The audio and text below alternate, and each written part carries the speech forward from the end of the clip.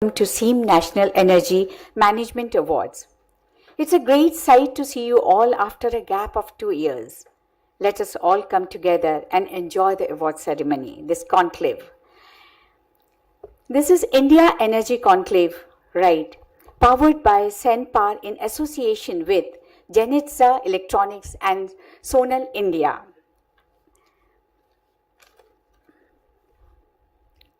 SEAM is the national professionals body of certified energy professionals of the country. It is non-profit, non-government organization come into the existence from 2005 onwards. We SEAM took as our mandate to spread awareness among the professionals about the need of energy conservation. Accordingly, we were conducting many awareness campaigns and training sessions. We can boast about 150,000 or more hours of knowledge spreading. From 2015, we embarked on a different tracks, instituting a normal National Energy Management Award to appeal to the finer sensibility of energy professionals. Now, we are on the 7th edition of the Energy Management Award today. So, welcome you all once again. Very warm welcome to all of you.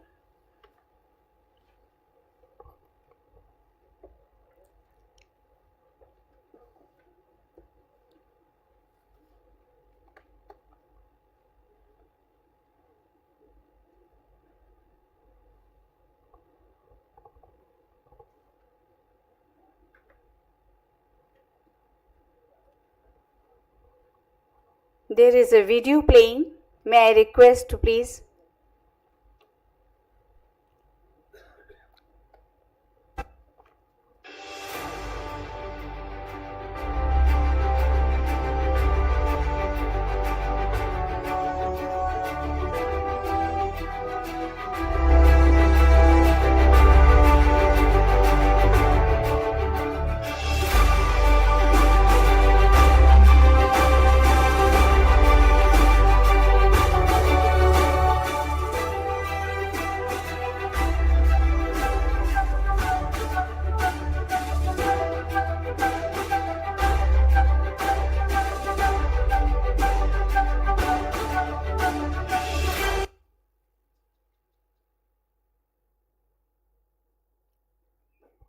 Let me start by inviting our esteemed dignitaries on the stage.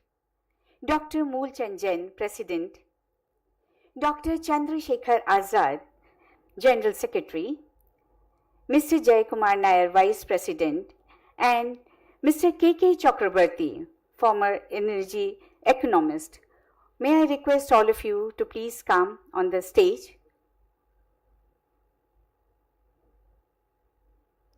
May I have all the guests please on the stage?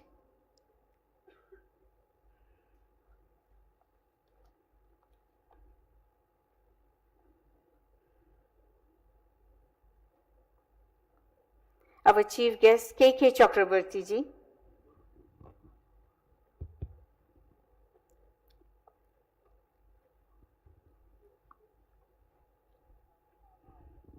Most welcome, sir, all of you.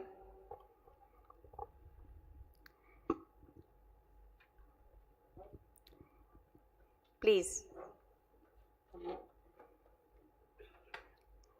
Now may I request to all of you to please raise for a silent prayers.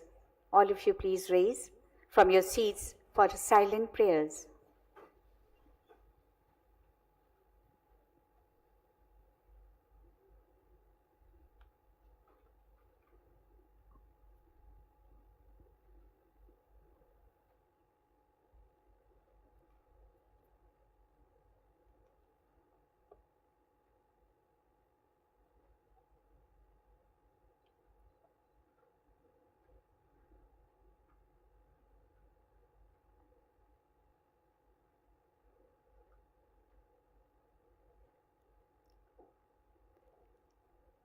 Thank you very much. All of you now can take your seats. May I now request Dr. Chandrasekhar Azad, General Secretary of SEAM, to commence the proceeding with his welcome address. Kindly provide the mic, please. Just one sec, sir. If you are comfortable, so please, most welcome. Please. Good morning. It gives me immense pleasure to welcome all of you to this India Energy Summit 2022. We are meeting after a gap of 2 years, though last year we had the program through online mode, but this physical interaction has its own significance. Here, the energy professionals from all over India has arrived to discuss, deliberate on the energy scenario, energy conservation opportunities, and energy transition. As we know, this is an era of energy transition. At COP26, our beloved Prime Minister have gave the commitment at Glasgow for meeting the net zero target by 2070. The other countries of the world, they are committing to make their operations net zero by 2050. India has committed for 2070, and this energy conservation, energy efficiency, renewable energy, transition of energy, modification of our power system, these all are part of that journey, the journey towards net zero. A lot of new things are happening. Carbon market is emerging once again. After decline of that CDM regime, the new carbon market is being envisaged in India by Bureau of Energy Efficiency. Similarly, new amendments in Energy Conservation Act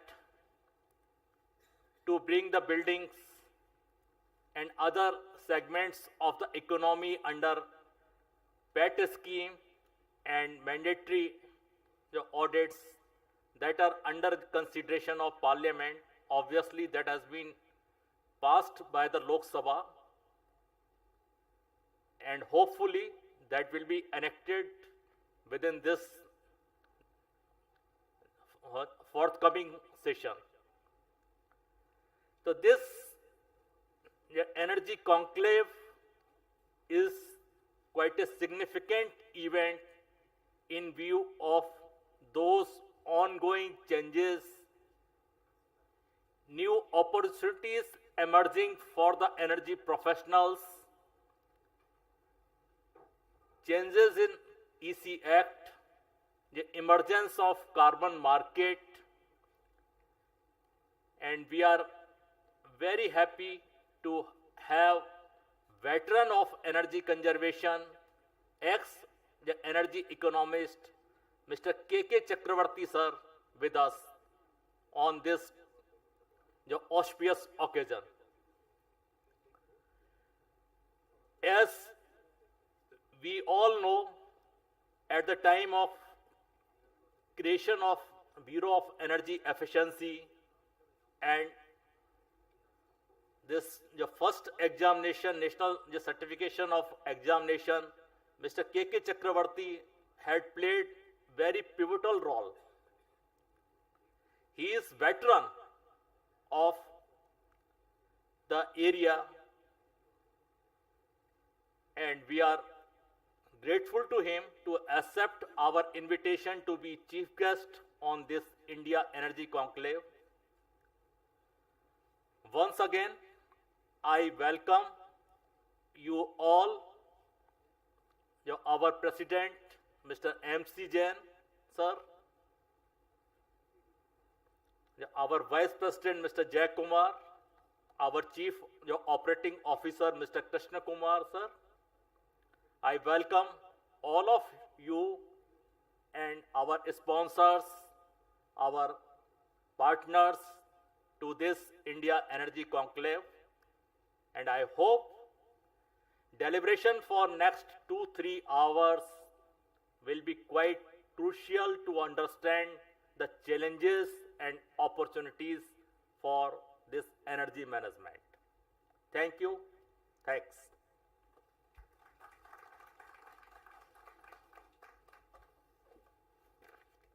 Thank you very much, sir. May I now request Dr. Moolchand Jain, President of SEAM, for his presidential address. Most welcome, sir.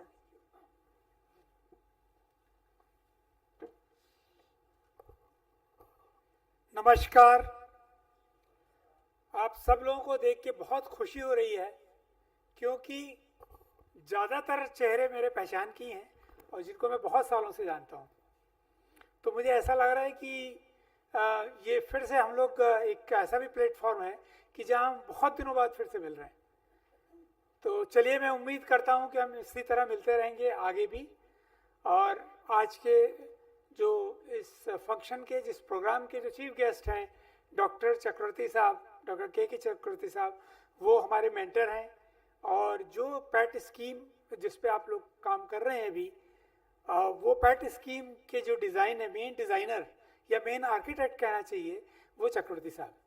यदि चक्रवर्ती साहब नहीं होते तो मेरे ख्याल से PAT scheme की जो बहुत सारी डिफ़िकल्टीज़ है, जो बहुत सारे प्रॉब्लम्स हैं उस सेक्टर में, जो जब वो सेक्टर, जितने सेक्टर शुरू हुए थे उस वक्त बहुत सारे प्रॉब्लम्स आते थे, जो कि चक्रवर्ती साहब सबके साथ मिलके, सारे एसोसिएशन के, आप सब लोगों के साथ, सारे इंडस्ट्रीज़ के साथ कनेक्ट करके ये जो प्रॉब्लम्स को उन्होंने सॉल्व किया है, उसके लिए उनको बहुत बहुत धन्यवाद।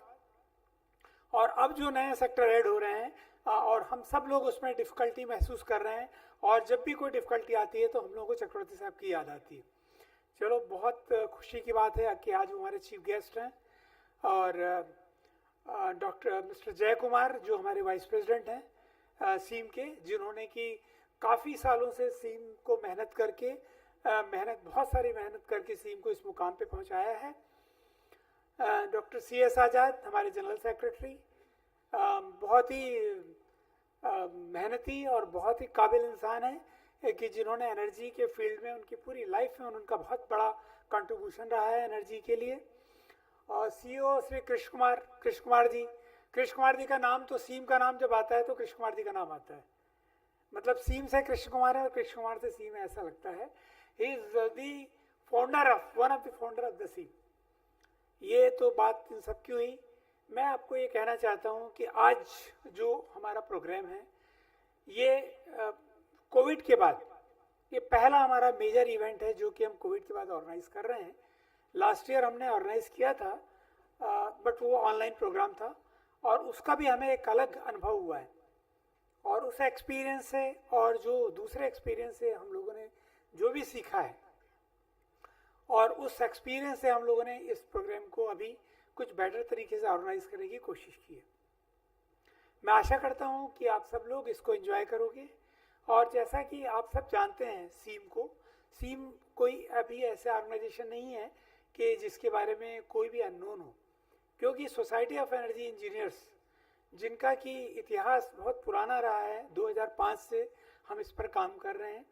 और हमारा जो नॉलेज प्लेटफॉर्म है कि हम लोगों की जो मैगजीन्स निकलती है, हम लोगों का जो प्रोग्राम्स होते हैं, जो फंक्शंस करते हैं, हम जो वर्कशॉप करते हैं, और उससे कितने लोगों का जो नॉलेज, आपका इंफॉर्मेशन और डिस्ट्रीब्यूशन सिस्टम में हम लोगों का बहुत बड़ा योगदान रहा है। और हम चाहते हैं कि हम जो गवर्नमेंट बॉडीज़ हैं, गवर्नमेंट बॉडीज़ को हम उनको हेल्प करें, हम उनका हाथ मजबूत करें। और ये जो चैलेंजिंग वर्ल्ड है, जो हमारा चैलेंजिंग टारगेट है, जो हमारे प्राइम मिनिस्टर मोदी जी ने तय किया है कि हम 2070 तक जीरो एमिशन पे पहुंच जाएंगे, तो एक बहुत बड़ा टारगेट है, और इस टारगेट को जब तक हम सब मिलकर इसके लिए कोशिश नहीं करेंगे, ये टारगेट पर पहुंचना बहुत मुश्किल है। तो ये हम सब लोगों के लिए चैलेंज है, हमारी कंट्री के लिए चैलेंज है, और ये हमारे लिए बहुत उसकी बात है। हम इस पे पूरी तरह से हमको इस पर जुट जाना चाहिए, क्योंकि बूंद बूंद से घड़ा भरता है। आप जानते हैं कि यदि थोड़ी सी भी एनर्जी, यदि 1 kWh भी हम किसी इंडस्ट्री में बचाते हैं, तो इसका मतलब 2 kWh का हम जनरेशन को हम रोकते हैं। और यदि हमने एक kWh भी बचाया, तो कितना कार्बन एमिशन हम उसमें से कम करते हैं, ये बहुत बड़ी बात है। तो एक एक यूनिट हमारे लिए इम्पोर्टेंट है, एक एक kg of coal is important for us. तो आज से हम देखेंगे, देखिए आज से आप अनुभव कीजिए कि 40 साल पहले किसी ने यहाँ पर कल्पना नहीं की थी कि हमको मिनरल वाटर पीना पड़ेगा। हम लोग सब टैप वाटर पीते थे, रेलवे में जब सफ़र करते थे, कहीं पे भी जब जाते थे तो टैप वाटर यूज़ करते थे। आज ये हालत है कि हम टैप वाटर भूल चुके हैं, अब हम सिर्फ मिनरल वाटर पीते हैं। तो मैं ये आप लोगों को कहना चाहता हूँ कि यदि हम सचेत नहीं हुए, यदि हमने सब कोशिश नहीं की, अपने घरों से लेके, ऑफिस से लेके, इंडस्ट्री से लेके, दूसरी फैसिलिटी से लेके, यदि हमने कोशिश नहीं की, तो वो दिन दूर नहीं होगा कि जब हमको ऑक्सीजन सिलेंडर लेके घूमना पड़ेगा ब्रीथ करने के लिए, ऑक्सीजन के लिए। तो हम कल्पना करेंगे आज से 20 साल बाद क्या होने वाला है, और हम फ्यूचर जनरेशन को क्या देने वाले हैं। तो हम सब की ये मॉरल रिस्पॉन्सिबिलिटी है आज की डेट में कि हम एनर्जी कंजर्वेशन को एक रिलीजन की तरह लेके चलें। It is not any programme, it is a religion. ये हम लोगों का धर्म है कि हम इस धर्म को लेकर चलें, क्योंकि क्लीन एनवायरनमेंट देना हम लोगों का कर्तव्य है कि जो आने वाली पीढ़ी है उसको हम क्लीन एनवायरनमेंट दें, उनको ये जो दिक्कतें हम फेस कर रहे हैं आज, वो दिक्कतें वो फेस ना करें। ऐसी मैं आप लोगों से कामना करता हूँ, उम्मीद करता हूँ। इतना कह के मैं अपना स्थान ग्रहण करता हूँ। धन्यवाद।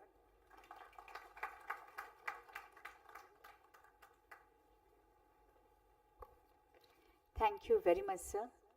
आपके इंस्पायरिंग वर्ड्स से हमें बहुत कुछ जानने को मिला, और सच है, ये संकल्प लेना कोई बुरी बात नहीं है। ये एक संकल्प है जो आप सभी और हाँ आपके साथ हम लेंगे कि अगर हमने आज नहीं सोचा तो कल्पना कीजिए कि कल का क्या हाल होगा। डॉक्टर साहब ने सही कहा कि वो दिन दूर नहीं कि जब हमें अपना ऑक्सीजन सिलेंडर लेके चलना पड़ेगा। हम लोग बहुत फॉर्चुनेट हैं कि हमारे बीच में के चक्रवर्ती जी यहाँ पर मौजूद हैं, जो कि फॉर्मरली एनर्जी इकोनॉमिस्ट हैं with the Bureau of Energy Efficiency and known as a doyen in the field, Mr. K.K. Chakravarti. May I now invite sir to inaugurate the function by watering a sampling along with all the dignitaries on the stage.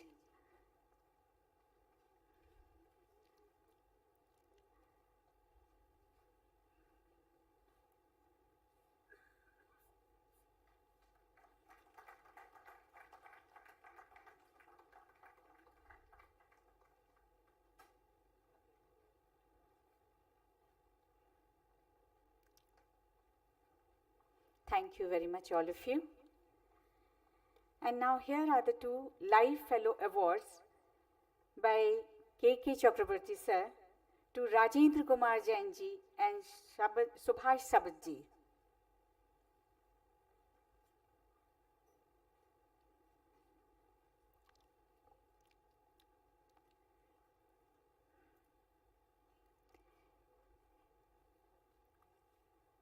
Yes, please. Live Fellow Award certificates, please give it to KK sir.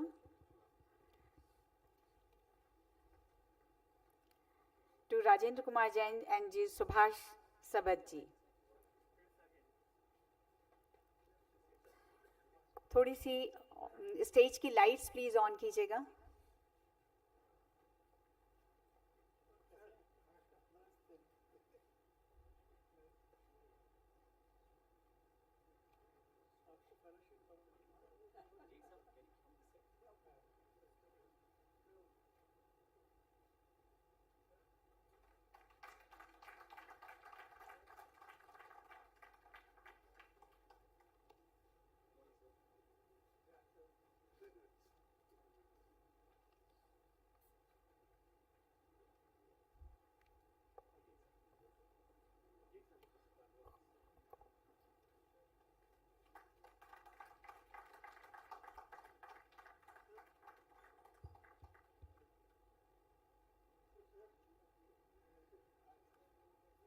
Thank you very much.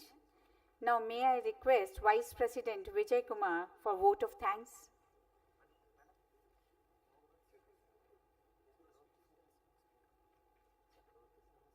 Okay. Sir, Chakravarti sir is there. Please come forward and say a few words. Give him a big round of applause. Our chief guest, Krishna Kumar Chakrabarti, energy economist and a doyen on this field. Most welcome, sir. Thank you.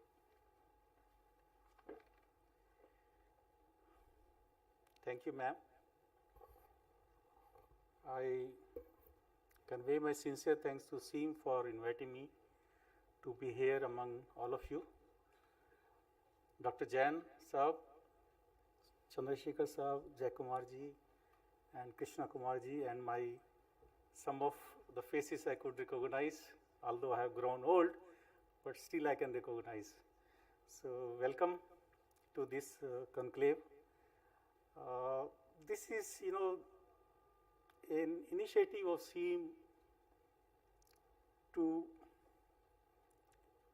recognize industry who are doing very good job, who are doing better job, and helping the country in that regard. Dr. Jain said that a time will come when we will be carrying oxygen cylinder on our back. We have seen during COVID time, this was a reality.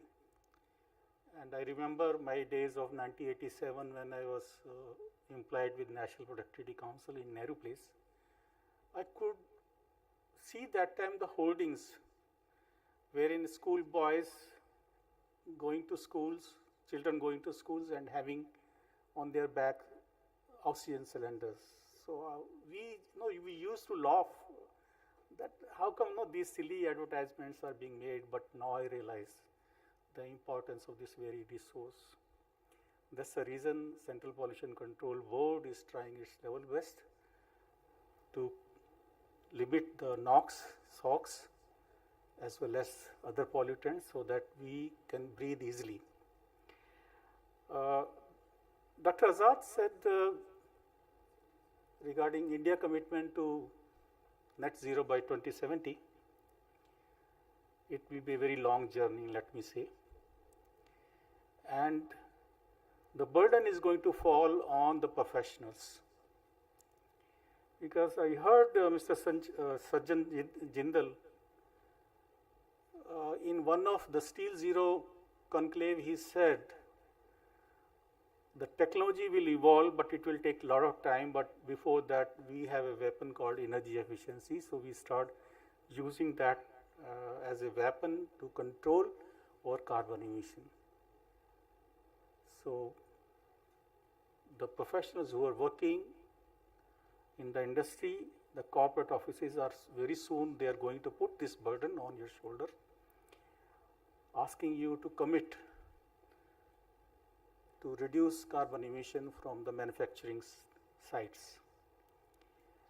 Because they see that you are the professionals and you can do that. They have a lot of confidence in you.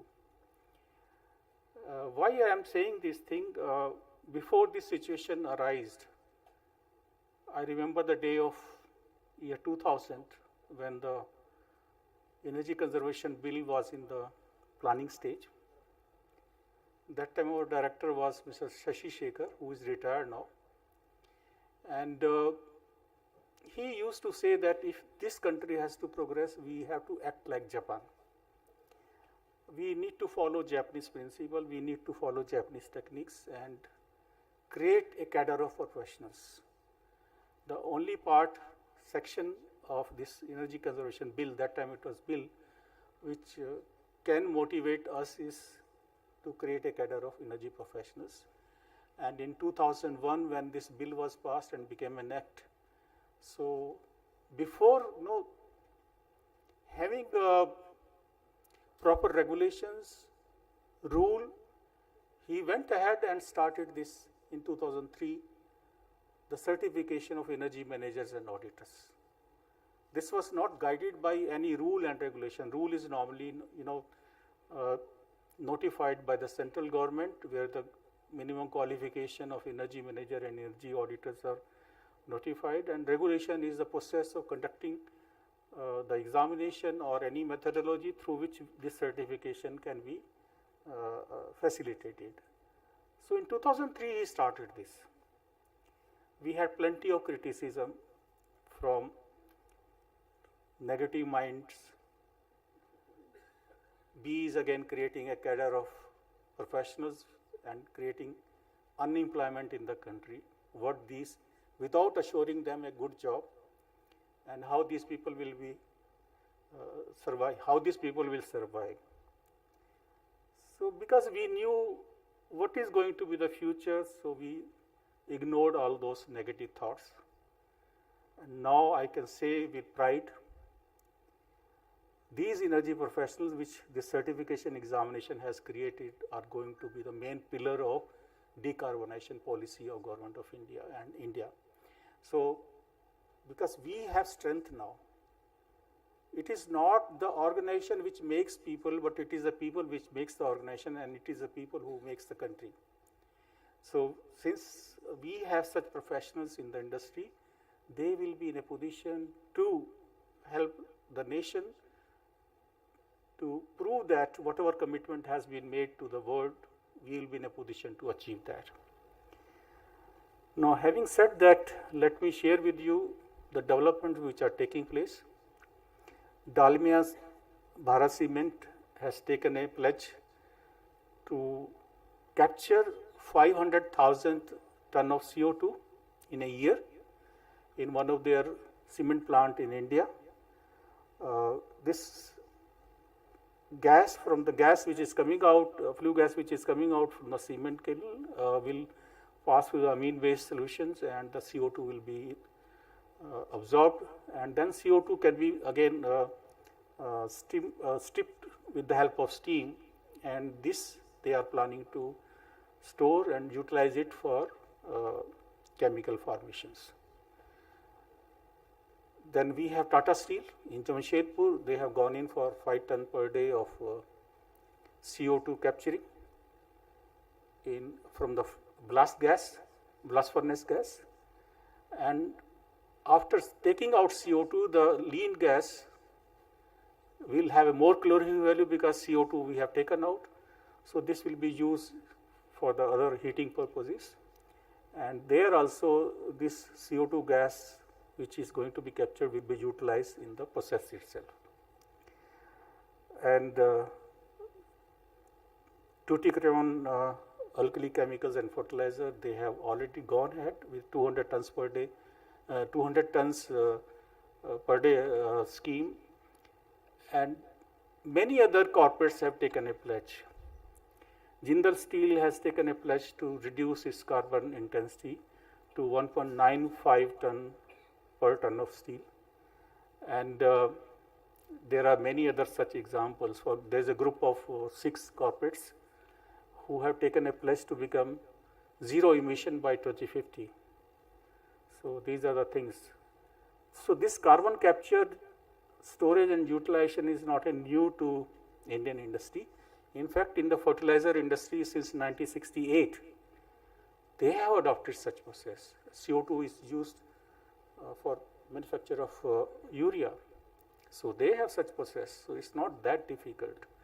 So it's only question of change of mindset and availability of such technology on commercial application. Let me share with you one new emerging technology which is happening, going to come in 2024 or 2023. Aluminum smelting industry. In smelter, we have alumina, Al2O3, and when electrolysis takes place, oxygen comes out and it reacts with the carbon anode. We have carbon anode and carbon cathode. So carbon is present, and this O2 reacts with the carbon, and CO2 is found. Now, this has been commercially tried in Canada, and a full-scale plant is under implementation. By 2023, you will see that inert anode technology will be in place. So instead of CO2 coming out, it will be the oxygen which will come out. So it is hoped that if India adopts this technology in 2025 or so, we will have 16% CO2 emission reduction in smelter industry, in aluminum smelting industry.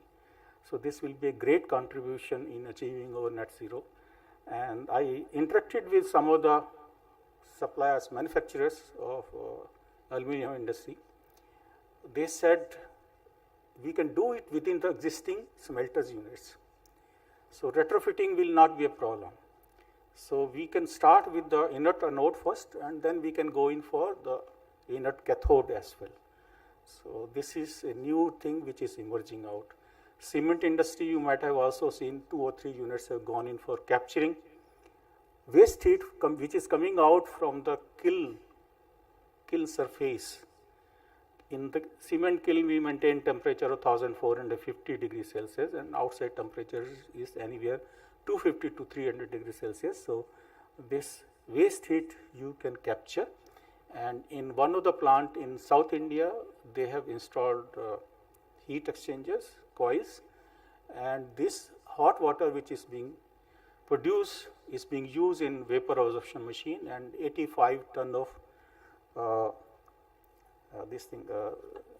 refrigeration is being produced, which is being used in the CR room. They call it CR room. So this is happening. Another thing which has happened in Honda industry, Honda motorcycles, I have seen now in the AHUs, they are replacing centrifugal blowers with EC fans, electronically commuted fans, which we also call them BLDC fans. There is a potential of 35% saving in this type of activity. And even if you don't replace centrifugal blower with EC fan, you can still save 20% by changing it with the axial fan blowers. So this is another thing which is happening in the industry. There are many industrial units where they maintain air conditioning for the process point of view, for the comfort point of view. So this is happening. Then in many railways workshop, we have seen, we have now pipe, we call it pipe tube or something, which uses natural daylight, and no artificial light is used in their shed. If you go to modern coach factory, Raebareli, almost all of their sheds are fitted with this light pipe. They call it light pipe.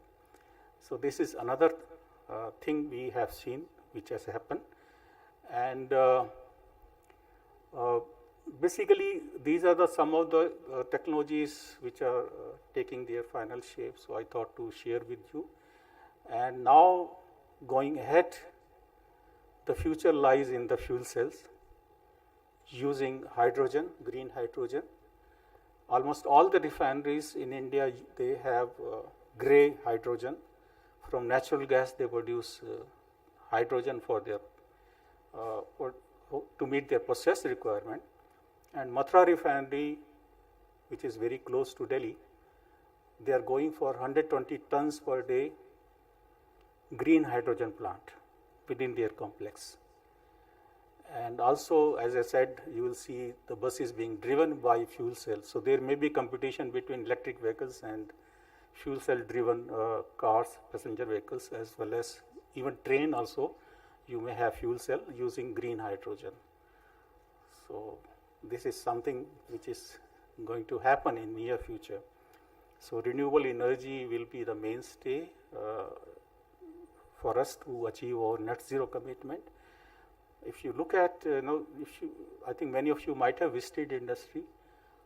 Many of the cement plants, they have gone for 5 megawatt to 10 megawatt solar plants within their plant location or outside their location.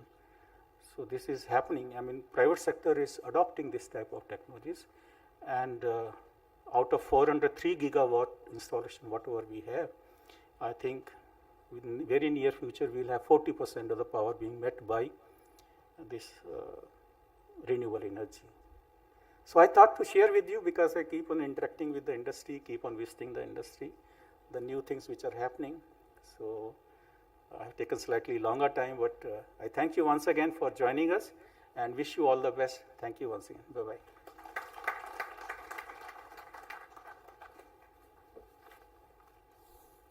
Please switch off this light, which is on the podium directly, which is coming on my eyes.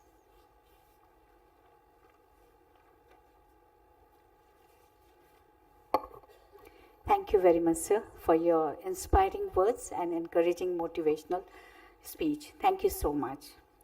Now may I request Vijay Kumar, Vice President of the event, please come and say the vote of thanks.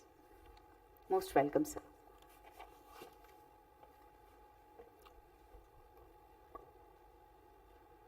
Respected SEAM Chairman, SEAM President, Dr. M.C. Jain, our dearest K.K. Chakravarti, former Energy Economist, Bureau of Energy Efficiency, SEAM General Secretary, Mr. C.S. Assad, my dearest friends from SEAM and the entire Energy Management Fraternity of India.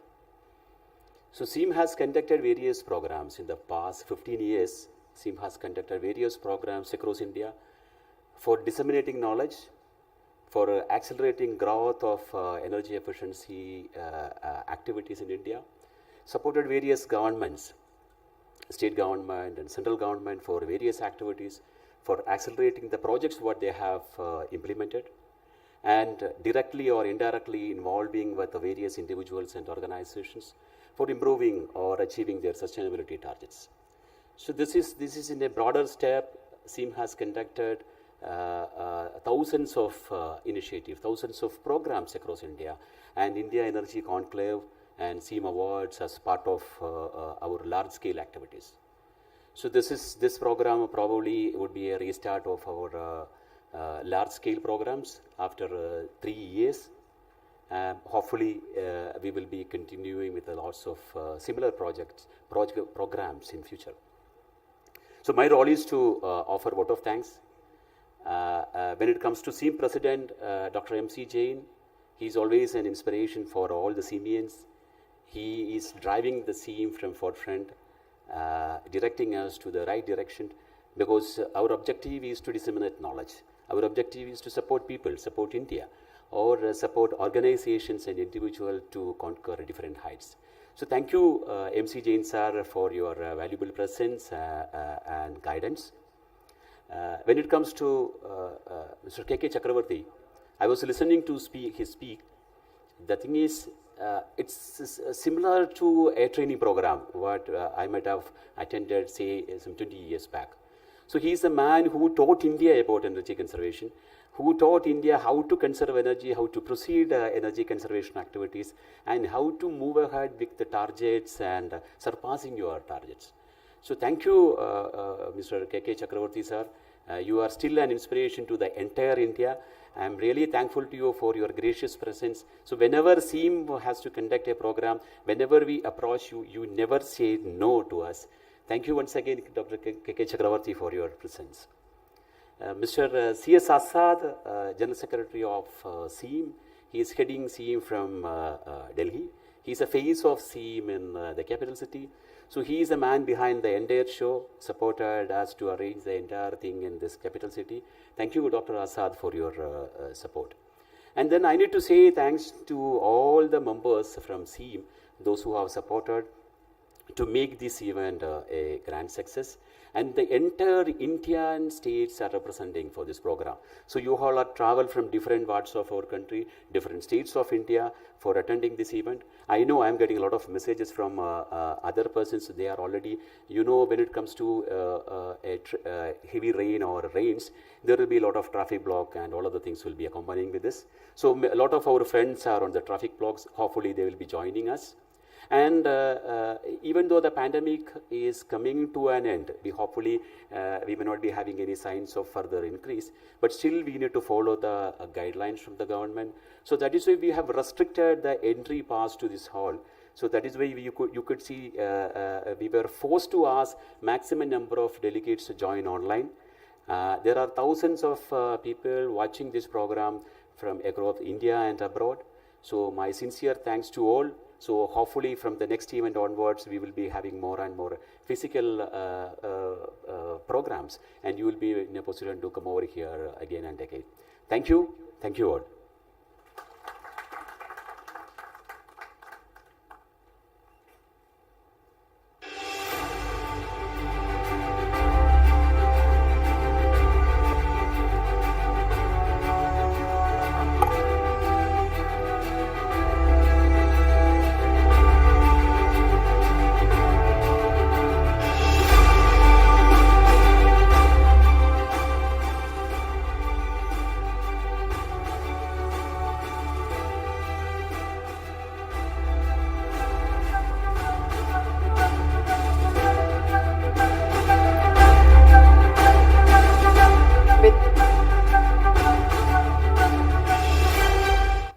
This was the end of our inaugural session. Please, all the dignitaries, kindly take your seats. Thank you so much for your gracious presence. Thank you very much. Give them a big round of applause to all the dignitaries in the auditorium.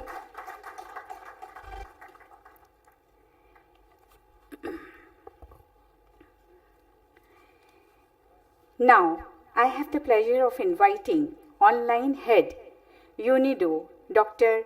Rene, India, to share his thoughts on the adoption of Industry 4.0 in MSMEs.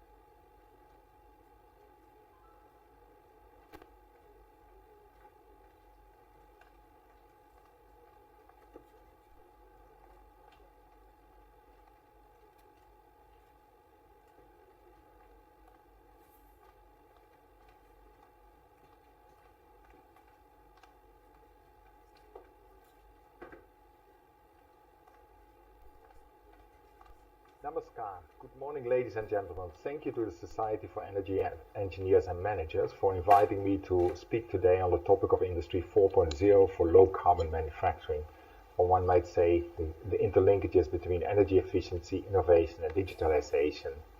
I represent the United Nations Industrial Development Organization, which is a specialized United Nations agency that supports the industrial development in its developing country member states.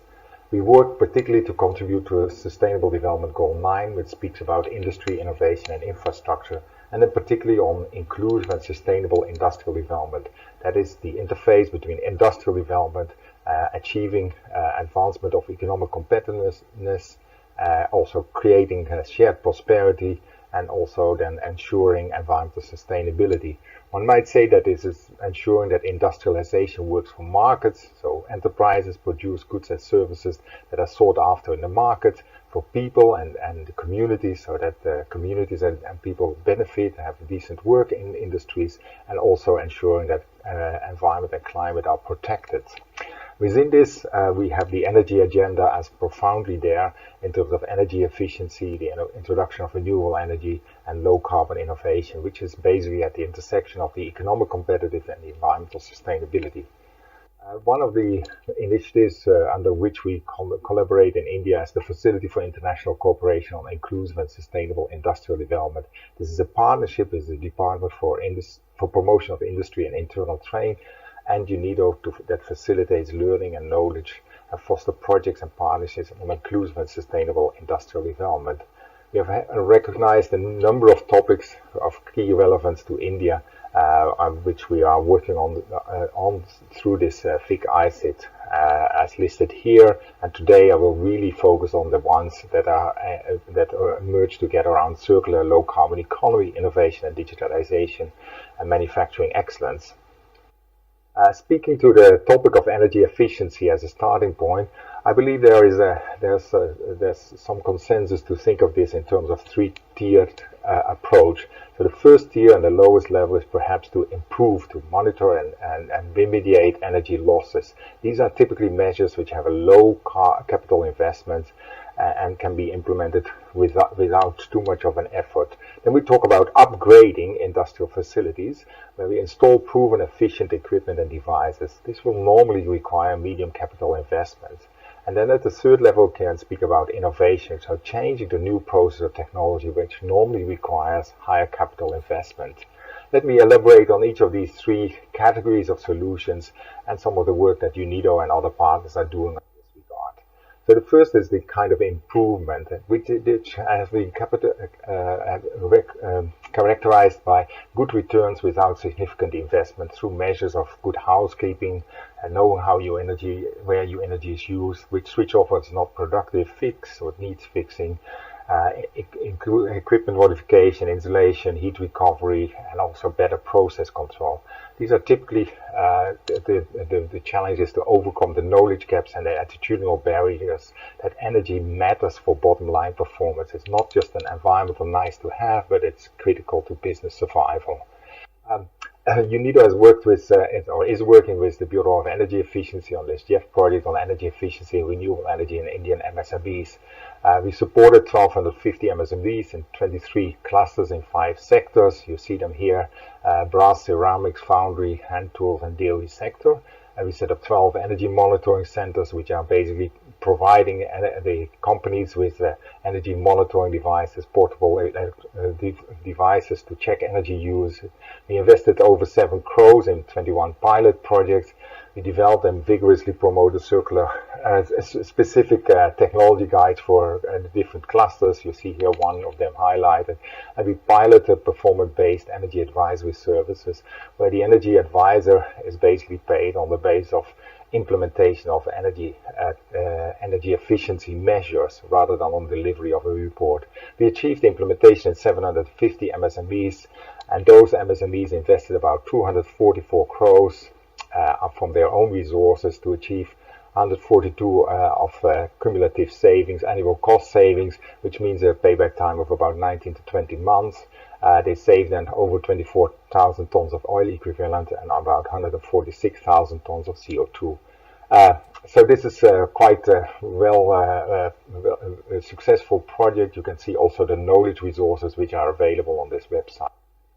This is work that feeds also into what UNIDO has as an industrial energy accelerator, which captures global best practice in industrial energy efficiency, and it focuses on energy management systems and systems optimization, so focusing on industrial heating, cooling and refrigeration, compressed air systems, fan systems. Also the website, many resources are available there. The second tier in the approach to energy efficiency is then to upgrade, to basically install proven efficient devices and equipment, which are typically higher investment cost in proven solutions with generally a good payback period. We see that this could be replacement of energy equipment, boilers, compressors, furnaces, automation of energy and process control with variable frequency drives, PLCs, etc. And the challenge and modification of process equipment can be there. There's a need to actually scale this up through reducing the perceived investment risks and costs and making appropriate financing available. So here it's more a matter of what is the cost associated and how can we overcome the cost barriers towards implementation. UNIDO works in this regard with the Ministry of MSME and also Bureau of Energy Efficiency on market transformation for energy efficiency in MSME clusters. So we work on, first of all, on standardization, so finding out at the cluster level what are replicable technology solutions for, say, a textile dyeing cluster in Surat. Then trying to aggregate the demand and thereby achieve 30 or 40% price reduction, and then also availing financing that is appropriate to energy service contracting, for which ESL is a partner for us. This has been applied in 10 clusters, which you see here, and so far 90 replicable energy efficient technologies are being trialed across these 10 MSME clusters. And this project is now also expanded with some pilot activities on solar thermal for process heating and cooling. Just as an example, we work in Jorhat, where the four technologies are being trialed. Automation of the withering trough of a piece of fiber reinforced plastic blades for the withering fan instead of heavy metals, thereby achieving energy efficiency. Automation and control system for the tea dryers, and then also energy efficient burners for the tea dryers. So this has achieved the results which you can see here, which are 8 demonstration projects, 93 lakhs invested, 130 tons oil equivalent of energy savings already achieved. And this is being replicated now at a larger scale. The third pillar is really to innovate, and that deals with new technologies, new process, and involves then also an uncertainty on performance of the unproven technology. But we could look at highly specific solutions then, which in manufacturing could be new processes, additive instead of deductive, physical instead of chemical, catalysts, new technologies, microwave heating, solvent or waterless, and new products. So this is really an area where there's a higher risk, and we need to support the identification, deployment, and commercialization of promising or conceivable process and product innovations which are not yet proven feasible, but need to be accelerated to achieve the challenges of low carbon growth. We work here with the Bureau of Energy Efficiency on what is known as the Facility for Low Carbon Technology Deployment, FLCTD, which runs technology challenges to identify scalable early-stage innovations with significant energy and GHG reduction potential. And these are done in 6 technology verticals, so efficient pumping, space conditioning, also in buildings, but also in the cold chain, waste heat recovery, industrial Internet of Things, industrial resource efficiency, and electric energy storage. We bring then these innovators, winners, together with industry partners for field trials with partial funding. So we have so far had 59 winners out of 595 applicants, and we support these 59 winners with a total of about 18 crore deployment funding. 18 validations have been completed and 12 thereof are already commercialized. So that shows that it is a very viable source of innovations that can happen with low carbon focus. So just one example is this waste heat recovery from bulk milk chillers that capture the waste heat from bulk milk chillers to generate hot water that can be used in the cleaning in place system, and that then also improves the hygiene in the dairy supply chain. So these produce then 500 liters per day of hot water at 65 degrees, and at a 20% market penetration, this could save almost 40,000 megawatt hours electricity annually. Another example is this, in the earlier stage of development, is this intensified flow reactors, which basically achieve reactions which normally take place in vats into this kind of a flow vessel, and that has improved heat transfer by 100 to 1,000 times and mass transfer improved by 10 to 100 times. So this is being trialed currently and could be an alternative to a lot of the chemical reactions which are consuming many resources and also high volume of energy. I think these are the 3 approaches to energy efficiency. So the first, the fixing up, then the upgrading, and then the innovation. And I want to also say that this, of course, is taking place in the time of recovery from the COVID impact and recovery. And UNIDO, in its industrial development report for 2022, identified key shapers of this post-pandemic era. And these are essentially mega trends of digitalization or transition to Industry 4.0, production rebalancing, or one might say the relocation of productive activities in value chains or a reset of global value chains 2.0, and then the industrial greening, or one might say the transition to circular economy. So we see that these issues are coming very much together on this resilience in value chains, the digitalization of technologies, and the circularity of resource flows. So that brings me to the topic of this advanced digital production, or as some would say, also Industry 4.0, specifically for manufacturing. And we think that this has basically three components. So first of all, it involves digital technologies which are applied in manufacturing processes. So in the physical process of making gadgets, and not just in the business processes. So it could be the internet, these digital technologies could be Internet of Things, big data, advanced robotics, artificial intelligence, cloud computing and big data, and then additive manufacturing or 3D printing. The next point is that ADP is not something which falls out of the sky, it's completely new, but it kind of applies the digital technologies to improve the engineering and operational practices. So we see this transition from the 4 stages of manufacturing, and it's important that this enables and integrates this operational technology and digital technology.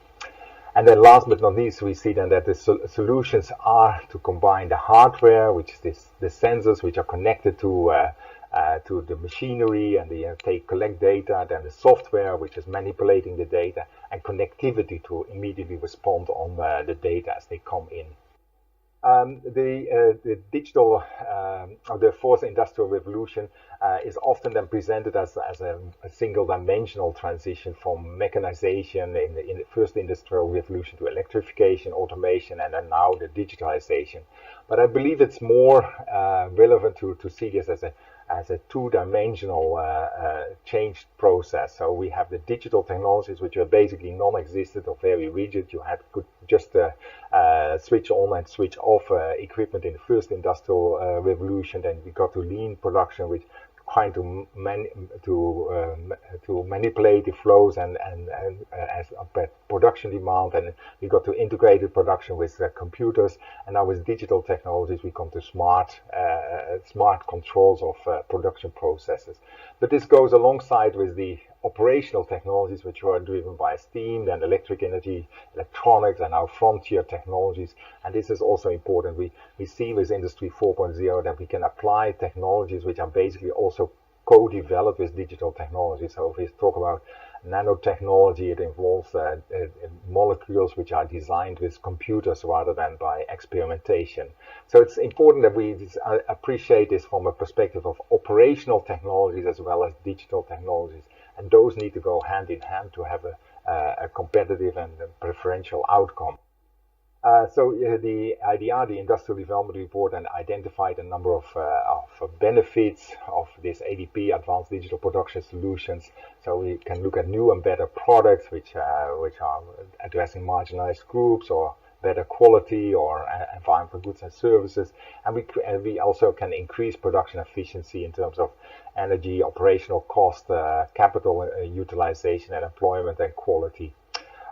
There is, if we zoom in on energy efficiency, there is not a comprehensive assessment on what is feasible, but there are case studies which report up to 30% savings in energy reported through the application of advanced digital production solutions. Just to give you some examples, and I take these from international sources because from India we don't have much of specific documents. These are two case studies from Germany. This is Precision's Kunststoff Tyler, which is a plastics manufacturer, which invested with 155 companies with employees, with an estimate of about 20 million turnover, invested 1.9 million in different digital technologies, and essentially it introduced the measurement and introduction of energy monitoring to understand the energy consumption and then better control the injection molding process to save them 30% of energy consumption, potential in compressed air consumption in the drying processes, etc. So this moved them from getting insight in the manufacturing process and how they use energy to actually control it. They achieved an 430 megawatt hour of energy savings annually, and 20% of total annual energy consumption. A comparable example is also from the plastics industry, where it's a smaller company, 10 employees, 1 million euro turnover. and they achieved an 665 megawatt hours of power consumption, which is 75% of total annual energy consumption, and increased the turnover by really looking at the planning efforts and high setup times for production that have all been coming down with digital solutions, order-based management, production planning, material and resource management. So really basically an extension of the energy management systems by using data more effectively with digital technologies. I think I draw then slowly to a conclusion. If we talk about these changes of efficiency, productivity, and digitalization, it is also we come back to that industrial capabilities matter. So companies that have higher manufacturing excellence are more likely to benefit from this digitalization and innovation drives. And then we see the manufacturing excellence as an effort to clean up factories, to zero out avoidable losses of materials, energy, water, and that improves profitability, work and community well-being, and environment. And this makes then making factories then more efficient in terms of the consumption and efficient use of resources, materials, water, energy, making factories then also effective, lean and consumer driven, so that we only manufacture what the customer is prepared to pay for, and mature in terms of ability to anticipate and adapt how the operational technologies are operating. That is, digital technologies play a role there, but there's also the manufacturing capabilities, the abilities of the team. So how did we plan our production processes, and how well can we adapt and anticipate to the situations? In that sense, with this enhanced manufacturing excellence, or with the Swatch Udyog, we basically prepare factories to benefit from and succeed in the digital transformation and in innovation. I would like to conclude with this graph, and you all might know is this the oil average price of an oil barrel, which came up 60% over the last 12 months. So, and we all know that a 50% increase in energy price reduces the payback of any energy efficiency investment by 1/3. So we can also say, in other words, all the energy efficient measures that we put aside in the past because of payback times of 4 or 5 years have now come within the realm of feasibility. So let's roll up our sleeves and work to make this energy transition happening. Thank you very much, and I look forward to working with you. Thank you very much for your attention.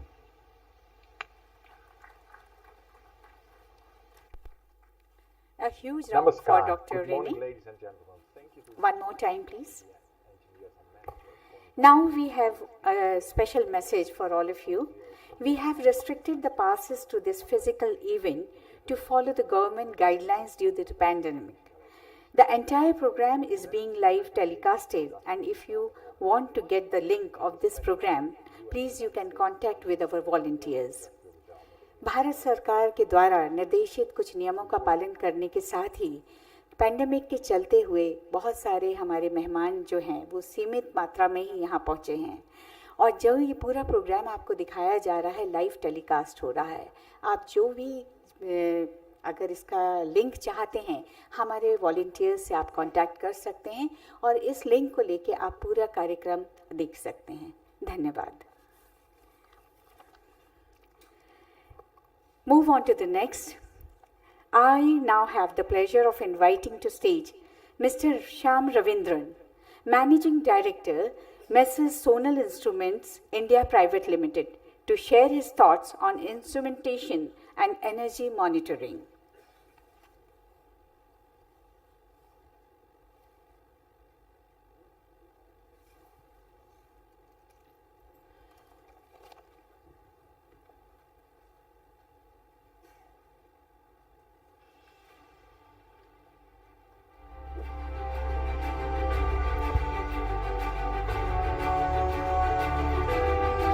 Welcome, sir.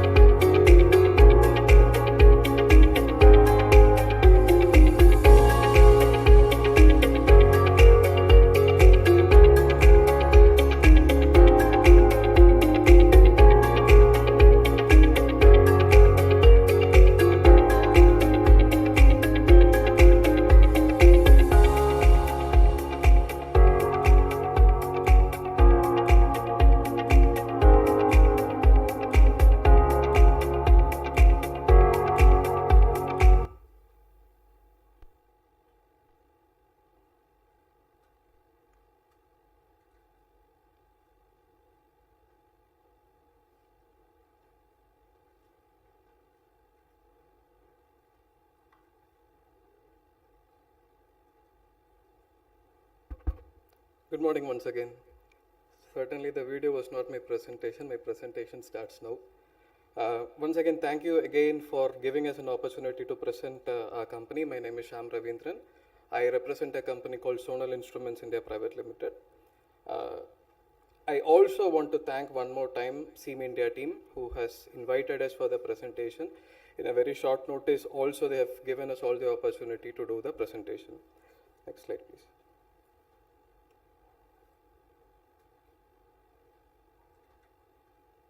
I do not have the laptop here with me, so I have to ask them to change the slides, so please excuse me for that.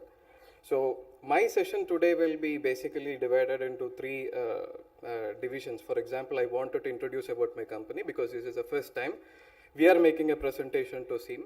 Second, I also wanted to talk about briefly about the safety in electrical circuits and what an instrumentation company holds. For example, what can we deliver to make it really safe?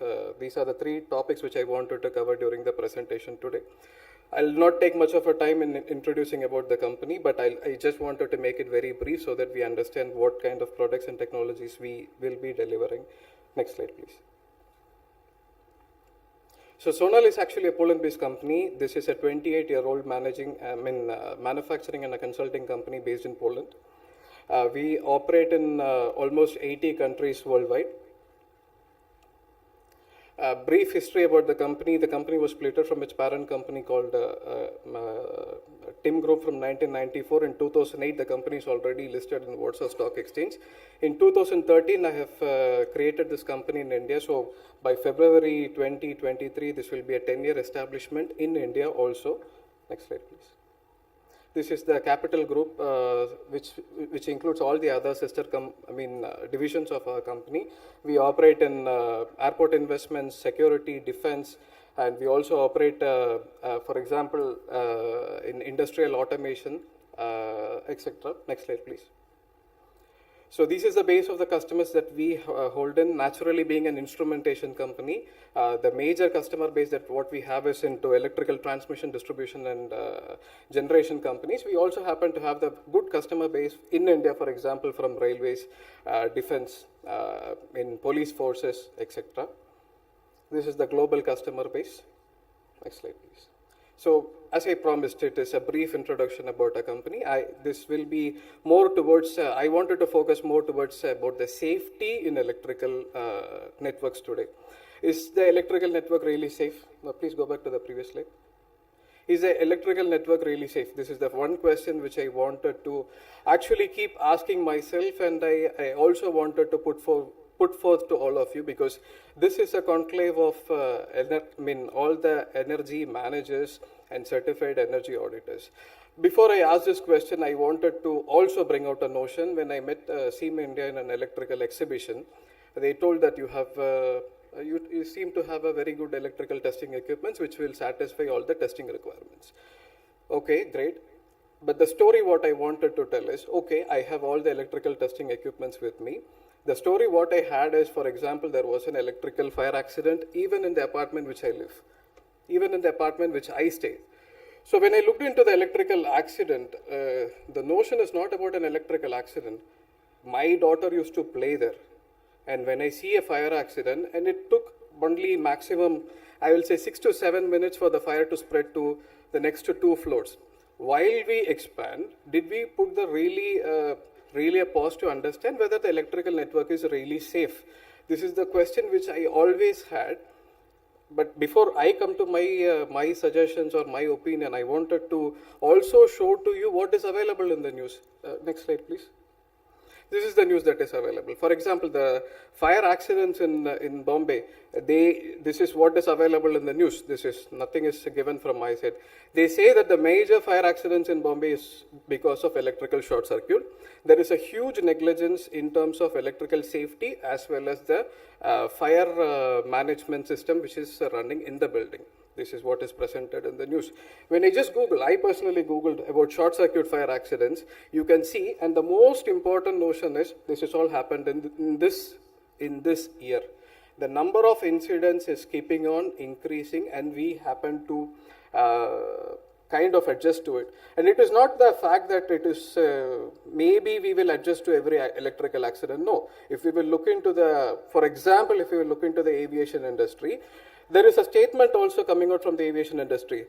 The way you reach the airport by, for example, you take a car to reach the airport, that is much more unsafe rather than for you to fly a flight. The aviation industry is certainly absolutely regulated. It is one of the most safest industry, I would say. Now, when I come to the electrical industry, so my conclusion or my observation while looking into this news is, I have a personal opinion that we have two disturbance totally here. If we are very comfortable if there will be an electrical accident, or we are very comfortable when there is a road accident.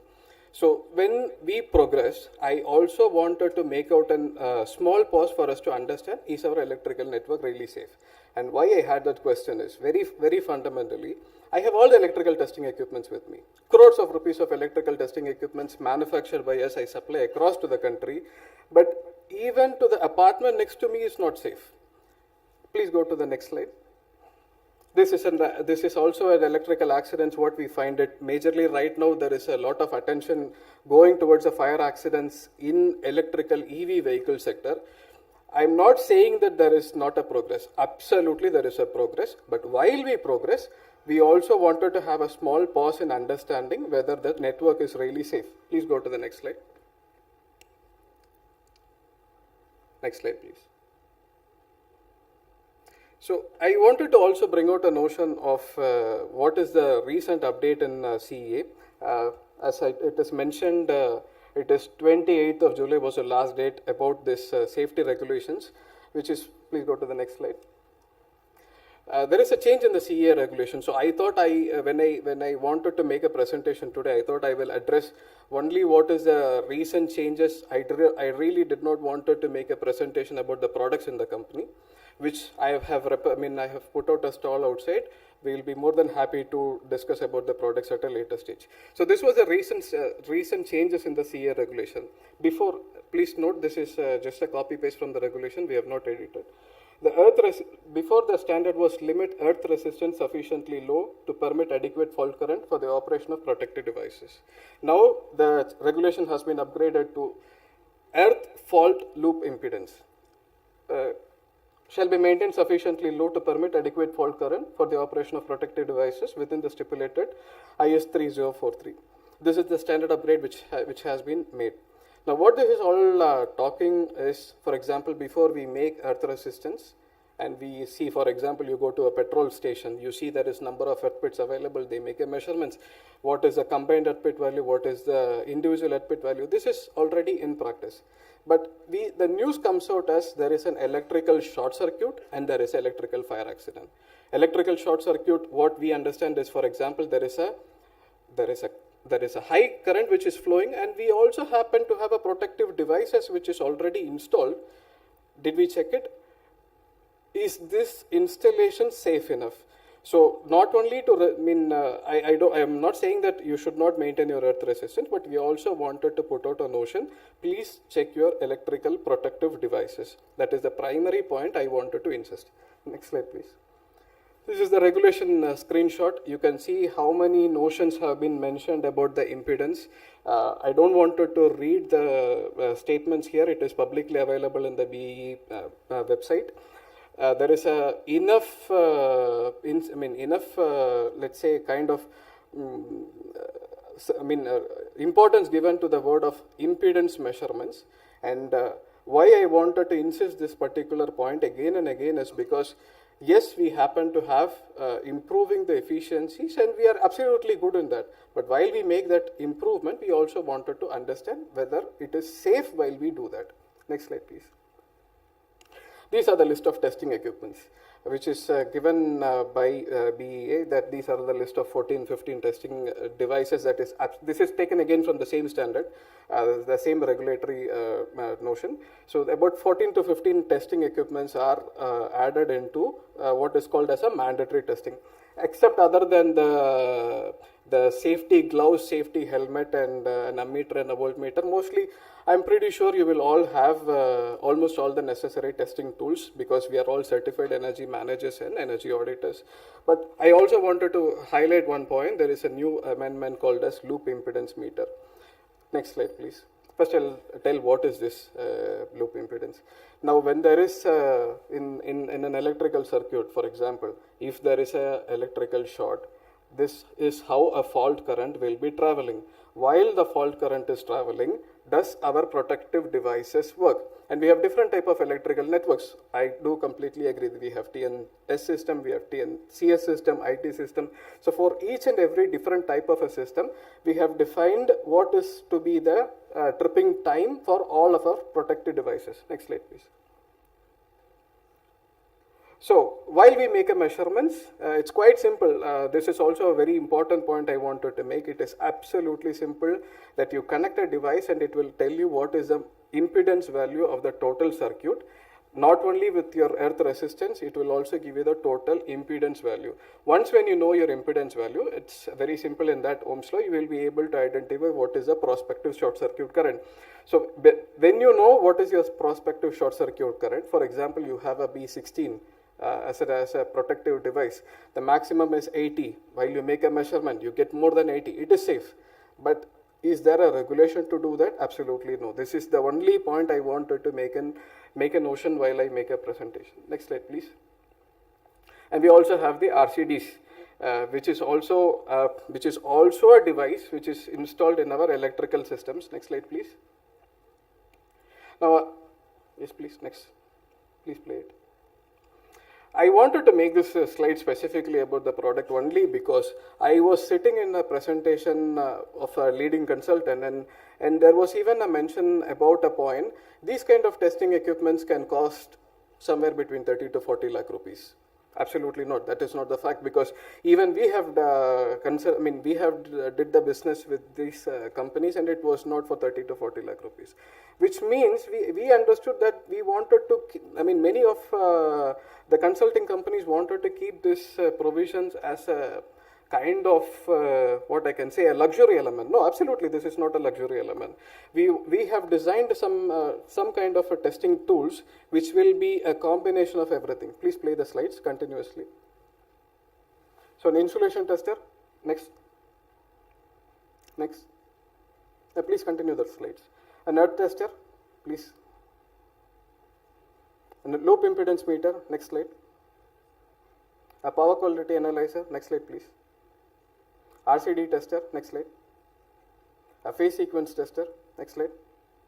A light meter, thank you. Next slide. So we have designed an equipment which is, for example, you already happen to have all these testing tools, but we wanted to design a kind of a tool which should be kind of a single device which should be taken to the testing areas. Now the only difference here in this element is this equipment is also inclusive of loop impedance meter.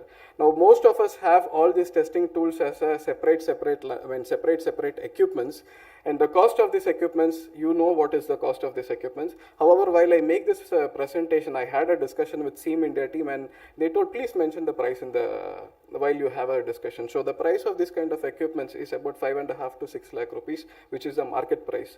And I was also told to mention that for SEAM India there should be definitely a discounted price that should be offered, which we will discuss it separately. However, the notion is this equipment is a universal equipment which will help you to do all the testings in a single device, which is also inclusive of a power quality analyzer. Next slide, please. So if you will be able to add the necessary adapters, you can take it to, for example, EV charging stations. You can also use it for your solar panel applications by adding an irradiance measurement. Next slide, please. The results will be very simple like this, sir. You make an impedance value. You will get, for example, the impedance value of line to neutral is X ohm, and what is the prospective short circuit current. It is not a luxury element. You will be able to make such kind of a measurement, and you will be able to understand whether this is safe. And these equipments, as you can see, there is nothing on the screen. I mean, there is nothing on the equipment, it is one screen. It is all made automatic. If any electrical person will give the feedback of what is the protective devices that is already installed, he has to only feed in what kind of MCCBs are there, what kind of RCDs are there, and press automatic measurements, you will get the complete results. Next slide, please. So it is not only the fact that we wanted to give all the testing equipments in a combined way. We have this kind of electrical testing tools. I do not wanted to teach what is an electrical insulation tester. We are all very well aware about it. But I showed this slide, only wanted to show you an element. This insulation tester is already patented to measure partial discharge. This is the first time we have included an insulation tester with a partial discharge. So why a partial discharge? While you make the underground cable measurements, we wanted to understand what is the insulation of a cable. We also wanted to understand what is the partial discharge as per the recent IEEE standard. So now this equipment as a simple insulation tool is already patented for a partial discharge indication also. Next slide, please. Why I showed this slide is again, you can see in the diagram here, this is actually used to measure the tower, the transmission tower. The why I am showing this here is, we actually disconnect the earth pit to measure the individual earth pit resistance. Not required. You can make the individual pit resistance value without disconnecting itself. And why this is very important is, after we make the measurements of earth resistance, did we connect the pit back properly? If it is not connected properly, we are actually increasing the resistance value. So it also saves your time. While we say we are going to make earth resistance measurement, what is the time that we are talking about? We are talking about disconnecting the earth pit, making the earth pit measurement, and then connecting it back. And after we connected it back, we have not checked it also. So I wanted to only present a point that please do not, at least let's try to make these kind of measurements without disconnecting, and the individual pit resistance can also be obtained. It's not only from our company, there are many suppliers in the market who can give you such kind of a tool.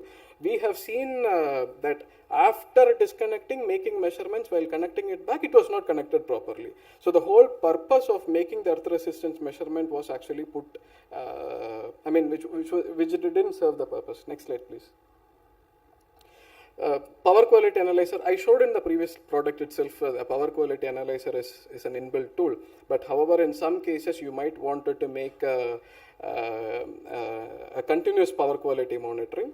So this is a continuous power quality monitoring. Of course, this is Class A, Edition 3, the recent upgraded standards. Why I say this is, when I say Class A, Edition 3, almost all the power quality parameters are automatically calculated and given from the products. Next slide, please. You can take it from a single equipment, or you can connect it from the grid. For example, if we talk about our operations in South America, we even included a power quality along with the tariff. So while the tariff is generated, a power quality parameter is considered while the tariff is made for the electrical consumers. Next slide, please. Of course, you can take all the reports. Next slide. The contact and the winding resistance meter. Next slide, please.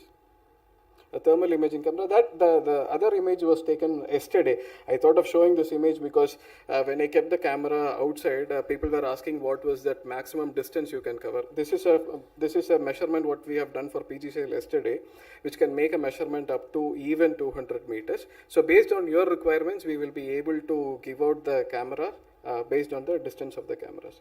Next slide, please. This is underground cable fault locator. Which can go up to 6 kilometers. This uses an electrical pulse and it will identify what is the electrical fault, whether it is a short-term fault, the high resistance or low resistance fault. I just showed this kind of a picture for us to understand that yes, the tools are not very sophisticated. You can use it in a very rough way also, and this will serve the purpose. Next slide, please. Of course, all the multimeters and kilometers. Next slide, please. This is the basic profile of the company. This is the last slide about the company. We actually work on transmission, distribution as well as the industrial side. So since we are talking mostly about the industrial slide, I will go directly to the last point about thermal imaging, phase sequence, infrared thermometer, short circuit loop impedance, power quality analysis. In case if there is a power quality problem, we have active harmonic filters and passive harmonic filters, RCD measurements and non-contact voltage testers. These are the other products: insulation testers, winding resistance, contact resistance, iPod testers, SF6 gas analyzers. We also have an EV charging testing kit, ultrasound leak detection, photovoltaic meter. So basically the company is mainly into the complete electrical testing, starting from a transmission to the final end customer. We have a complete set of electrical testing equipments. So that actually ends my presentation here. I also once again wanted to thank Mr. Jaykumar and Mr. Krishna Kumar for inviting us for this presentation. I was given a 15-minute slot, so I have to make it quick, and I believe the session was interesting to you. If not, I will be waiting outside. If you have any further questions, we can discuss. So thank you once again for your time.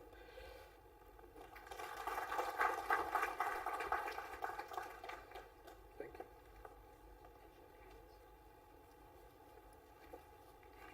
Thank you very much, Mr. Ravindran, for sharing your wonderful thoughts and valuable thoughts. Thank you once again. Thank you very much. Now, here, moving on to the next, let me now invite Mr. Samrat Sen Gupta, from Messrs. Enking Energy Services Limited, to share his thoughts on carbon trading, a tool towards net zero. May I have you, sir, on the stage?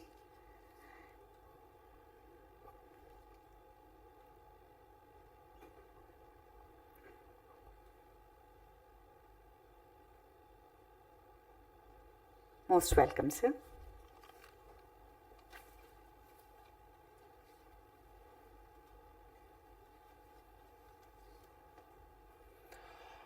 Good morning, everyone.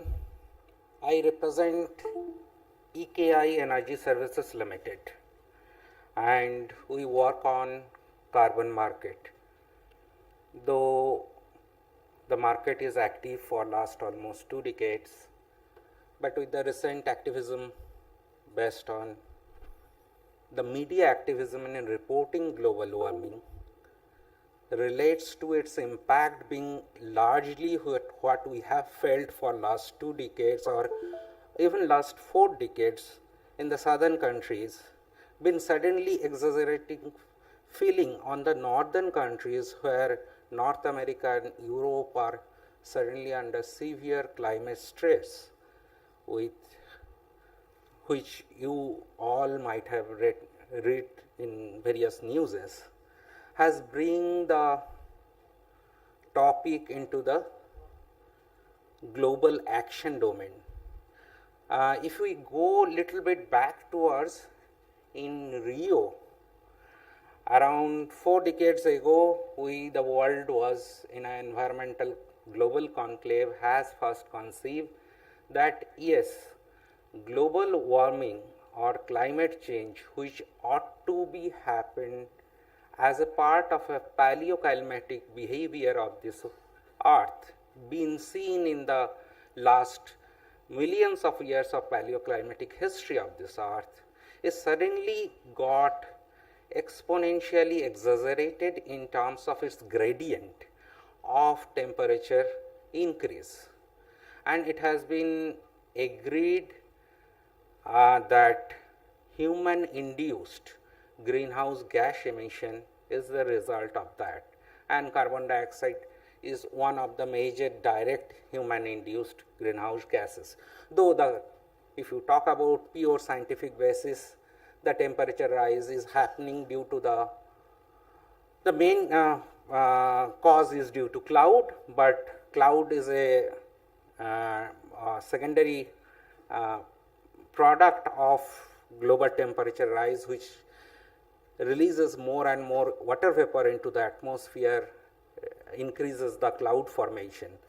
So people who do cover the weather, the system and its science behind it, you might have seen that for the last 3-4 decades, the precipitation versus cloud formation, the graph has been altered. So now coming back into the carbon from the global warming. Now as per the 20 means latest report of IPCC, Intergovernmental Panel on Climate Change, we are very near to a carbon budget scenario in our global atmosphere, where if we cross the 550 parts per million of carbon dioxide density into our atmosphere, we will be missing the that particular tipping point beyond which the global average temperature rise, which is presently is approximately 1.1 degree centigrade from pre-industrial level, you take a 1850 kind of scenario, will go to more than 2 degree scenario temperature rise. And this 1 degree temperature rise has caused the both in amplitude and frequency the happening of extreme climatic event around the globe. The 2 degree scenario will exaggerate it almost by 10 to 15 times as per IPCC understanding. So on a global efforts to reduce the temperature rise within 1.5 degrees centigrade, it has been analyzed and various models been showed that if we can limit our global concentration of carbon dioxide into the atmosphere within 550 parts per million, we may like to have a larger probability of keeping our temperature rise by end of this century within 2 degrees centigrade. To achieve that, whatever we emit, this earth emits in its natural process as well as human induced process, and whatever the earth absorbs the greenhouse gases through its various natural sinks, we have to reach a balance by 2050, and this balance point is called net zero. That's the net zero concept. So it was a scientific concept, later been taken up a more political and then a business concept, where people are trying that whatever their carbon footprint, either it is in the business boundary or in the geographical boundary or national boundary, they should first try to reduce its emission from its source itself, and then whatever emission which is hard to abate, which is very difficult to come to a zero at a very short span of time, will be compensated in terms of various greenhouse gas absorption methods, in terms of nature-based solutions, bioengineering CCS and CCUs. CCS means carbon capture and storage, and there is another process, carbon capture, storage and utilization.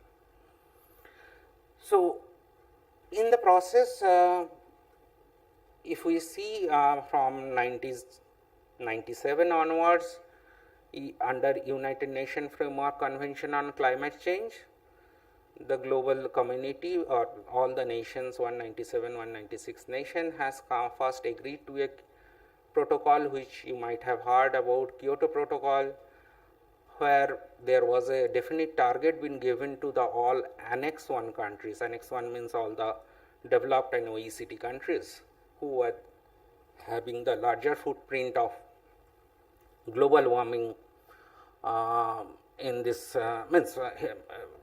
historical global warming that has happened in this world. They have the larger share or larger footprint of that. But post Kyoto, in the Paris Agreement, it has been not a differentiated responsibility. Every country in this world has taken up some commitment, and in the process, when the business entities and various corporates and business entities has gone to take their commitment of carbon neutrality and net zero, the carbon market get sufficiently boosted up. It's a market which is initially under Kyoto Protocol was being developed as a cap and trade system, where due to meet their target, they can, if the party achieves more than the target, they can trade those. If the achieves underperformed, they can purchase it. And this was between the two Annex 1 countries, means two developed countries, and where developing countries like India, China, and Brazil, South Africa. So what they have a chance that they don't have a target, but still they do some voluntary activity in the form of emission reduction, can sell those credits into the global market and get benefit. In the process, what we have seen, some level of FDIs. As per Trade Promotion Council of India, India has share of almost 30% of the global CDM market under Kyoto Protocol, and which have able to attract around 10 billion USD of FDI in the form of climate finance or green finance or purchase price of the carbon credit it has supplied to the global market. In the present form, it is basically a voluntary carbon market which is shaping up, and you have seen the recent government of India has tried to put a national cap and trade system by amending the Energy Conservation Act to bring in the carbon attributes within that act. If you are all from this engineering fraternity, so you all know that REC mechanism, how it operates for last many years, and the PAT system, performance achievement and trade system. It's a regulatory cap and trade system where energy efficiency being promoted. Now all those two parameters will be converted in the form of a carbon parameter, and almost in the same PAT or energy saving certificates form, it will be create a new market which is national market, which doesn't have a really interaction with the global market. It relates to our national determined contribution, which the latest communication which you have all read, we have a 45% emission intensity reduction commitment of our GDP and 1 billion tonnage. But as per third biennial report been submitted by India to UN in 2021, we are doing quite well, or we are much achieving than our commitment. So I think that will be not an issue. But still, it will develop a cap and trade system within this country that will help more and more business sector to participate in taking up efficient and environment friendly technologies which will reduce our carbon footprint, and that has also created a market. But the present voluntary market, which is approximately as on date on the corporate level, I am talking about voluntary, non the compliance one, is 2 billion USD, which it has been expected that by 2030 will reach a 200 billion USD, and India will be having a approximately 25 to 30% share of that market, because it's the most consuming, most rapidly developing economy. So whatever the new technologies been developed in this world required a market to commercialize that technology, and India will stand with a strong market with that. So that's what is carbon is helping us in bringing whatever government is talking about, your EV, your hydrogen technology, your biofuel aspects into the operation. And the best part that by 2030, whatever infrastructure requirement, both energy and non-energy side, we required in this country, 2/3 of it is still to be built. So it's a greenfield space. We have the space to develop it in an environment friendly manner, and we have seen that leadership been taken, and we appreciate that leadership, and hopefully the market leadership of India will be stay strong, and government will support the development of both national ETS under cap and trade, the compliance market, which is under Paris Agreement, as well as the voluntary market of corporate-driven voluntary market of carbon. Thank you.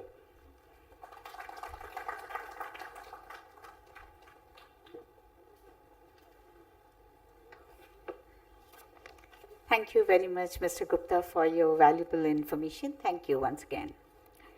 Now, may I call Mr. Sudhakaran, Chairman, Messrs Industries Private Limited, Sanpar, Compressors Management for Profit, and he's coming online.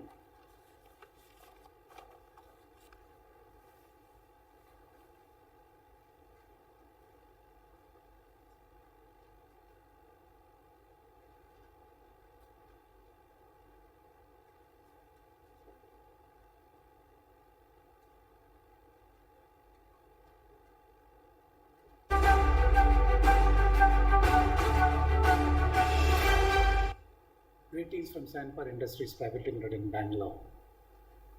My name is Sudhakaran, and it gives me immense pleasure to address you on this occasion of SEAM Awards 2021 and SEAM India Energy Conclave. It's a great pleasure to be amongst yourself, though albeit remote. And I would take this opportunity to thank the SEAM President, Mr. Moolchand Jain, Vice President, Mr. Jayakumar, General Secretary, Mr. Dr. C.S. Azad, and my good friend, G. Krishna Kumar. I got to know about SEAM very lately, that SEAM has been working towards since 2005 in the field of energy conservation itself and across all the utilities.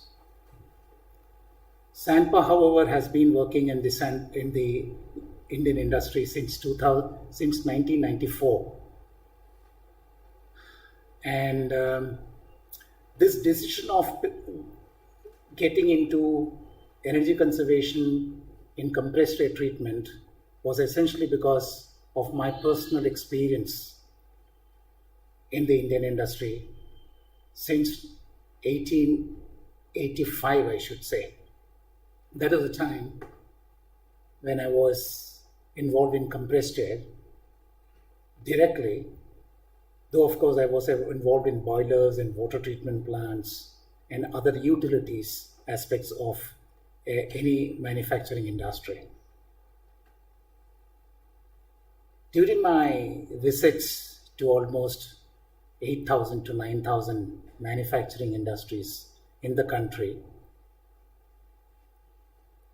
what pained me was we losing energy, we wasting energy.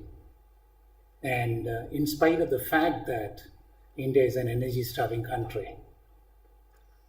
So there is a time when I was in Germany and I had an opportunity to visit Italian companies as well. So I thought the best contribution which I can offer to Indian industry could be by bringing in energy efficient air drying products. And that was the main reason why Sanpar was born. And when Sanpar was born in 1994, we launched this refrigeration-based air drying systems in India. Until this time, at least I have not heard anybody utilizing the refrigeration-based air dryers, unless otherwise, if any other corporates would have imported it. However, in 1994, when I started approaching all the industrial consultants, everybody had a hesitation in accepting this refrigeration-based technology in India. It took me 2 to 3 years to establish the need for the refrigeration-based air dryers. Of course, the dryers which I was talking about is a microcontroller based, where it can save the energy. Apart from that, the pressure drop across the refrigerator air dryer, those days, it was less than 2 psi. So that was the saga which we had, and over a period of years, we have more than around 3,000 clients in the country today, and I'm extremely happy to share that this is what we have been contributing to the Indian industry over the last 24 years, over the 28 years. Sanpar has grown after the initial hiccups, and we started, in addition to that, in addition to the compressed air treatment systems, we had filters, we had aftercoolers, and then we had precision air conditioners, because precision air conditioners for the software industry, because that is the only industry which Sanpar was not serving by the compressed air treatment system, except that even for Infosys, I think we supplied a compressed air dryer for their laundrette, actually speaking. We got into industrial chilling plants, air chillers, water chillers, and oil chillers. And then finally, we also entered into the Indian aerospace business, especially serving the Indian defense industry, contributing our might for the Tejas aircraft. I was talking to you about Sanpar's efforts in conserving energy in compressed air treatment systems. What we do is we use a particular aluminum brazed plate heat exchanger using a refrigeration technology. Aluminum brazed plate exchanger is known for its efficient heat transfer. Its heat transfer coefficient is extraordinary. In fact, it is thanks to our association with IIT Madras that we started developing this product way back in 2000.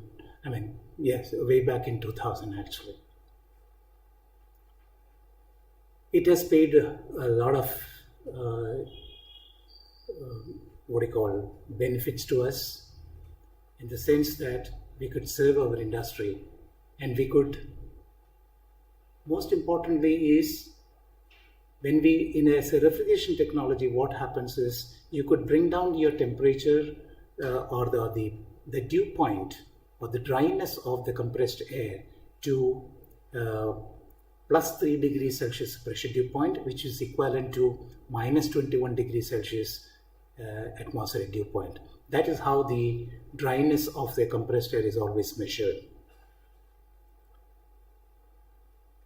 We could achieve it consistently, giving a 3 degrees Celsius dew point consistently thanks to this plate heat exchanger. And we could bring down the pressure drop across the system to a whopping much less than 2 psi, which is almost around 1 psi which we have achieved at some of the conditions. Obviously, it depends upon the ambient temperature as well. This has resulted in giving a lot of confidence in ourselves.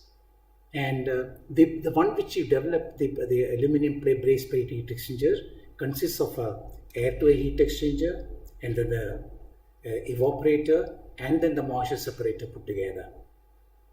Primarily, any refrigeration-based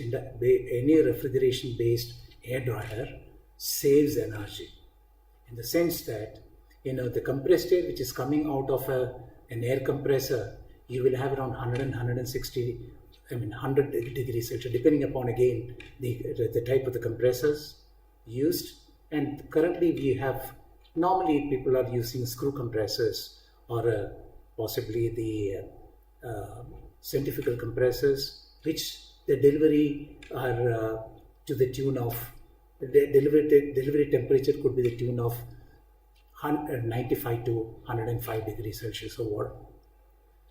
It is brought down by using an aftercooler, a water cooler aftercooler, where they gain the very low pressure drop. Sanpar manufactures very good aftercooler, Shell tube aftercoolers, and then it passes it on to your air dryers. Of course, we use filters to remove oil and dust particles using borosilicate glass fiber filter elements. And we have got excellent condensate management systems as well.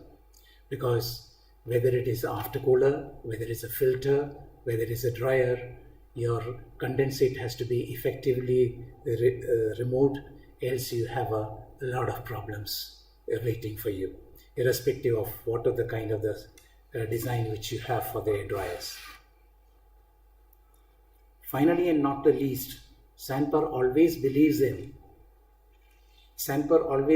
in giving an excellent after-sales service to its clients.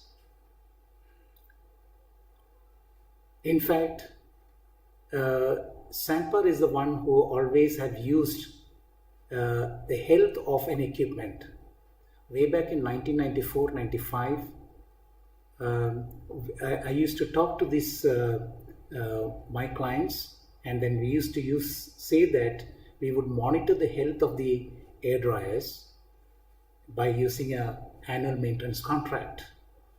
And today we also have gone to an extent of trying to monitor our air dryers remotely using an artificial intelligence as well. So these are the innovations Sanpar is trying to bring in up to their products and services. We have we recommend a different kind of layout. Is that after the air compressor, we recommend the dryer to come immediately after the air compressor, instead of the traditional way of putting an air receiver in between the air receiver, between the air compressor and an air dryer. We believe in a push concept rather than a pull concept.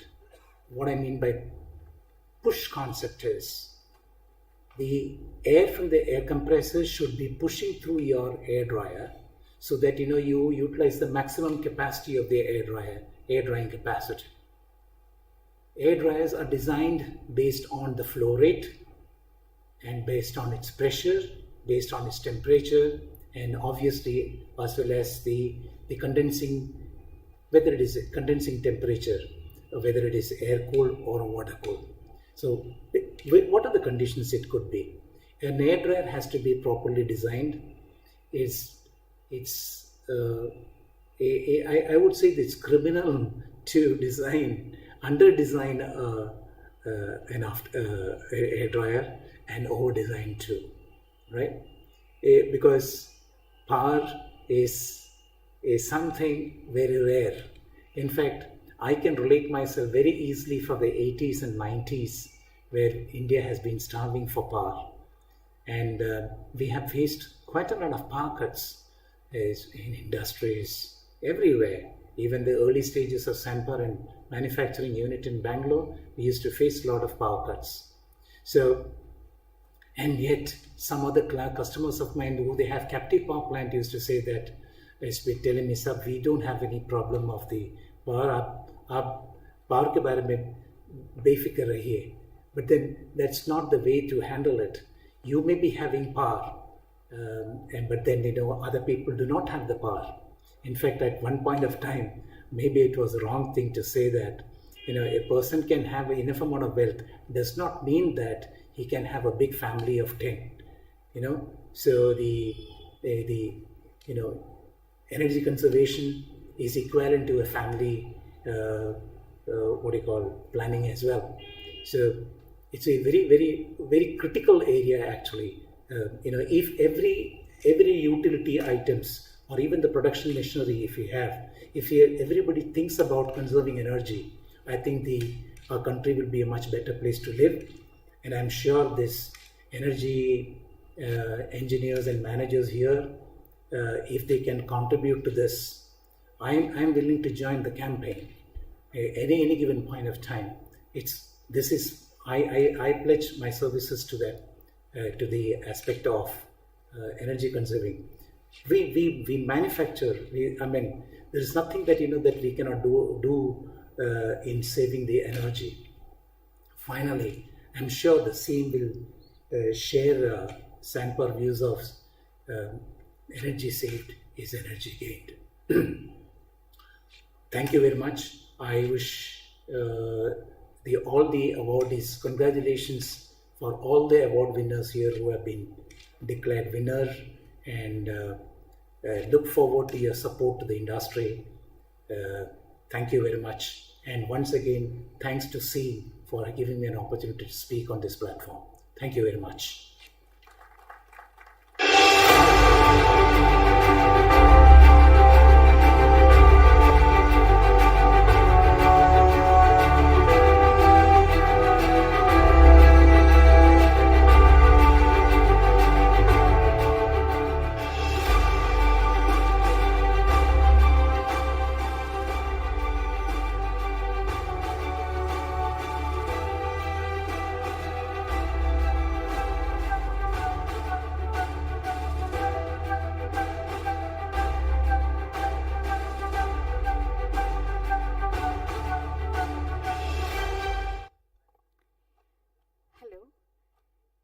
India Energy Conclave Awards 2021, powered by Sanpar, in association with Janitza Electronics and Sonal India, as you know. We have heard Sudhakaran, and we heard him also and voiced him also. And very sorry that he is unable to attend here because he is unwell. May I request Mr. Krishna Kumar to come and say personal thanks to him. Mr. Krishna Kumar. Most welcome. Good afternoon. And in fact, I am indeed thankful to Mr. Sudhakaran, who supported us to the hilt, even from his sick bed. He was unable to, he was all prepared to come here and address you people and explain in person all the wonderful energy saving equipment he has designed and executed. But unfortunately, he was not well, but still he, from his sick bed, he was able to join. He agreed to address us all. It is my personal duty to give a thanks to him, because he was a close friend of mine and he has helped us a lot, and I believe that his equipments will do a world of difference to the energy management in the future. Thank you all. Bye.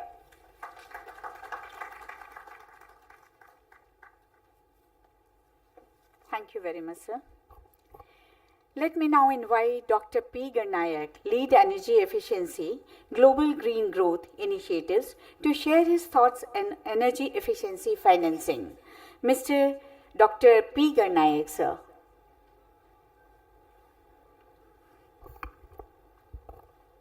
Most welcome, sir. Thank you. Little bit correction.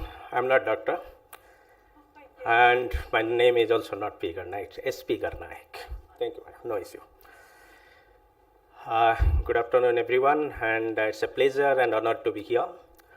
In fact, this is my third time to represent, to grace this occasion of SEAM, and it is always, I felt like very honored to say my words amongst these stalwarts, the experts who are working relentlessly in this particular area since many, many years.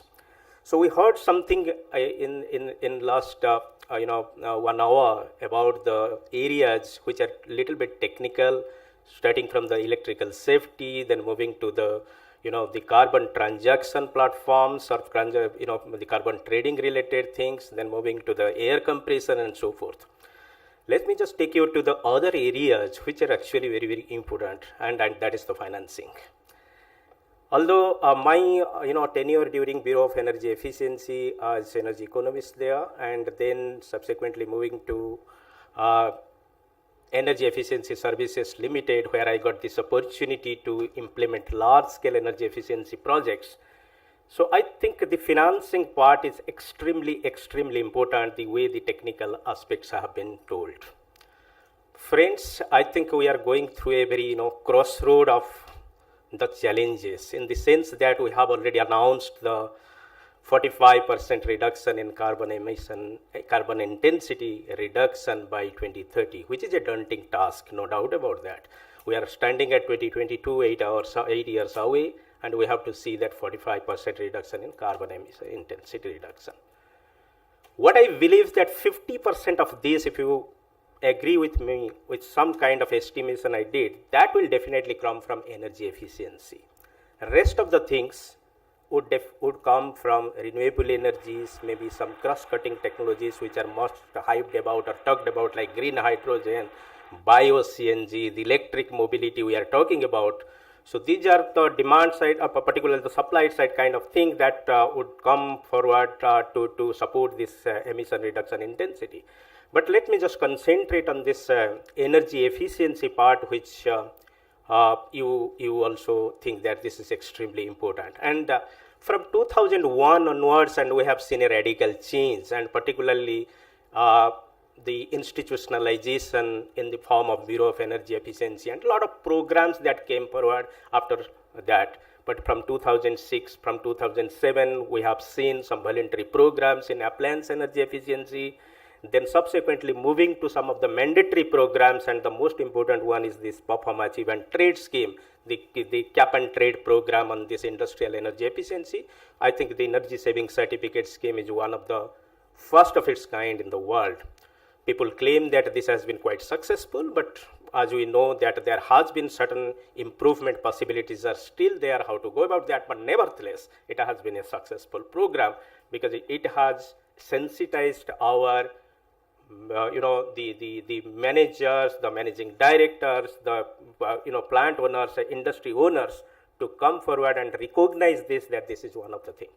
Why are we talking about this energy efficiency? Is that this is less costly. In the event that if we are growing 5 to 6% every year, so the energy requirement is definitely very, very important, and you understand all these things. So that is where, so if I need more and more because of my socio-economic development, so I need more and more energy, and energy that may come from coal, oil, and gas. These are the three very, very critical things, and coal is going to dominate in the even up to next 10 years. Whatever talk we are having, but the reality is reality in my sense that is going to dominate for the next 10 years, at least. So in that case, so what happens if I need more? So give me more power from the more electricity or more energy from the supply side. So 60 to 65% of your electricity is coming from the coal, and more than 80% of your oil is being imported. So we are actually in a very precarious situation how to deal with this situation. And these are, and if you say 1 megawatt power plant addition, probably you will be needing $1 million investment, 7 to 8 crores of rupees. Apart from you need water, you need environmental clearance, you need land, and so on and so forth. But at the same time, same 1 megawatt, I can harness it from the energy conservation, from the energy efficiency side with 1.5 to 2 crores. So it is less costly. And that is where we are all talking about. You have done much more than work than me. But the point is that we can say this is less costly, this is implementable, this is doable, technologies are already available. But the point here is that where is the money? The moment we go for a next, say, for example, compressed air system, or maybe any other technology, the moment I go to a client and say that this is what you have to do and you will save 15 to 20%, the next question is how much does it cost? And if we say that the payback period is somewhere 2.5 to 3 years, looks fine, but still the upfront investment is required, and that is where we take the back foot. So innovative financing mechanism, ladies and gentlemen, is very, very important. What we saw, I saw one document by Bureau of Energy Efficiency, that's an Unnati document. I think most of the people you have seen it. The unlocking of national energy efficiency potential, something kind of thing. It's a Ministry of Power document. What it says, in an ambitious scenario, or I can say in a moderate scenario rather, by 2030, India will be requiring more than 6 lakhs crores of investment. And the 13 lakhs crores of investment, and the 6 lakhs will come only to industrial and commercial sector. Do you not think that this much of money is required? Whether this is being invested directly by the industry or being mobilized by somebody, whether the ESCOs are coming forward to participate here or not, but we need that money to achieve this. So one way we are saying that 45% reduction in carbon emission, the potential is there, but where is that money? So let me just touch upon few of the points which may be of interest to you, and probably you can also think of to add those things, and these are coming from my experience only. See, the moment we require some kind of financing, and if I say that this is 2.5 to 3 years is the payback period, and particularly when you talk about the energy efficiency programs in non-industrial or non-commercial sectors, say you are doing something in the municipalities, you are doing something in the building sectors which are owned by government entities, or maybe in the agriculture sector, it becomes more and more difficult. Because I and you, when you are going to put money as an investor, you will be requiring how that money will be coming back. Forget about whatever energy saving is happening. This is true. And in energy, in a ESL, when in the capacity of executive director, when I was managing much of the programs, I felt that if I just touch upon the one only program where we struggled a lot, but it created massive impact in the other side, is that the street lighting national program. 1.2 crores of street lights have been installed in more than 1,600 urban local bodies. It must have saved, I think the numbers are not in my mind, but more than 8 billion units of electricity has been saved, and that is how much investment was done? More than 6,000 crores. What is the money that came back from to ESL? Less than 3,000 crores. So more than 3,000 crores are still laying in the market or laying with the things. So that needs to be. So what is the point coming in? So point here is, sir, that the model may be wrong.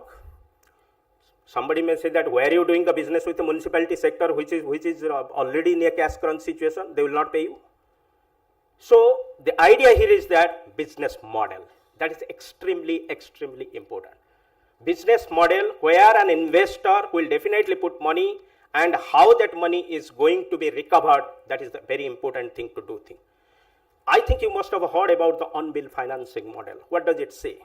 The on-bill financing model is that you involve the DISCOMs, utilities, in your process. Say for an example, I tried that in Maharashtra, in Gujarat, and to certain cases in Odisha also. It says that it is just simple going to distributing the LED bulbs to the households, and those households, they will take say about 10 LED bulbs with a cost of say 70 rupees. So 700 rupees for 10 bulbs, or 5 bulbs for 350 rupees.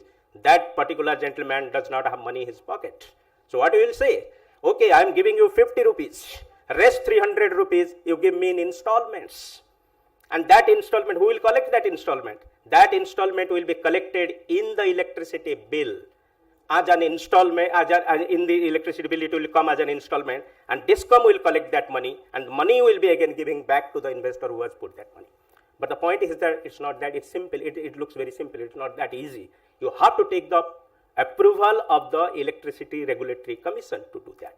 But the point here is that on-bill financing model is one of the most proven and powerful technique all across the world. So I call it as a utility-based DSM program. Few weeks back I was in Kerala, I had a meeting with the energy minister also there. So the kind of programs, a national program or a state-specific program, say for an example, super efficient air conditioner program, or maybe a say ceiling fan program or industrial motor program, all these things program can be designed suitably, bring an investor to the place, they can put, and some of the innovating mechanism to be developed so that his money is safe or to become. So I was just discussing recently with one of my friend who is in the US, he was talking me, can we not design a program for the energy saving insurance? So that will actually give you a kind of comfort that the industry, if he does not get his money back, then probably that can be given by an insurance mechanism or an insurance company. But in that case, you have to add that premium what he will be paying as insurance thing.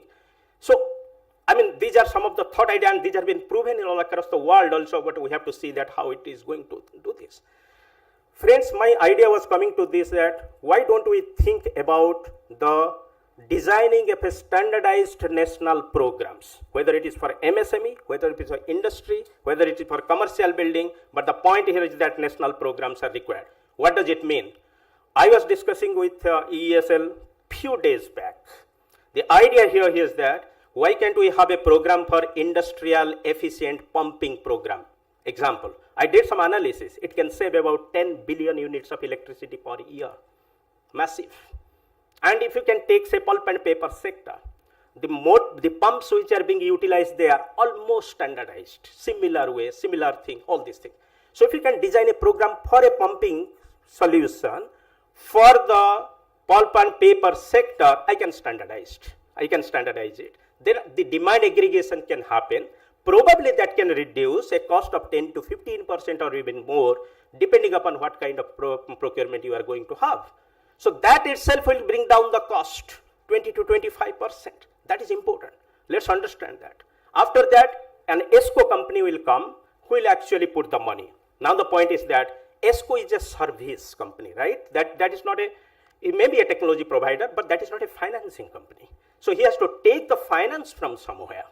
And that financing company will go to a financial institution, maybe a bank or an BFC, whatever. And that money he has to take back, and with all the kind of collaterals and all these things, he has to pay it back from the energy. So two things are coming to very important things here, sir. One is the service level agreement. I'm an investor, I'm an ISCO, I took the lending. So I put all the collateral to the banks, whatever is required, take the money as a lending, put this in here, I have to get back that money. So what is the risk? Risk is that the money I may not bring back, got back. And that may be many technical, non-technical reasons. It may be litigation also. Let's not go into those nitty-gritties. Question is that my money has to come back. So if that money is not coming back due to any reasons, I can declare it as a default mechanism.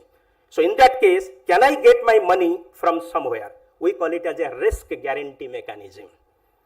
Probably you must have heard about this partial risk sharing facility scheme of small and SIDB, which was actually supported by World Bank under the clean technology financing program. So sir, in this case, what happens, the ESCO, if he's being, this mechanism gets defaulted and he's not getting money, he can claim that money from up to 40% from that partial risk, but there is a process. You have to enroll, you have to pay some initial fees to that, but the point is that that scheme is there. And that kind of partial risk sharing, although it is not 100%, 40% can be, 40 to 50% can be there. So this type of programs, this type of schemes would be very, very helpful. The other point is that the viability gap funding. I don't know whether anybody of you know about this or not. For example, when we tried to demonstrate few of the technologies in SMEs cluster, a program which we did in 2017, and I was fortunate to lead that, what it says that, actually, let me just tell that story and then I conclude my speech here. So there were about, we had to intervene in the MSME cluster, and MSME sector is, as you know, it is an energy guzzler. These are, laggard in many ways. So we have to intervene, and many organizations are intervening. So I went to our management when I was in ESL. I said that I want to demonstrate these energy efficient technologies before it is made, what is that, scaling up or replicable. They said we don't have money. Then I thought that means if you don't have money to do the demonstration, that means we cannot intervene in this sector. They said that you bring the money from somewhere.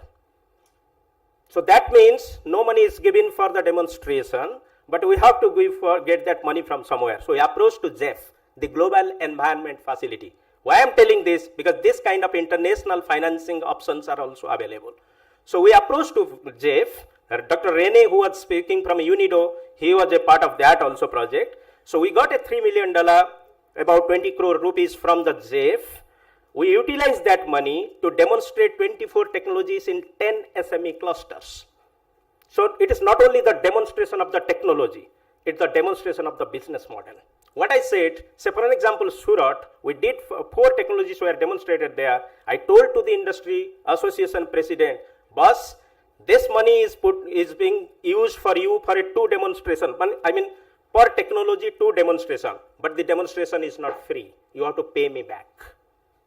So whatever money we have invested there, I mean demonstrated, whatever, that is paid back to us. I'm not telling what is the mechanism of getting paid back, but from the monetized energy saving, that money got paid back to us. So that means that $3 million which we utilized in this entire demonstration, that money has come back to us. So ZEF is not taking back that money. Then what I suggested to ESL, also had a meeting with MSME ministry, also had a meeting with SIDBI. We said that let's create a separate SPV, special purpose vehicle, or a separate kind of joint venture company, where ESL may put some kind of $20 million, about 140 crores, and this 3 million 20 crores has come back to us. Let's have a separate company and make it as a revolving fund. A revolving fund means the demonstrated technologies are there. Those demonstrated technology with this investment pool available, it can go for the scaling up or for the replication in those 10 clusters or maybe out of the 10 clusters. So point here is, ladies and gentlemen, is that revolving fund mechanism is also coming up, and probably in next few months you will see that it is in operationalized. The documentations are in process. So point, what I would like to make it here, the financing from the national banking, financing from the private banking sector, domestic banking or international bankings are available. The moment we take large scale lending from organized multilateral developmental banks like World Bank or ADB or KfW or maybe AFD, you require a sovereign guarantee. Government of India has to give you the guarantee for that. That becomes a tricky affair. But point, what I would like to say is that I am trying to, in discussion with the financial institutions, if they can develop a green lending portfolio. Not a single bank, if I may be wrong, I don't know, but it is that not a single bank, whether it is State Bank of India or maybe Punjab National Bank or even ICICI or HDFC or whatever. I'm talking about 1 year back discussion what I had with these financing institutions, sir. They do not have that portfolio of green financing, or you can say energy efficiency financing. So money is there. Access to the money is the difficult situation. So they do not have. So even if you are a ESCO, you prepare a proposal, you go for a bank to take the loan, your proposal will be sidelined, because it's not that he is not interested to make the lending. He is not able to make the lending because he is having a limited capability to evaluate the proposal. So the point here is capacity building of the bankers, and we are talking in since last 10 years, and we are not. So I had a meeting with some time back in Ministry of Finance also. I told to the additional secretary, sir, why are you talking about so many technologies? Let's select 5 technologies, make it as a package. I mean, only those 5 technologies. Educate our banks to give loan only on these 5 technologies, and those 5 technologies should be standardized, should be nationally replicable, and all. Then it becomes a, that's the kind of initial thought or initial learning that can come from a ESCO, from a end user, from the banks, and so on and so forth. And that is how we have to move forward. And SIM is a great platform to take this forward. And we are not actually lost on the way. We are actually in the right path. Question is that we have to align. We have to be aligned. We have to take the things in a much better way to make it happen. So the last point which I made, that you must have heard about the carbon financing. And one gentleman also spoke about this carbon transaction things and all. The recent amendment of the Energy Conservation Act last month, or maybe in the July, it talks about the domestic carbon market. Please make it very, very, it's a very interesting thing. So India is going to have its own domestic carbon market. That means what? We'll be having our own protocol of pricing. We'll be our own protocol of participating and making the trading. So we are not going to participate in the international arena. So that means more and more investments are going to come. More and more facilitations from the government side will be made. And I don't know how the structure of this domestic financing, domestic carbon financing, carbon trading platform would be. But this is a carbon financing thing. and I don't know whether you understand about the mechanism of this carbon financing or not. Just to add you one example here, 70 rupees was the LED price, bulb 9 watt. When we did this, 36 crores of LED lights were distributed all across the country. Friends, if you just see, 87% has gone into the urban or the more urban areas, I mean cities area. The villages penetration was only 13%. That means that 70 rupees it is still not affordable to them, I believe. So one discussion when it happened with the ministry, it was said that can we make it as a 10 rupees? Then how from where I will get this 60 rupees? Because I cannot bring down the cost from 70 to rupees forward.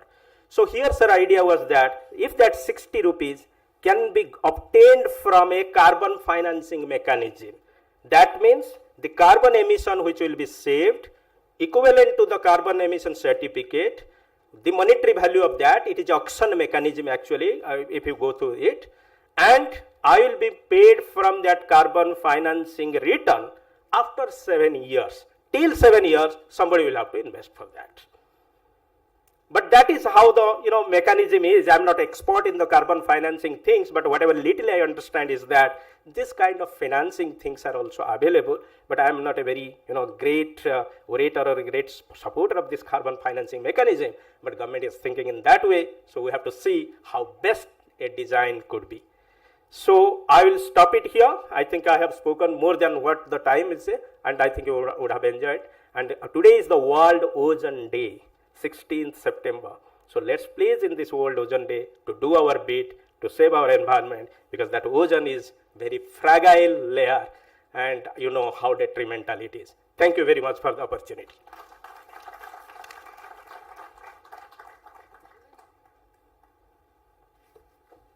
Thank you very much, sir, for you have shared wonderful thoughts with us. And kindly excuse me for misprinting your name, Mr. S.P. Garnayak ji. Thank you very much. एक महत्वपूर्ण जानकारी आप सभी के साथ share करना चाहती हूँ. जैसे कि आप जानते हैं कि खाना बहुत इम्पॉर्टेंट है हम सब के लिए. जी हाँ, खाना 1 बजे सर्व हो जाएगा. वहीं जहाँ कहीं आप लोगों ने चाय पी थी, और आज इस बार हम लोगों ने जैसे वर्किंग लंच अरेंज करा जाता है उस तरीके का लंच किया है. आप लोगों से निवेदन है कि आप लोग उसी हॉल में लंच करके जल्दी से जल्दी वापस इस हॉल में आएंगे तो हम अपना दूसरा सेशन, अवार्ड सेरेमनी सेशन को स्टार्ट कर पाएंगे. अभी हमारे पास 3 स्पीकर्स और हैं जिनको कि मैं बुलाना चाहती हूँ. उनके ख़त्म होते ही आप लोग लंच के लिए प्रस्थान कर सकते हैं. Now we have with us next mister चिल Prakash, MD of Chilton Refrigeration Private Limited. He will share with us his views on hot water with air conditioners. Sir, may we have you on the stage, please?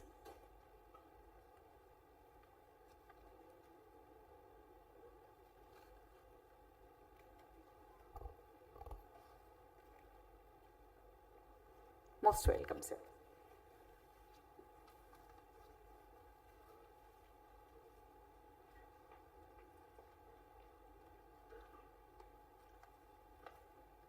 Good afternoon, everybody.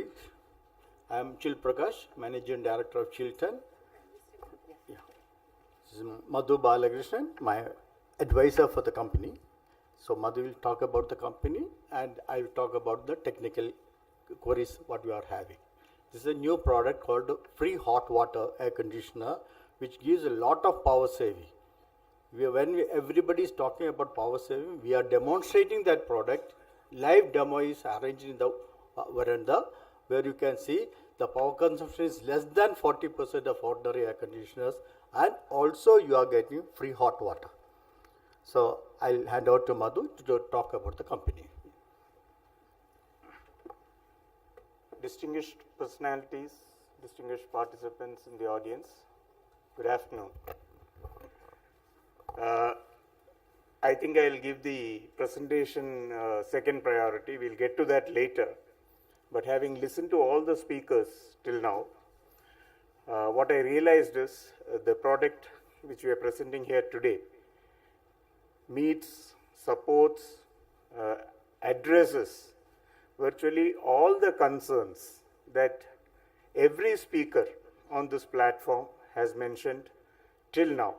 So I'm going to change the whole structure of what we had planned for the presentation and talk briefly about what that product is and how it addresses the concerns that have been expressed so far. This is a product which is yet to be launched. In fact, this is the first platform on which we are presenting this product.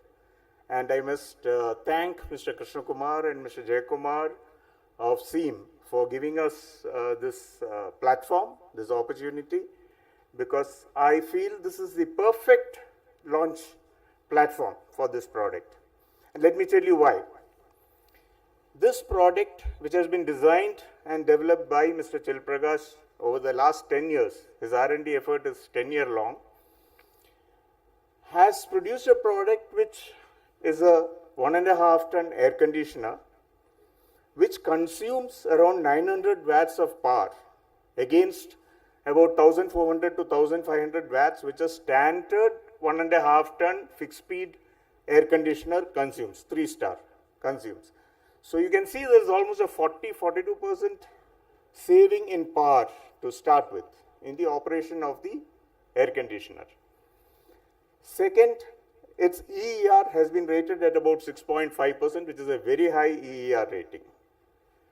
Third, its global warming potential has been assessed at being lower by 52% as compared to a standard 3-star air conditioner. So when you put all this together, you can see the kind of impact this unit can bring on all the efforts at global warming and climate change mitigation. One other important factor here is because of the way it operates, the temperature of the air that the outdoor unit pushes out into the atmosphere is much, much lower than the temperature of the air that is pushed out by a standard outdoor unit. So the temperature of the air, the temperature that is getting added to the atmosphere by the unit is itself again lowered.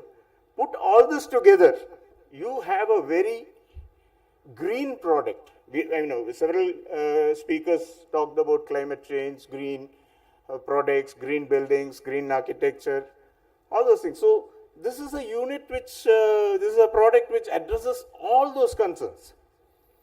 We have a live demo right here. All of you are welcome to go take a look at it. You will see the power consumption on the meter displayed there as to what is the power that the unit is currently consuming. I am told right now when you went out and checked, it was just 700 watts. Against 1400 watts. Right now, that's what the meter is showing. So with all these pluses to the product, we are hoping that we will be able to use the platform of SEAM to approach the right agencies, the right government departments, and try and get a green labeling for this product. The product is a very good product; it will succeed. But with a green labeling, the whole complexion of the product and its contribution to the fight against climate change and global warming will go to another level. So that is what we would request or appeal to SEAM and similar bodies as a MSME unit. We need that kind of support, which will help us, because as an MSME unit we have our limitations. I'll quickly now take you through the presentation. It is, we'll quickly run through it. I think the product is more important than the presentation. But to just briefly tell you about Chiltern as a company and Mr. Chilprakash as an entrepreneur, as a technocrat, I'll quickly run you through the presentation. Can we have the next slide? We'll run quickly through the slides. Next one. Next. Okay, the company has been around for 36 years. Mr. Chilprakash set it up in 1984 after he passed out of then REC Calicut, now NIT Calicut. So he's a pass out from REC Calicut. Next one. This is a shot of our factory in Cochin, where we do the manufacture of industrial process chillers. This is our bread and butter product which is sold across the country. These are process chillers.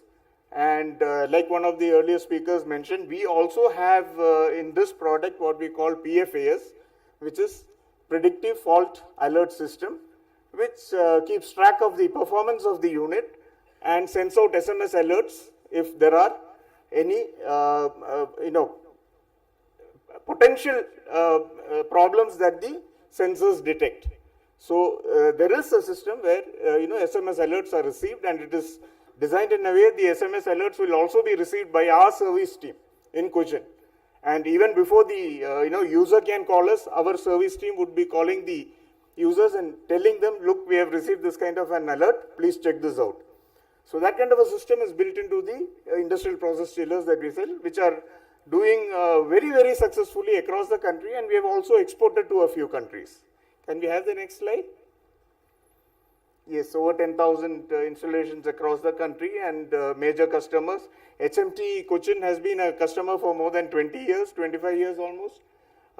We have been selling blood bank refrigerators to a Japanese company for more than 20 years. Very critical product, blood bank refrigerators, the refrigerators where the temperature has to be maintained in a specific range. It has to be fail-safe because of the criticality of the importance of blood when stored. So critical equipment like that is manufactured and supplied by us for over 25 years now. Next slide. Mr. Chilprakash is a holder of 6 patents today, including a couple of them which have already expired. He holds a patent for the Utetic deep freezers. The others are all his patents. So today he holds 6 patents, and including this product, we have got a patent called dual purpose air conditioner, the patent for this particular product which we have exhibited here today. The next one. Okay, it's just a chronology of what has happened over the years 84 onwards, every new development that has happened. We'll just go quickly through these slides. Can we have the next slide? Okay, the next one. Okay, this is just a shot of the Utetic freezer patent that he held. You can see that it's in his name. It's of course seized in 2014. The next one. This is 2011 was when he completed the design of the air conditioner we have today exhibited. The next one. Next one. Next one. Okay, this is the patent for this unit. It shows dual purpose air conditioner and Papali Gopalan Chilprakash. So he is a patent holder for this particular unit, which is today being on live demo here. Next one. Okay, this is just a spec, shot of the spec. It's there in the brochure that is there in your delegate bags. It's all the specs are there. What is important there is that it shows the ER right here, 6.54. The total energy efficiency ratio is shown there. Next one.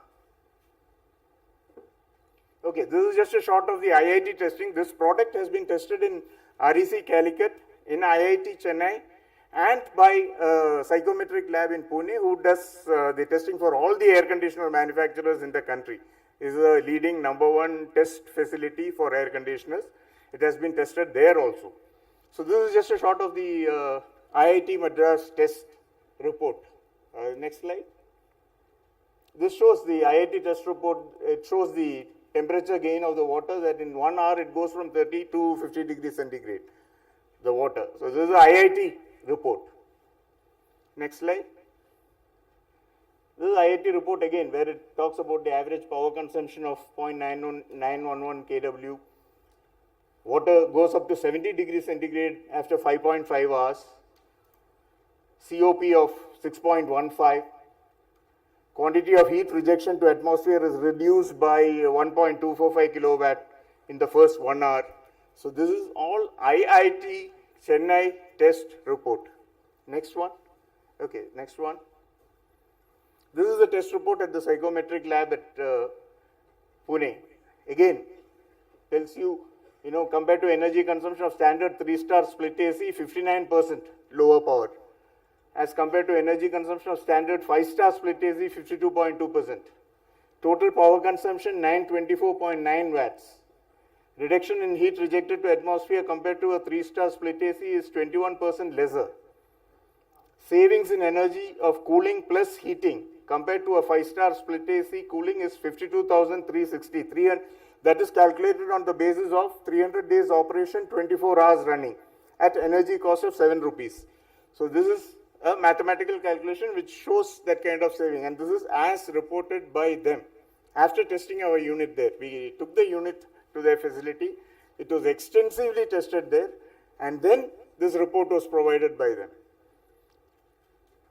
Okay, we had participated in the global warming, global cooling prize, which was, I think last year or the year before we had the function here in Delhi, we were participants. We came into the short list of about, we had, entered this design, and we came into the short list of about 136 participants, short list. Of course, the final 6 shortlisted were all the big, GRI and Daikin and all of them. We didn't make it. Next one. Okay, benefits. What I've already told you earlier, lower power consumption and better cooling, hot water. Next one. Next one. Next one. I've already spoken about all this. Okay, next one. That's it. So that is briefly about the product, and like I said earlier, anything that I have said here or anything that is said in the catalog, you can see it in live action outside. There's nothing there that is just put there, just plugged out of thin air and put there. Everything can be seen in the live demo. Whatever we have said till now can be, seen in action. So I hope all of you will take a look at that, the live demo unit, and convince yourself that here is a unique, innovative, good product which addresses the climate change, global warming issues very, very strongly, and with mass adoption can contribute significantly to the fight against climate change. I think with that I have covered whatever I had to say. If there are any questions, maybe Mr. Chilprakash can answer. If there are any questions. Or we'll be standing here by the demo. You can come and ask any queries you want. You can clarify that. So, yeah, he's got a question. Cost of the unit. This is a 1.5.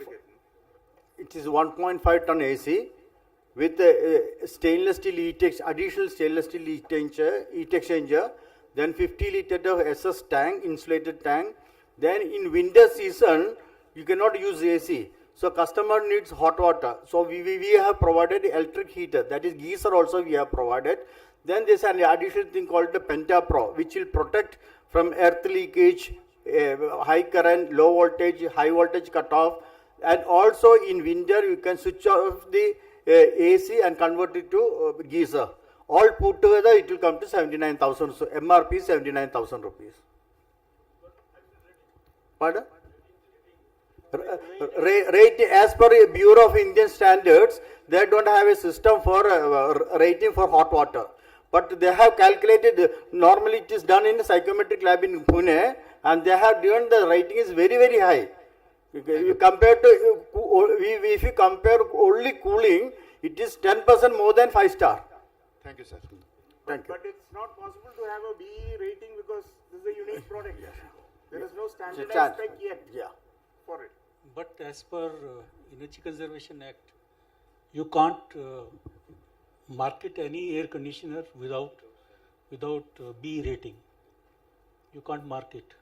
This is strictly speaking, we are not looking at it as an air conditioning unit. It is more a heat pump. So you have to then say it is a heat pump, not as a air conditioner. Exactly. That's how it's planned. The marketing will be as a heat pump. Yes, you can't say as a split air conditioner. We fully accept your point. Yes. Secondly, see here the market may not come, my opinion. As we have seen in hospital industry, they have a package unit, 2 number of 10 ton each, and there are many companies which are providing water source, air source water heater, they call it in Chennai itself, air source water heater. So for Fortis Hospital, for example, in almost all their establishment, they have started using this. So this was retrofit option, wherein with the two number of 10-ton package units, so they started collecting the waste heat. So this hot water they are using for their operation purpose and for their other purpose. So they need cooling, they need heating throughout the year. So those type of units are being sold. I mean, in a way, they are in a great demand.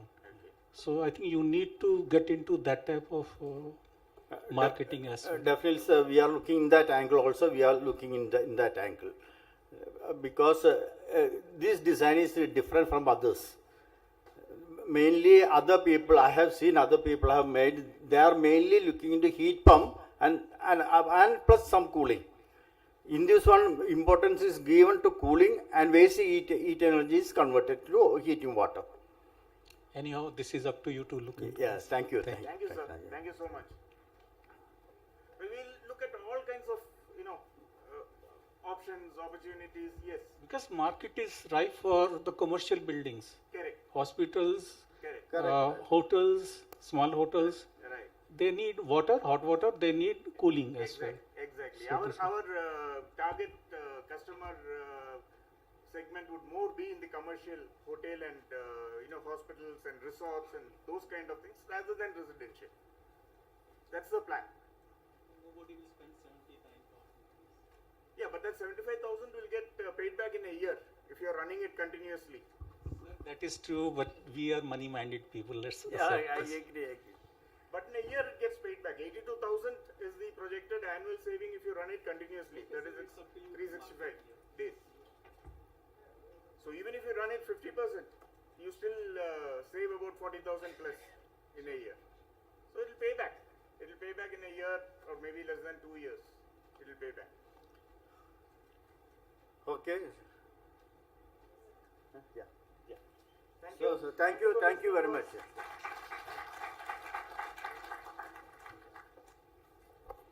Thank you very much, sir.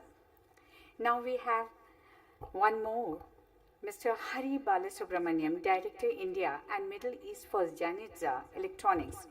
Mr. Hari Balasubramaniam would share his views on automating your energy management. May I have Mr. Balasubramaniam here? Please, most welcome, sir. May I help you?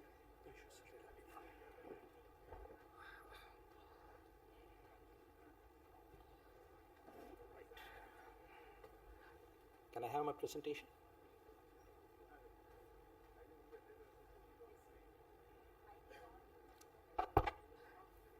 No, I'm just waiting for the presentation.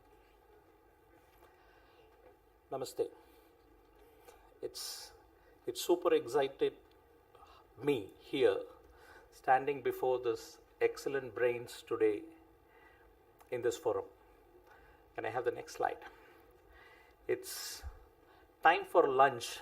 So I thought I will give a verse from Tirukkural which says that when there is no food for thought, then you can give some for your stomach. So I'm trying to give some food for thought so that we can extend and hold on till I complete the presentation at least. Next slide, please. My name is Hari. I am based out of Dubai. I work for a company called Janitza Electronics. Janitza Electronics is a second generation family run business which is doing its business for over 50 years, and we are into energy management system for more than 35 years. We have our complete R&D, manufacturing and distribution in power quality and energy management products completely in Germany. We are also into residual current monitoring solutions as well, with presence of offices in 7-8 countries worldwide away from Germany. Being a second generation family run business. We are slightly conservatively trying to operate out of Germany in a step-by-step manner, in a careful manner, where our products would be accepted with. Fortunately, India is one of the country where we see that there is a scope for our products to be used, and we wanted to be selling, and we are already selling into some of the industries here. We have our next one, please. Next. Yeah. We have our offices all over, as you see, and we also have our partners all over the world. We have more than 300 employees working on this particular product. The thing is, we supply almost around 200,000 devices every year on this. Roughly, we are about an 80 million euro company with these products working for us. Our production is predominantly in Germany. We do our R&D, firmware development, hardware development, software development, production, SMT assembly, everything is done in Germany. We have a comprehensive range of devices with which we provide solutions to the industry what we have. If you look at the portfolio what we have a complete devices, we have communications, we have software solutions with which people can achieve with proper certification. Can you come next slide, please? Yeah, this is our production facility, and then we have our complete SMT lines as well as everything done in Germany. Next slide. This is our portfolio of devices with which we do devices, software, and the communication all in one. Next. With all the certification what we have, our products are certified for ISO 50001. We also have various DIN certification based out of Dutch market. Next. What do? We measure power quality, residual current monitoring, and energy management. These are three main aspects of our business. Where do we do this business? We do it for almost to all the vertical markets. As someone noted, the safety is a major concern nowadays, where we wanted to monitor residual current in a continuous way. Thereby, consumers or industries can find out if there is going to be a leakage, or if there is a leakage slowly going high, they would be in a position to get alerted, and then save potential trouble. Of course, we have the power quality, where we have our power quality devices with which we could do a range of gamut of tasks of power quality monitoring and actions. Can I have next slide, please? All right. In this, we have a complete range of products, what you see, and we say that we don't use the same product starting from our incomer to the load level. It is absurd, because you need to have different kind of parameters monitored at different levels in your electrical network, and that's what we firmly believe. And we have products based from your incomers up to the load level into the system. So different products for different level of network we monitor here, and of course all the data is communicated onto a central system or multiple systems through the communication systems what we have. So many of the meters can be connected in communication in serial, Ethernet, and a lot of our devices have web services with which we will be able to do it. Can I have next slide, please? Yeah. So these are some of our range of products. We have residual current monitor, universal measurement devices. Names are different. Lot of things, they are different in the terms of the data what they provide. So we have to choose according to the network, according to what is required at various levels, and then use it for a complete monitoring system. Next slide, please. What is the aim of an energy management system? We all have a lot of questions coming up, which says we need to collect vital data from the loads. We need to comply with some energy management standards. We need to know where my energy is flowing. We need to know what my loads are consuming. Assessment of plant efficiency is required. We wanted to do that. We wanted to benchmark plant A and plant B with some kind of a benchmark so that they can compete with each other for better energy efficiency, or even loads for that matter. Identifying weak spots in the network. We need to have optimized energy consumption. We need to find out where I can save energy and optimize it. Unless otherwise you have data, you will not be in a position to do anything on energy management. So in any organization, energy management is an activity that has to imbibe in their bloods so that they can take fruitful results. There is a key performance indicator or specific unit consumption many plants want to find out. Predictive management based on the data what is collected, that is required.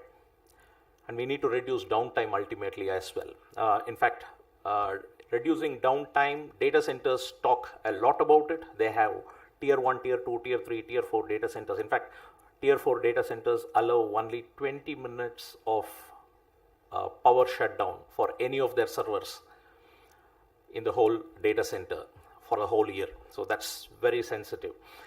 And multiple power source monitoring. This is also very important. If you are having multiple power sources coming into your networks, then we will have to find out who is supplying what, how it is supplied, and then how it is being correctly used, and what are the losses. I will be showing you some examples as well for this stuff. Can I have the next one? Now, what is required in an energy management system?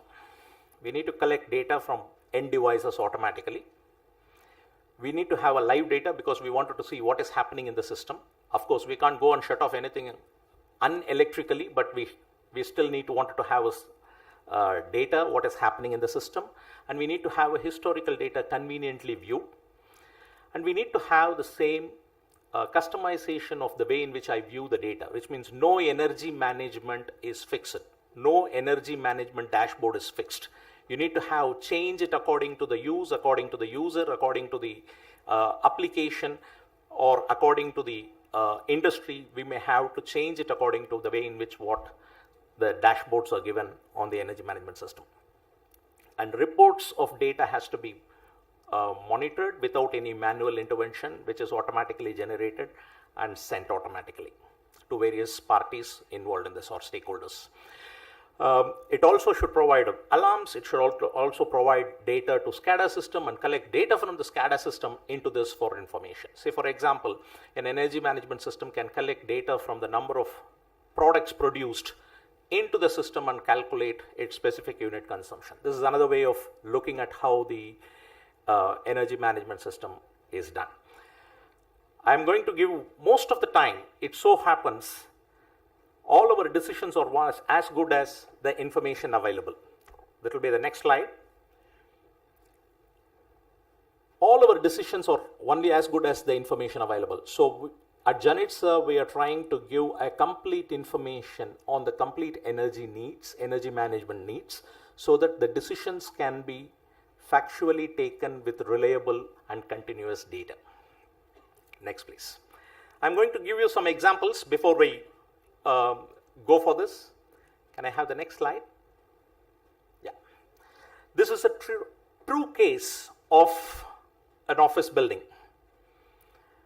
The first trend over here, we don't see any issue with the trend over here because it says that 5,000 units per day is almost consumed.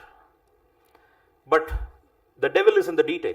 When you start checking up with our heat map, where the other corner chart indicates that there are light parts in the middle, that is on the during working hours, there is a light part, and non-working hours, it's more consumption is happening.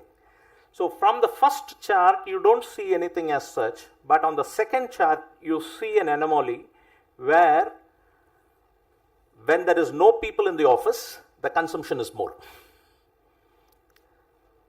Because you can see the darker shades on the either side and lighter shades, because this is every 15 minutes consumption data, and then it is colored accordingly.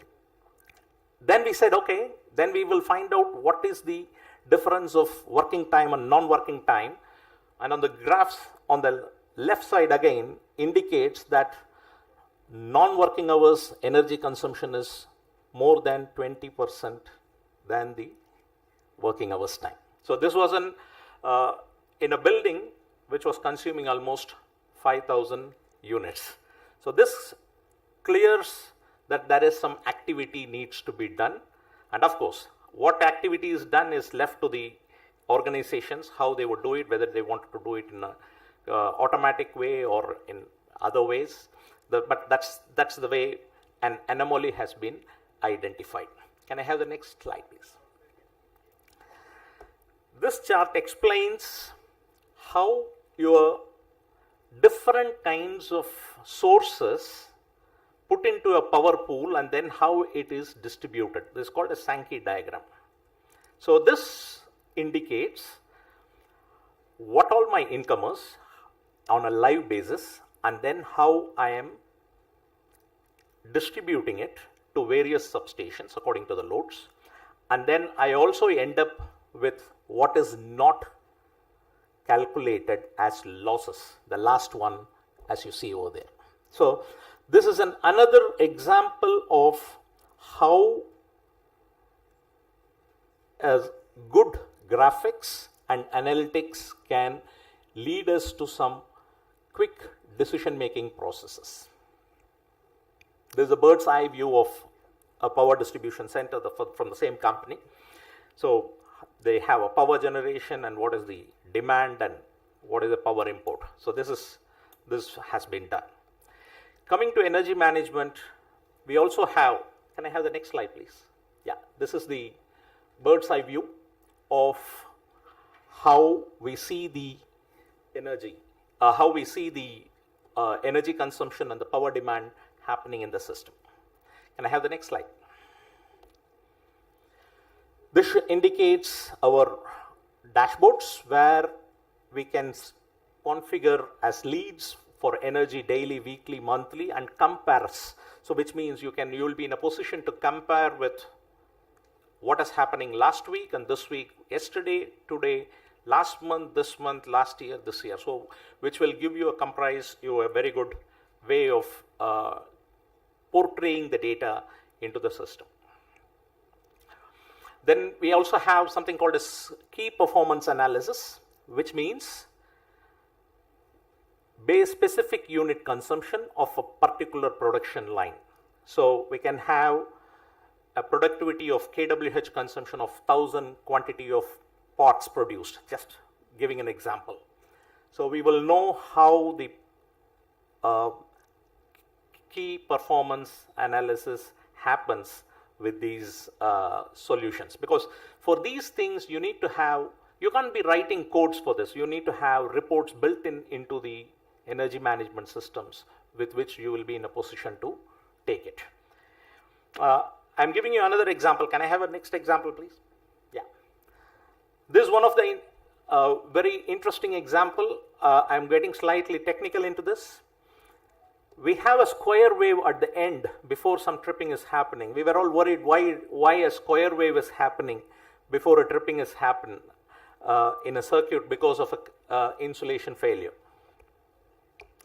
The result is basically because of this, the measurement CT is saturated and hence it cuts off the current at the high level and it produces a square wave as a measurement on the system. So this is another way of looking at fault condition and deciphering what has happened technically, which can be used for correct sizing of the components in the system. Now this is again Now this is again a construction crane, how it works. The black line down below is the current, what it is shown as a value. But if we decipher within that every 200 milliseconds, what is the maximum current the crane is drawing, That's the result of the red line graph. So for a normal current of which is around less than 10 kilowatts, sometimes you also have 60 kilowatt spikes on a very short time, maybe 200 milliseconds, once or twice. That is happening, and then with these kind of detail gives you a lot of information which you will be in a position to take much more better decisions. This can even give you some kind of a spurious tripping in the system. That's how it goes. And now coming back, can I have the next slide, which will be the last 2 more minutes? I'll finish it off, no worry. I'm under pressure. Right. So, IEEE 519 is the most talked about subject. And what we do there, we provide a device which will give you directly the results of IEEE 519. You don't need a software, you don't need an analysis. Just install it, you can see it. How do you see it? Next slide. I have divided this into two parts. It stores weekly values, it tests all your weekly results and the daily results in one page for every week. You have it for almost 6 months of compliance, of IEEE 519 compliance. These devices are Class A device, edition 3, with which we will be in a position to quickly get whether we are complying or not. So this is a fantastic example with which we work, that we give answers to all your queries without much of analysis, and then we do it. Can I have the next slide? In fact, it also gives you, IEEE 519 is not very easy analysis stuff, because we take around 300 parameters, 28,800 samples a day, and 1,080 samples a week for 300 plus parameters, and then do these analysis. It's not easy even in an Excel sheet to do it. So we do this over here on a web page. So this is how it is. The next example which I wanted to show here is on the difference between the current THD-I and TDD, especially on IEEE 519, with which I am ready to support you with more information if anyone wants an IEEE 519. We are just outside, so that we will be in a position to discuss it.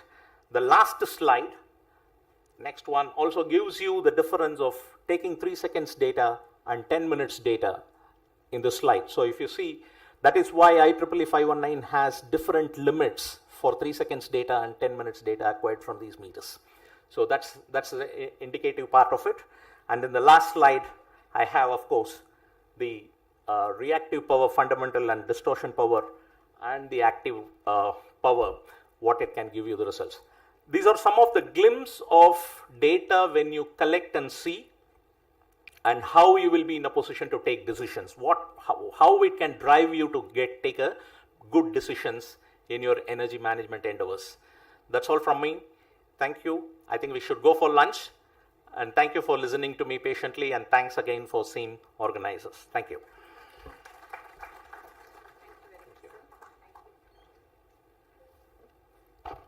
Thank you very much, sir. Now we have the pleasure of inviting Mr. Amit, Managing Director, Amalgamated Industrial Composites Private Limited, to share his views on revolutionizing your pumps. May I have him on the stage, please? Amit, yes. Managing Director. Most welcome, sir. Yeah, please, I understand. Okay, thank you. Jagdish. Joe, please, go.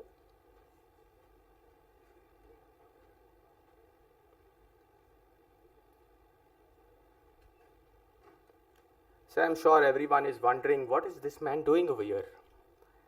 Actually, sir, this is a carbon fiber shaft which has been made using carbon fibers, which is a revolutionary material, having tensile strength 10 to 15 times that of steel.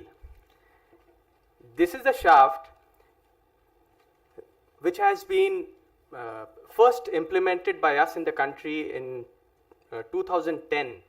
We introduced the horizontal shafts for cooling tower applications, followed by introduction of vertical pump shaft. We replaced these shafts. I was basically sitting in the head office of Bombay Municipal Corporation where the chief engineer was discussing with his team about the problem they were facing continuously time and again with the vertical pump shafts. Basically, the present shafts are of steel. They are solid in nature, and they're being very heavy, and maximum length is of 1 meter each. And they are coupled with, you have plumber blocks, you have bearing housings. So there's a lot of maintenance, issues of alignment.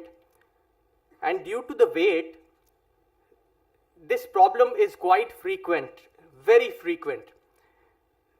When I overheard them talking about their problems, I proposed them, sir, why don't you give me a chance to introduce a product which will definitely be of great use. It would upkeep all your pumps. So we got a chance, and in June 2020, we installed pumps. We installed shafts at 2 locations, and it's been working since 2 years and has given wonderful performance. It has saved energy up to 10%, which was astonishing.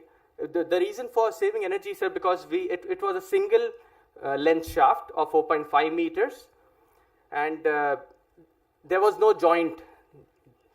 The bearing housings were eliminated. There was elimination of the muff couplings, and the total problem of misalignment, pump breakdowns was totally closed. And the pumps have been in operation since last 2 years continuously. We just recently had a revisit with our customer and had joint inspection, where we formed a joint minutes of meeting showing the advantages, the payback. The payback actually works out to be almost within a year's time. You get the payback for these shafts. It's like you fit it and forget it. So my name is Amit Maheshwari, and I'm from Amalgamated. It's a 36-year-old organization. We are working in the field of composites. Where can you please? We are working in the field of composites with defense, electrical sectors, power sectors, petroleum, fertilizers, various kind of industries we are working with, and we are making a lot of technically challenging products which have either not been built anywhere in the world, or maybe they are quite not built anywhere in the country. There are many of the products built for the first time. Sir, Mr. P.P. Maheshwari, the chairman of the company, he is the man with the mission who started with the concept of energy saving. Energy saving by introduction of energy saving fans, axial flow fans for various applications. And since 1984, sir, we have installations of more than we must have more than 1 lakh installations across the country, and each product is scientifically proven. We have in-house testing facilities. We have wind tunnels for testing of and validating each and every product what we produce. Can you please move to the next slide? He has been felicitated for Outstanding Engineers Award for Energy Conservation for billions of units which have been saved across the country. Sir, can you please move ahead? So we are equipped with all in-house softwares where we model as well as do complete analysis of each and every product. Next slide, please. Next. So this is the picture. What you see is of a completely automatic filament winding machine where the shaft is made. The shafts are made. This machine we had installed for making. We were working very actively for the Agni missile program, where we were working for the CRMC, composite rocket motor casings. The concept of manufacturing the shaft has been born from the CRMCs. Since then, we have been making a lot of shafts. Every day we've been producing shafts, and which are running across the nation, as well as we are exporting these shafts. Please. So this is the picture of a SMC compounding line, sheet molding compounding line, where these are the compounds where we have technical know-how from Germany, which are being used for a lot of electrical application. Next slide, please. these are hydraulic presses for 1,000 tons. Please, next slide. Next slide. Here we make sections, we produce profiles. Like you have profiles in aluminum or steel, we have different kind of profiles which we produce in composites, which are non-corrosive in nature, electrically safe. Next slide. Next one, please.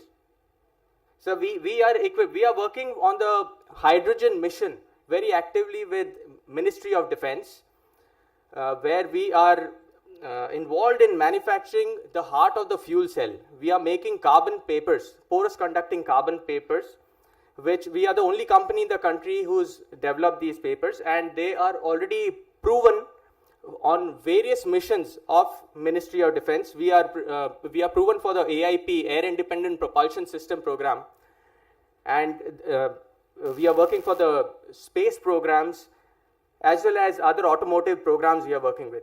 We are also working for, here we do graphitization, we do heat treatment up to 3000 degrees centigrade in inert atmosphere. Can you please move ahead? These are ovens for curing of composites. Next please. Please move ahead. Next.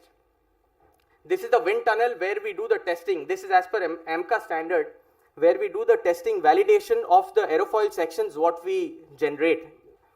Please. And that is proven to our customers. Next slide, please. Next.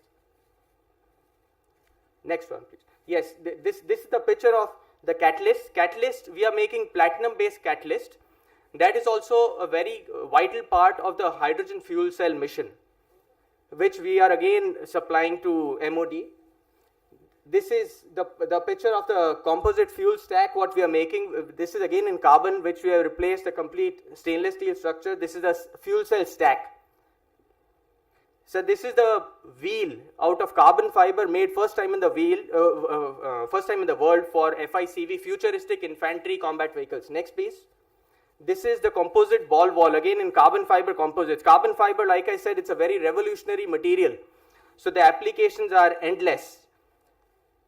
So this is a hydrogen cylinder, nitrogen cylinder. This is a type 3 cylinder where carbon fiber and you have an inner liner of aluminum or steel, which has again been proven, and we are again actively working with MOD, Ministry of Defense, for developing hydrogen storage cylinders right up to 300 liter water capacity and pressures up to 1200 bar. Next slide, please. We have displayed a cylinder outside. So these are the pictures of again fuel tanks as well as composite launcher tubes, which are used in the the K9 Vajra program, which the guns, the battle tanks which have been supplied by Larsen & Toubro Defense to Ministry of Defense. Please, next slide. So these are again made out of carbon fiber, again for the nation. This is also first time. These are electromechanical masts used by the Indian Air Force. Next slide, please. So we are a backward integrated company. These are non-wovens, wet-laid non-wovens, what we are manufacturing in-house, which is used for various high temperature applications, as well as it's used as a critical part or in the hydrogen fuel cell electrode manufacturing. Next one, please. So these are the pictures of the fans what we produce, which have been saving billions of units across the year. This is the analysis for the fans, finite element analysis. Yeah, next one, please. Next one. So we started with, we developed, so 20 years back, when carbon fiber, access to carbon fiber was very difficult in the country, we introduced glass fiber shafts. Maybe thinking that, with the help of Indian Institute of Technology, we launched these shafts. We tried launching these shafts with bigger diameters, thinking that with the increasing of the diameter, we'll increase the E value. But these shafts were not able to perform. So it was decided it's only carbon fibers which is the ideal material, because you need very high modulus, very high tensile strength.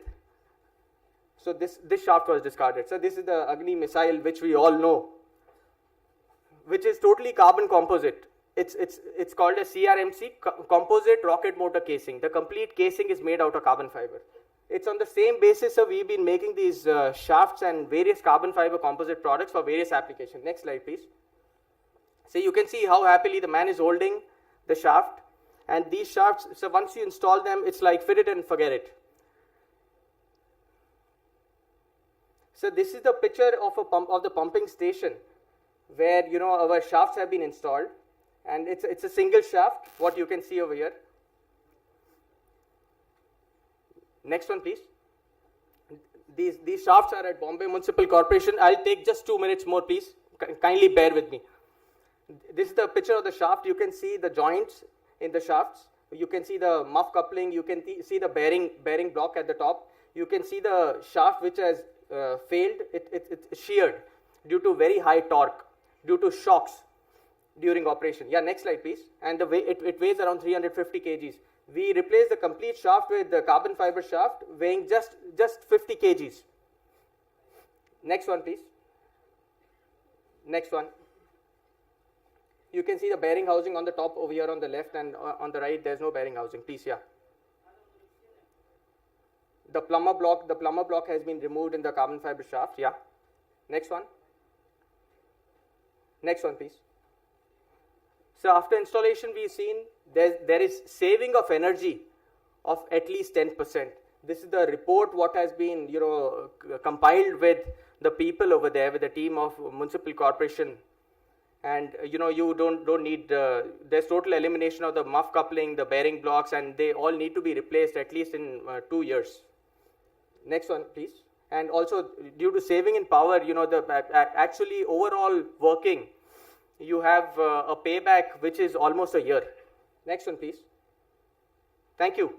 I'll be happy to answer questions and learn something if you could give us some feedback. Thank you, sir.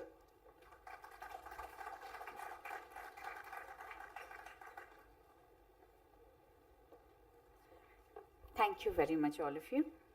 Now, the whole program, now this brings us close to of India Energy Conclave 2022. Kindly, all of you, please, the lunch is arranged ground floor where you people had your tea. And you have, this time we have arranged this working lunch. So all of you have to take your lunch there and kindly reassemble again on time. So the whole program was powered by Senpa, and in association with the Janitra Electronics and Sonal India Limited. So all of you, please take your lunch, enjoy your lunch, and kindly come back to the auditorium again. We'll have an award section that will be more, of course, exciting for all of you to have your celebrations. Thank you very much.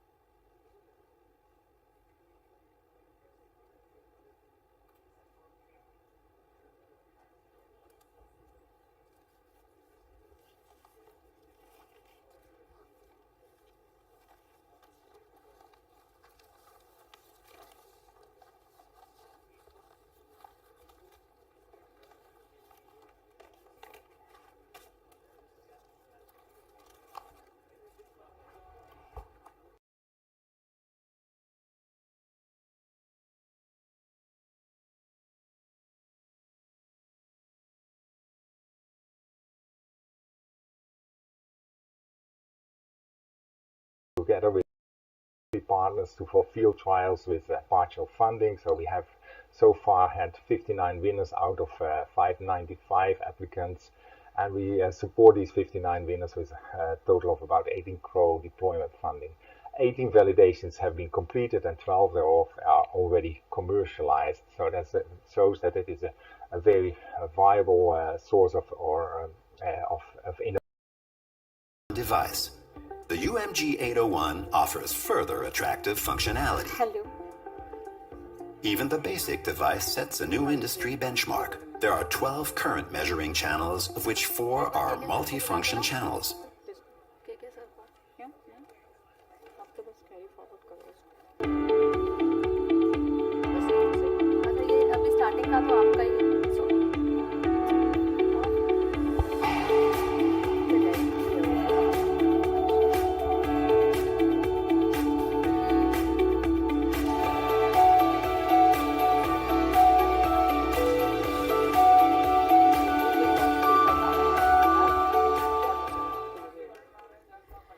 Good afternoon, ladies and gentlemen. Welcome you all once again. All of you, please kindly settle down. We are waiting to start this session of awards very soon. Kindly be seated, all of you.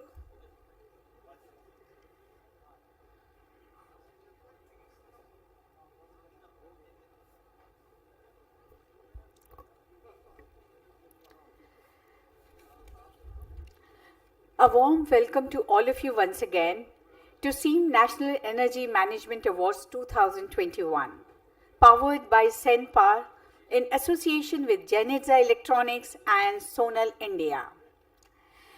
As told in the morning, SEAM embarked on a creative initiatives to inspire energy professionals. This took the shape of National Energy Management Award in 2015.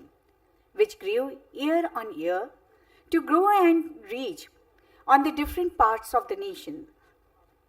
This is evident from the galaxy of corporate organizations who have secured their positions as winners today. So here we are going to start now SEAM National Energy Management Awards 2021. First of all, a huge round of applause. Now it's a time to celebrate all of you because you are also one of them to get this award. I am here, inviting, please kindly pay attention to your names. General Secretary, Dr. Chandrasekhar Azad, to the dais.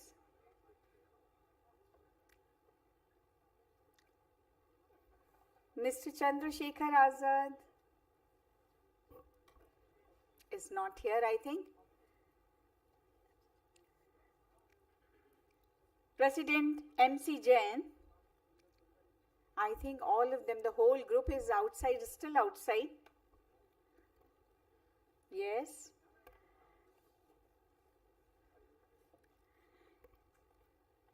Mr. G. Krishna Kumar, Chairman, SEAM Awards 2021, to the stage.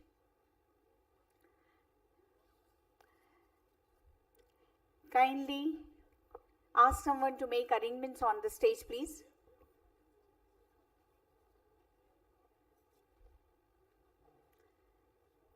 May I request all of you to please come fast and make yourself comfortable so we can start the second session of our awards.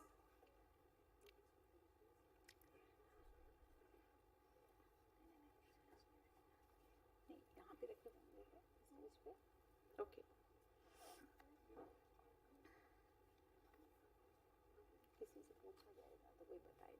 Yes. Chairs डालने होंगे sir. Yes. Please kindly arrange the chairs. Now with Dr. MC Jain is here. Please kindly come up on the stage. Secretary Chandrasekhar Azad ji, please kindly come up on the stage. Now, let me invite Chief Guest of the evening, Dr. Ashok Kumar, Deputy Director General, Bureau of Energy Efficiency, India. Kindly please come up on the stage. And now here, give them a big round of applause. After having lunch, you people are not clapping well. What is this? Clap. Yes, may I request Dr. Chandrasekhar Azad ji to the welcome address, sir. Most welcome.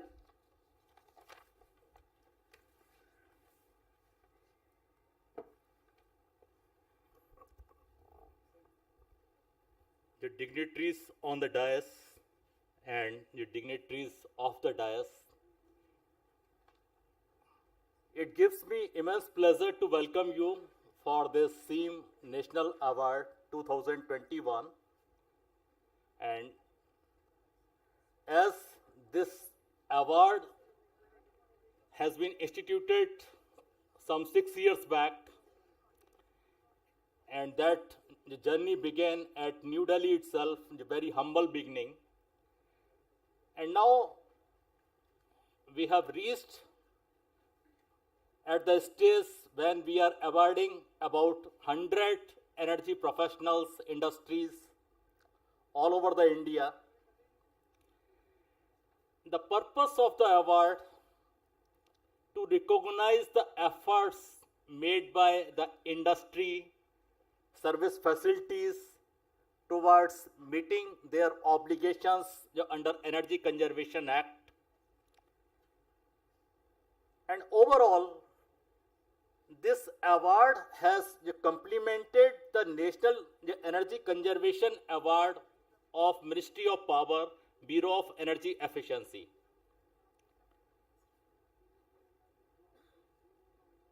If we do some analysis of last 6-7 years of the industries that have been awarded by SEAM, most of the cement industry, steel industry, sponge iron industry, they have been awarded for their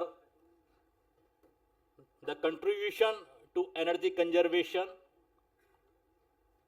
Some thermal power plants, and especially even the building sector and banks, they have done marvelous job in this area and they have been awarded. This year, the awardees list is quite long, and we are quite fortunate to have with us Shri Ashok Kumar Sir, Deputy Director General of Bureau of Energy Efficiency, as our chief guest for this award function. I am grateful to Sir for gracing this occasion, and I welcome all the award winners who have come from all parts of the country. I welcome the President, Dr. M.C. Jain Sir. I welcome the SDA in charge of various states, the Chhattisgarh and other states who have come here, and I am grateful for this award preparation and other things made by the Krishna Kumar Sir, who is the in charge of SEAM National Energy Award Committee.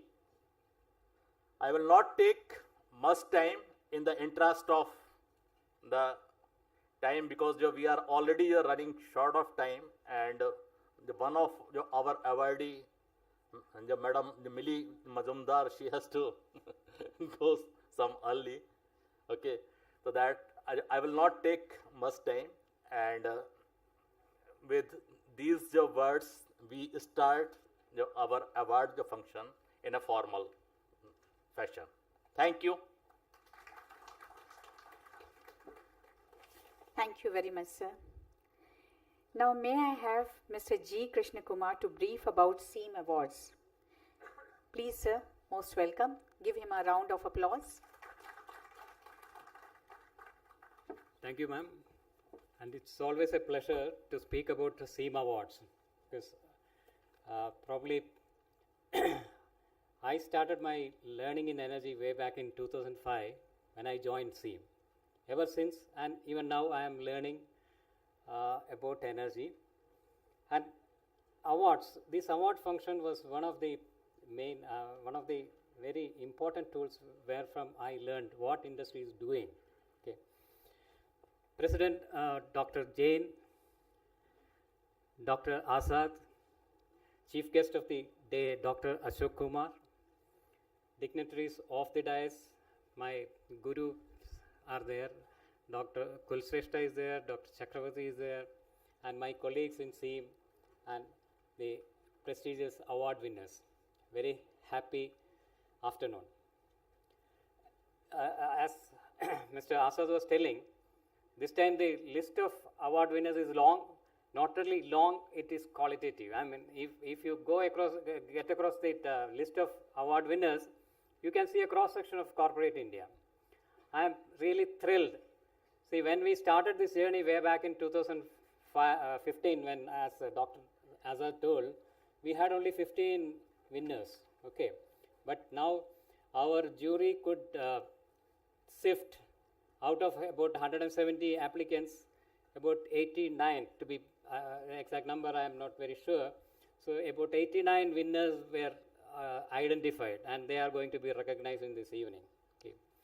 And see, this our award has been placed at a unique level, which was recognized by the person who inaugurated, who was no less a person than Dr. Ajay Mathur way back in 2015.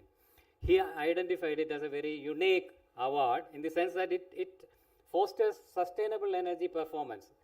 That means year on year, every company gets improvement in their energy performance, and that is evident from the many organizations who are applying in again and again and improving on their performance and sustainable. Okay, that's something very much satisfying to we at SEAM. And as a fellow runner right from the first SEAM award onwards, I feel happy. And if if to talk about awards, SEAM awards, I can go on for the whole evening. So my anchor will desist me from doing so. I'll point out some certain important points. Okay, one of the important points which came out during the jury's discussion was that in spite of COVID, and in spite of there is in some cases fall in production, the SEC have been trying times were used by the corporate India to better their performance in energy management. That's something very, very, so our efforts, BE's efforts have gone deep into the hearts of the people. Okay. And awards also is one of the tools which we have devised to get into the heart of the matter. I mean, see, we are appealing to the hearts. So we are appealing to the finer sensibilities of formation days. In 2005, we tried to organize campaigns, technical campaigns, training sessions, which was appealing to the heads of technical people. Now, once we instituted this award function in 2015, we started appealing to the heart. Okay. Which is giving results and which is spreading the matter all over the country. Many organizations have vouched that yes, your awards have encouraged us to inspire our own people. They are getting more motivated. They come up with new ideas, innovative ideas. They absorb technologies from far and wide and improve their performance. And some other new drivers also have come in the picture now in the scene. For example, Industry 4.0.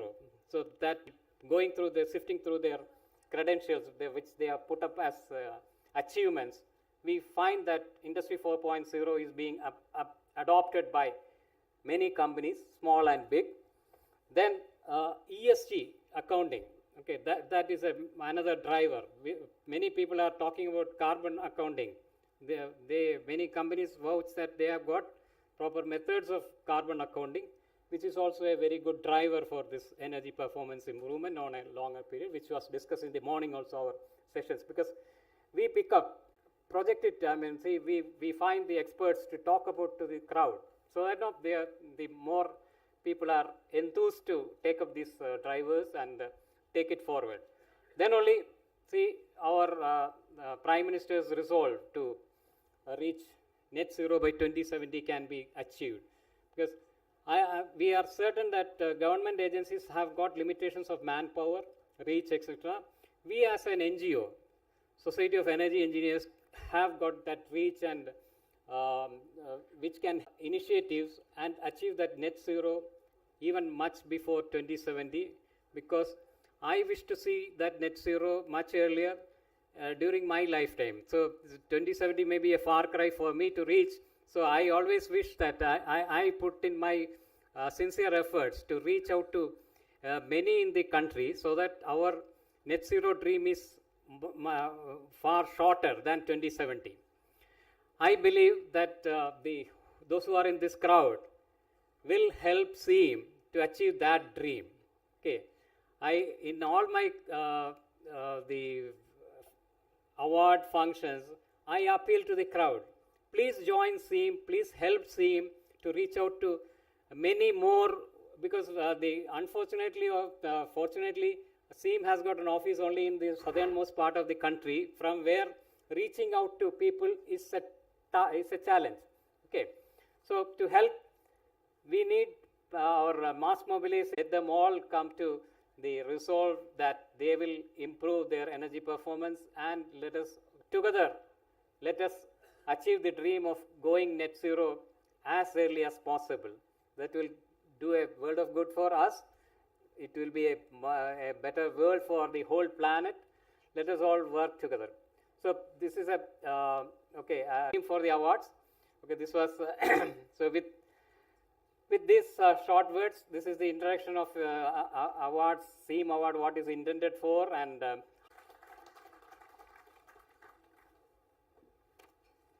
thank you very much, sir.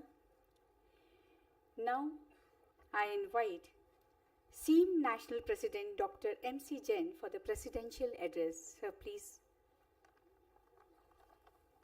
Most welcome, sir.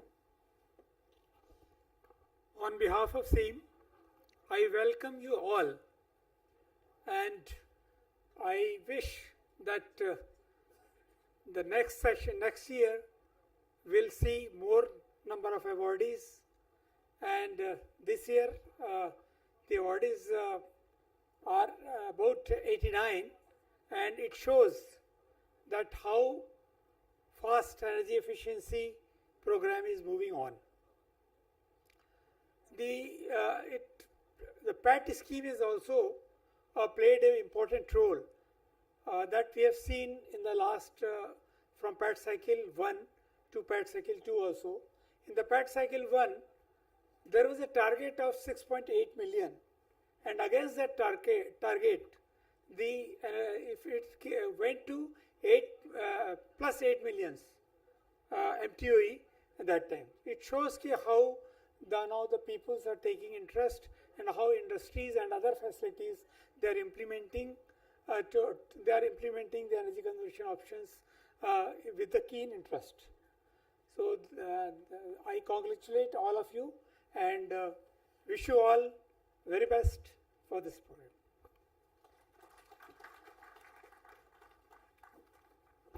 Thank you very much, sir. Now today we have our chief guest also. Here, Dr. Ashok Kumar, Deputy Director General, Bureau of Energy Efficiency, for inaugurating the event by watering a sapling along with the other dignitaries.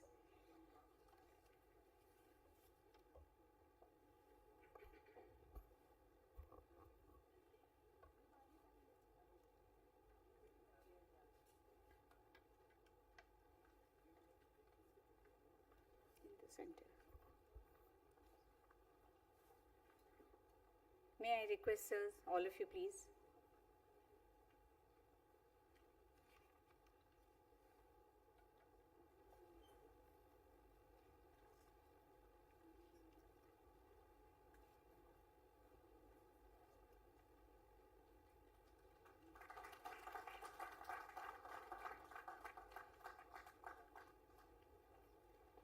Now, I am requesting Dr. Ashok Kumar, our chief guest, for inaugural address, sir. Most welcome.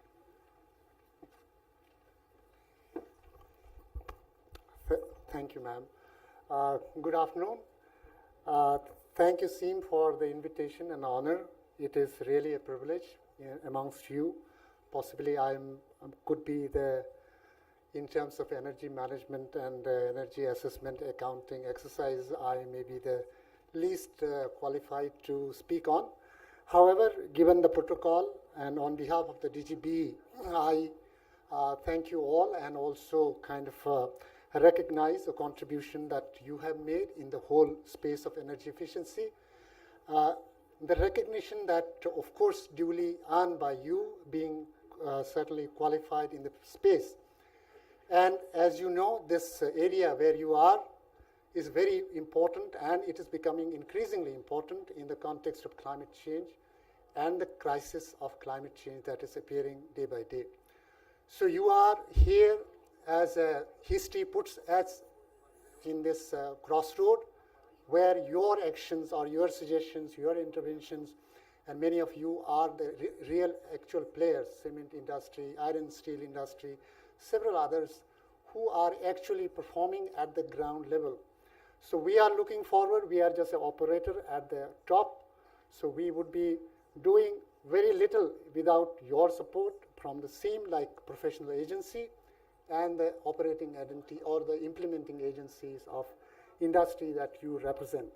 So it is indeed an honor, and I kind of congratulate the SEAM for instituting such an excellent program which encourages the industry to perform to its best and go beyond that.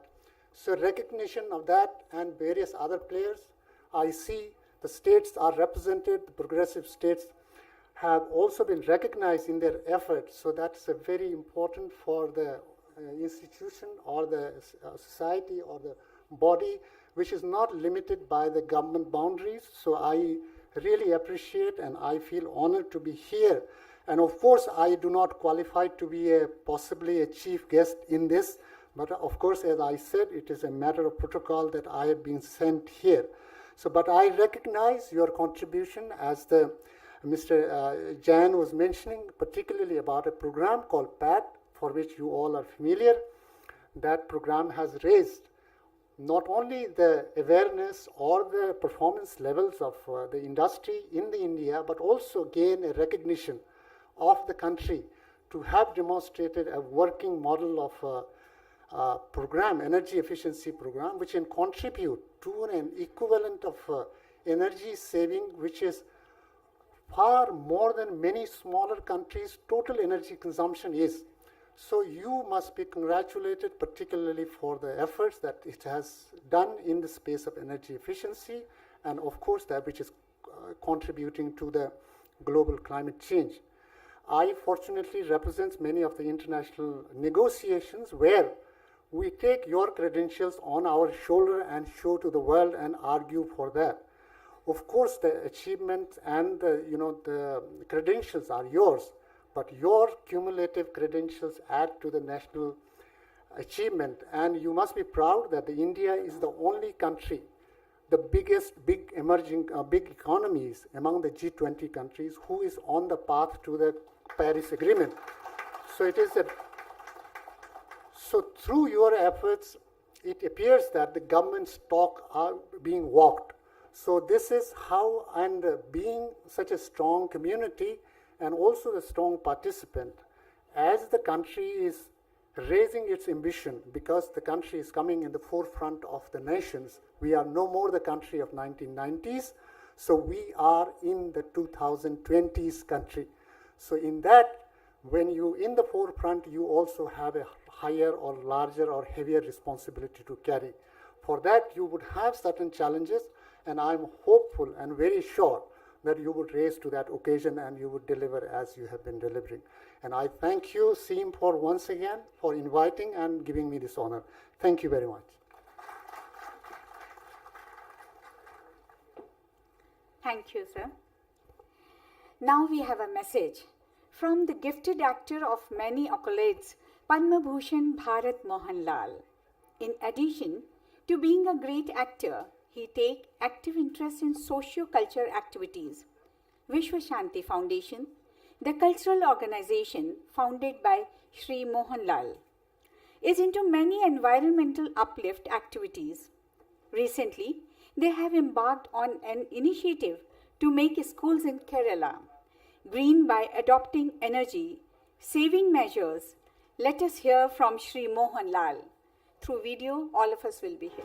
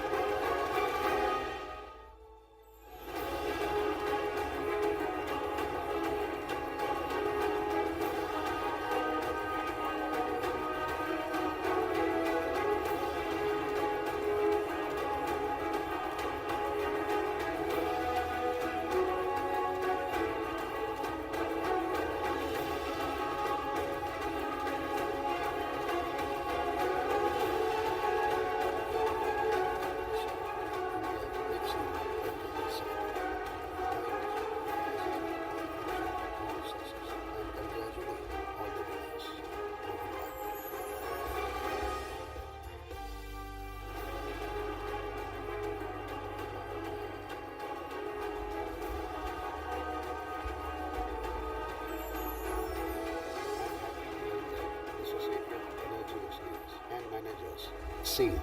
The National Professional Body of Certified Energy Professionals are holding their 7th National Energy Awards at Delhi. Awards will inspire the professionals and organizations to put in their best efforts to improve energy and performance. Collectively, this can contribute significantly to our Prime Minister's resolve to make India net zero by 2070. I wish the ZEEM Award function all success and congratulate all the winners. Mohanlal.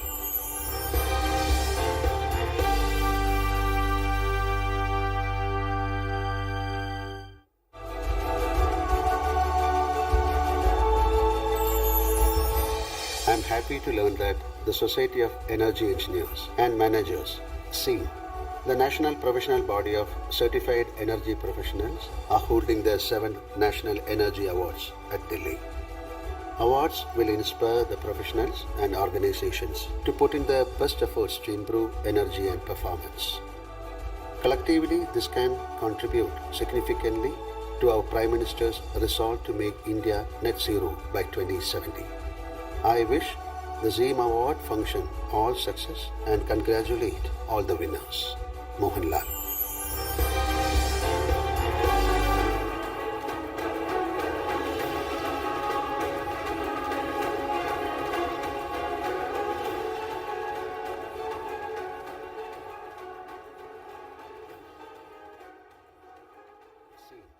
The National Professional Body of Certified Energy Professionals are holding their 7th National Energy Awards.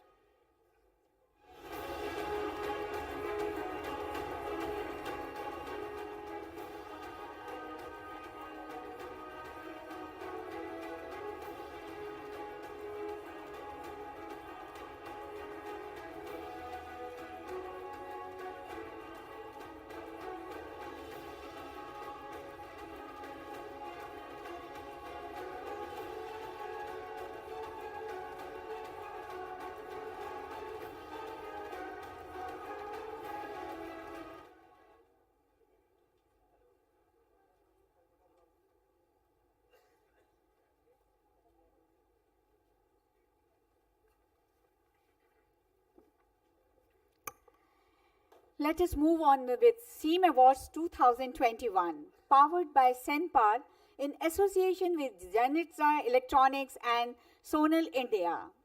The first category of awards is Exemplary Awards.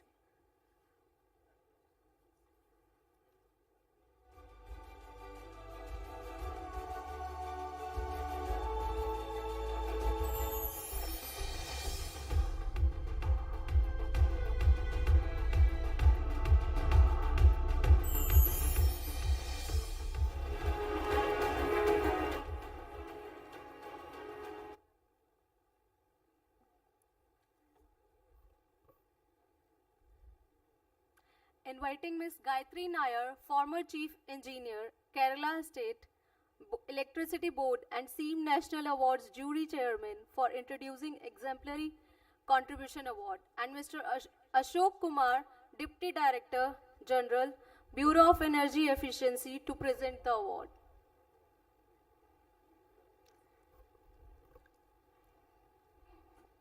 Kindly come up on the stage, please.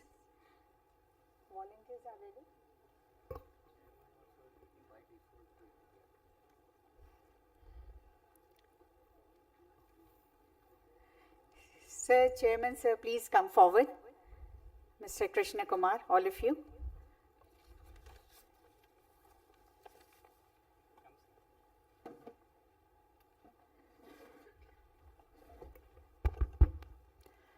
Happy afternoon, all of you.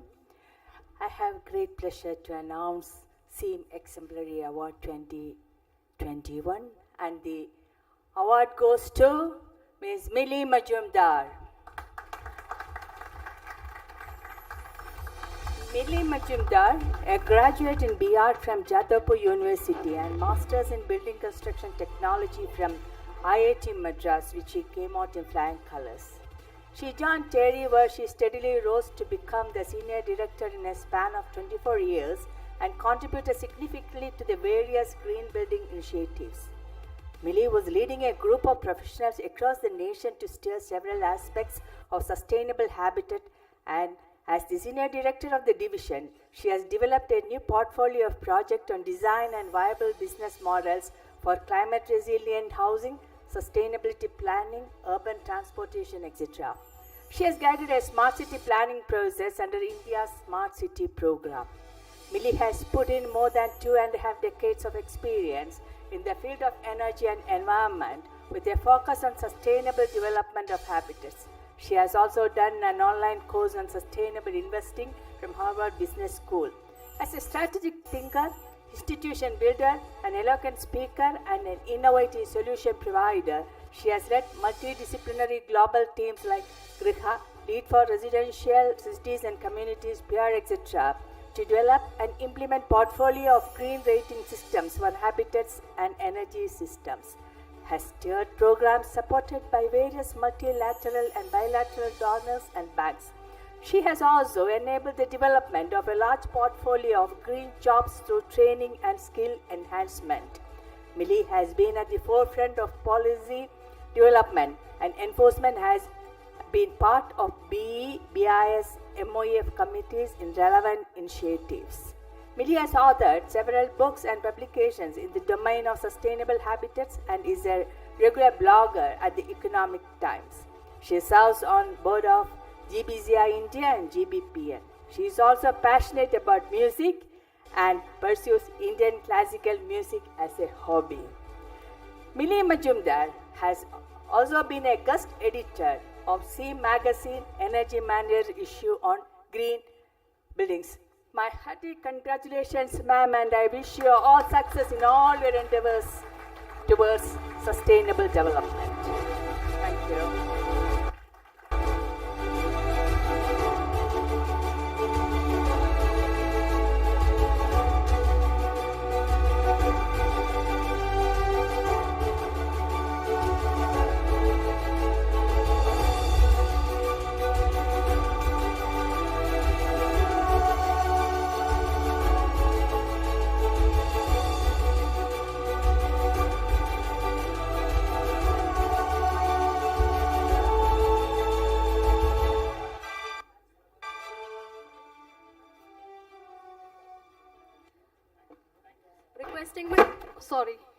Requesting Ms. Millie Majumdar, please say a few words.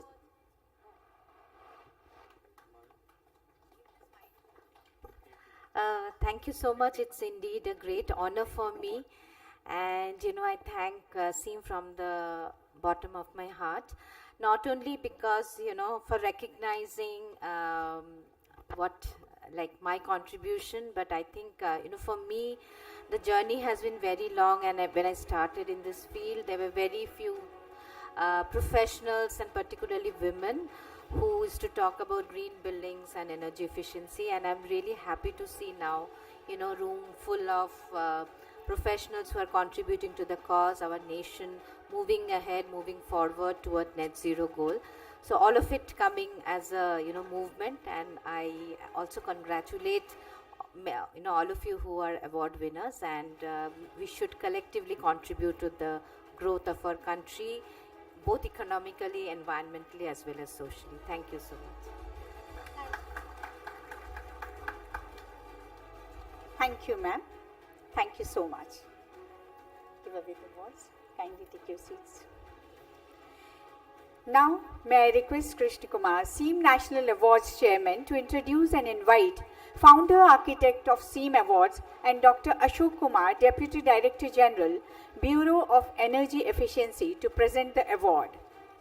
SEAM Awards 2021, powered by Senpar in association with Janitza Electronics and Sonal India.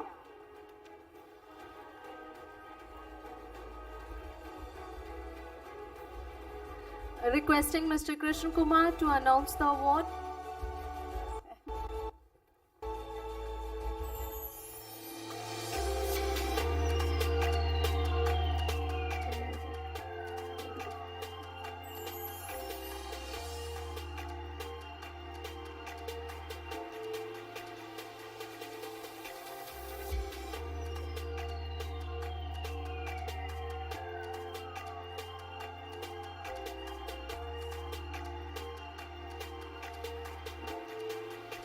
it's always a pleasure to give an award to a colleague, that to a very dynamic one. So it's my pleasure to announce a founder architect of SEAM Awards. It goes to Mr. Jayakumar Nair.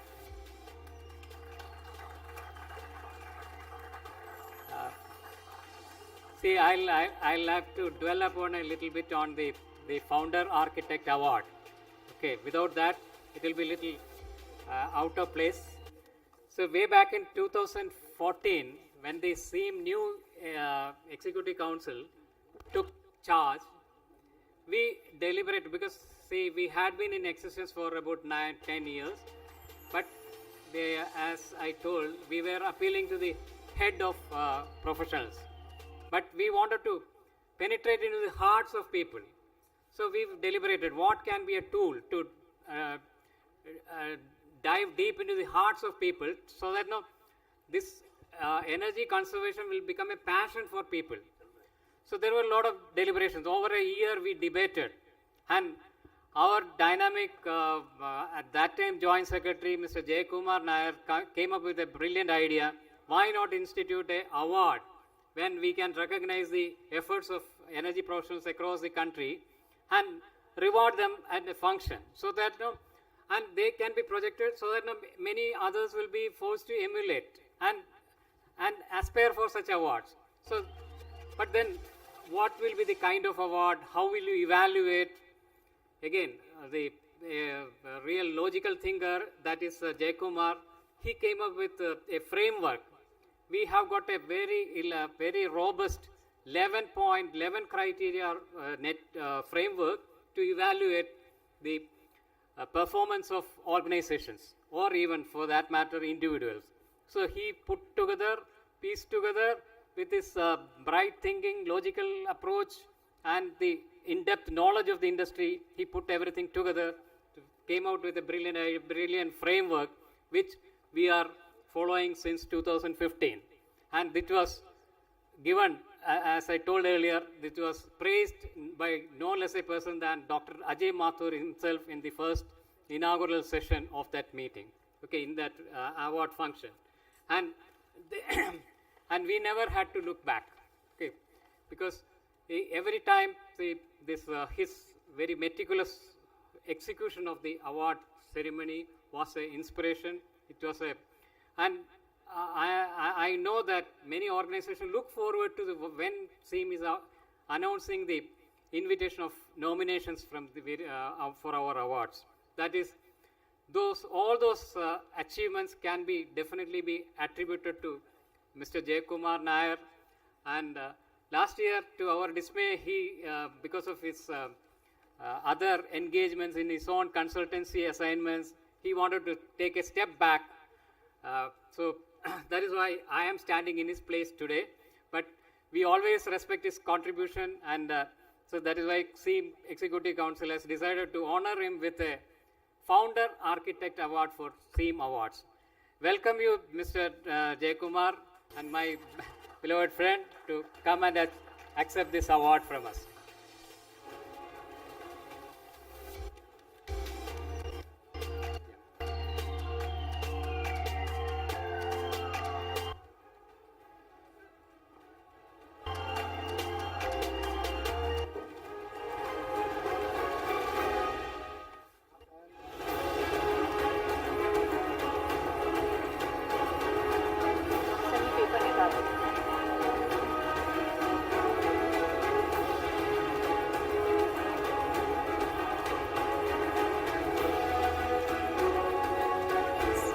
May I have few words from you? And congratulations for this award. So please use this. Thank you. I don't have much experience in receiving the awards. That is why there is some confusion how to receive this honor. So I am happy, privileged to receive this honor from SEAM. Thank you, SEAM, for providing me this opportunity. So a few years back, exactly around 7 or 8 years back, when the then executive committee decided to have an award, the only thing SEAM executive committee was asked is to have an award which is unique in nature because there are several awards from SDA, BEE, and many other organizations. So we have devised a methodology how to do the analysis and all. Thanks God, we did it judiciously, and that is why the entire energy management fraternity of India is here now to receive this 7th series of award. And thank you, Chairman, for providing this opportunity to receive an award from SEAM. Thank you. Thank you very much.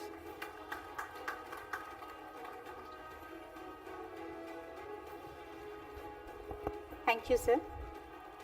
Let us invite the sponsors of the event, Mr. Sudhakaran, Messrs. Senpar, Mr. Hari Balasubramaniam, Messrs. Janitza Electronics, and Mr. Shyam Ravindran, Messrs. Sonal India.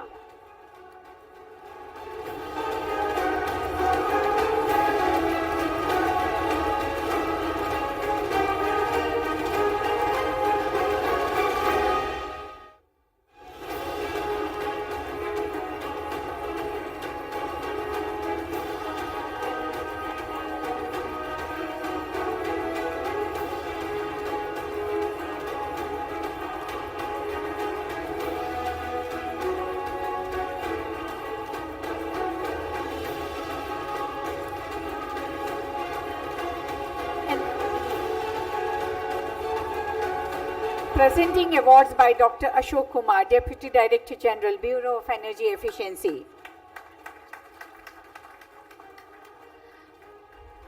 Inviting sponsors, Mr. Hari Balasubramaniam, Messrs. Janitza Electronics.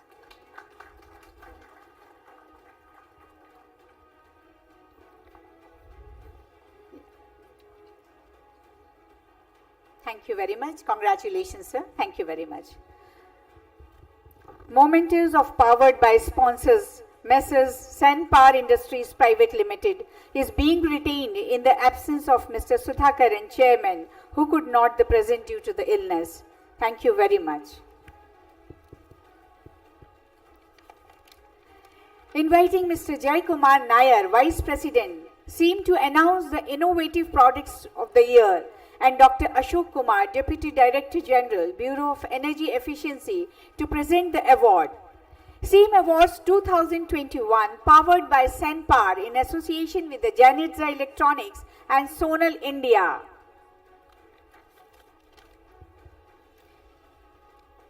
Requesting Mr. Jai Kumar Nair to announce the award, please. Innovative Product of the Year goes to Free Hot Water Air Conditioner by Mrs. Chilton Refrigeration Private Limited, Kerala.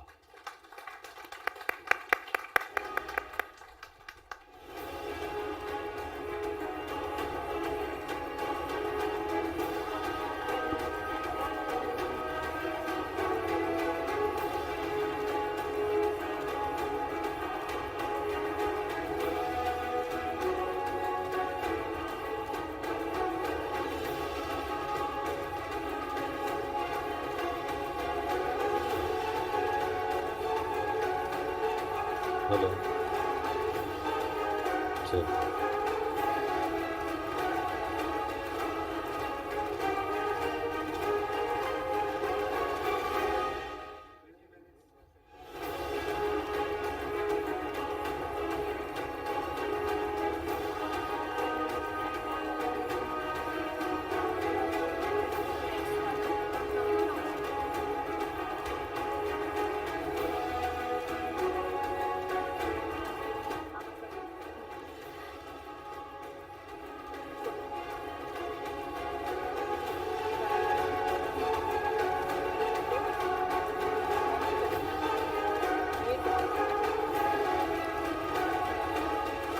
Inviting Mr. Jai Kumar Nair, Vice President SEAM, to announce the Innovative Product of the Year, and Dr. Ashok Kumar, Deputy Director General, Bureau of Energy Efficiency, to present the award.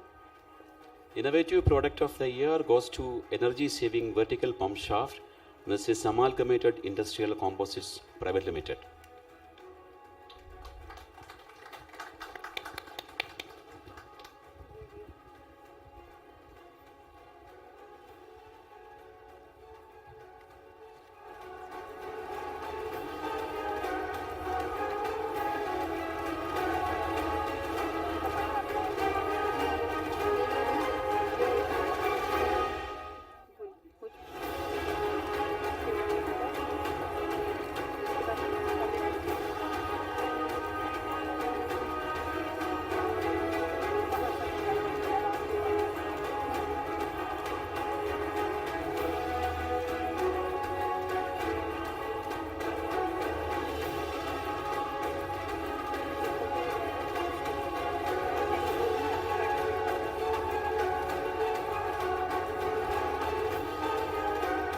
Thank you and congratulations. Thank you very much.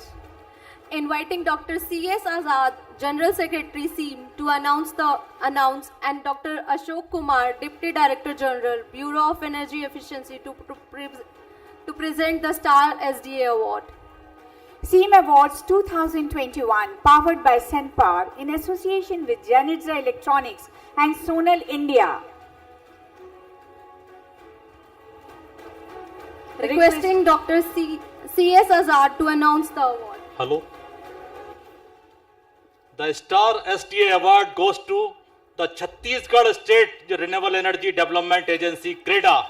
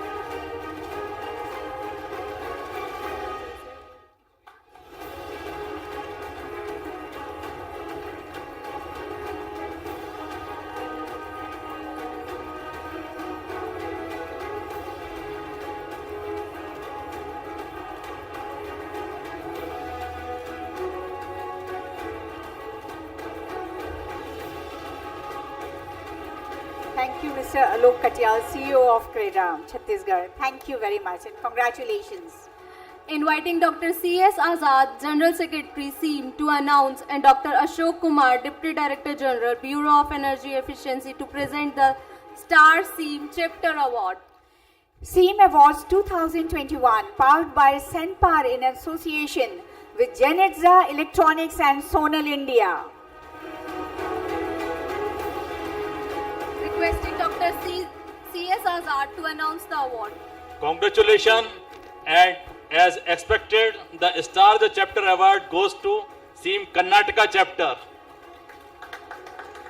Jayaprakash ji and Mr. Bennett, please, you come on the dais.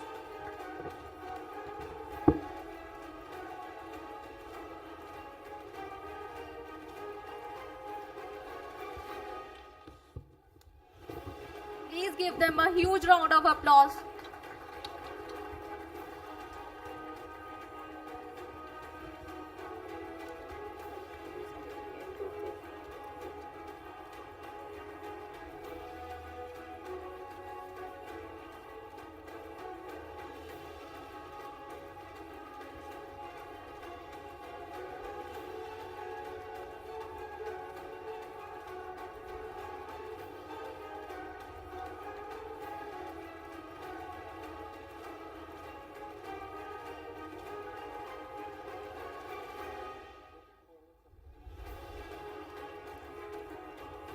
Congratulations, Chairman Mr. Jay Prakash and Secretary Bennett George of Karnataka Chapter. Congratulations.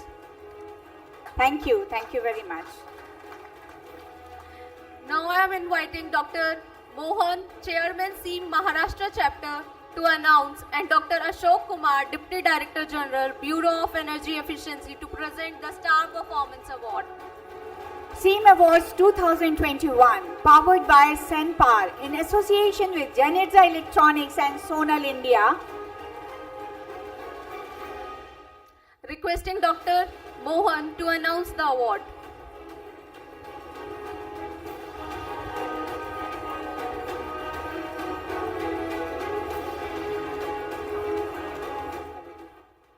The SEAM Star Performance Awards 2021 in the Certified Energy Manager segment goes to Mr. Manoj Kumar Dheerajlal Piplia.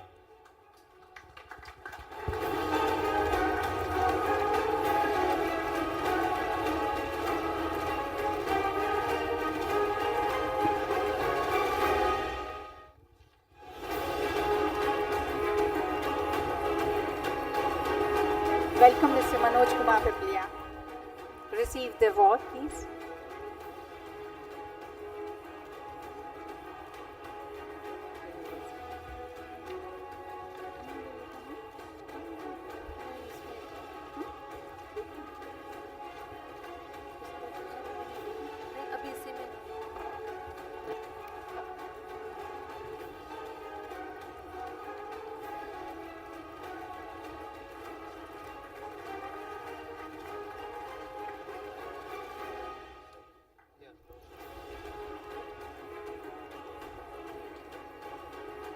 Congratulations, Manojji, and thank you so much. Thank you very much. Now I request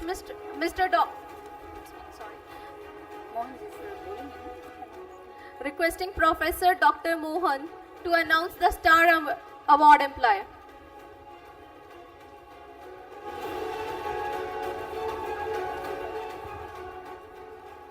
Star Contribution Award for the Best Employee goes to Miss Mini, Deputy Manager, and Miss Saranya Mohan, Assistant Manager.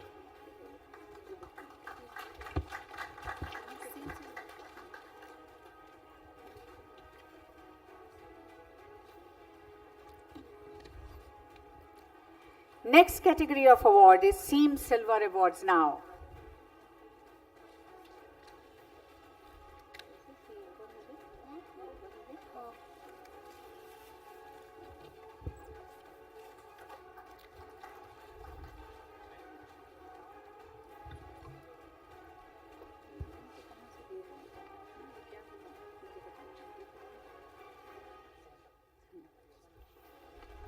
Thank you very much. Thank you very much, sir.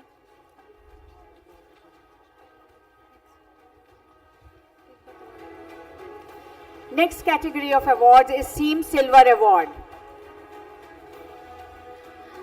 Inviting Mr. Neeraj Dhingra, Treasurer, Indian Association of Accredited Energy Auditor, to announce the award, and Mr. Manish Dabkara. Sorry, Manish Dabkara ji is not available. I request Mr. MC Jain to please come up on the stage.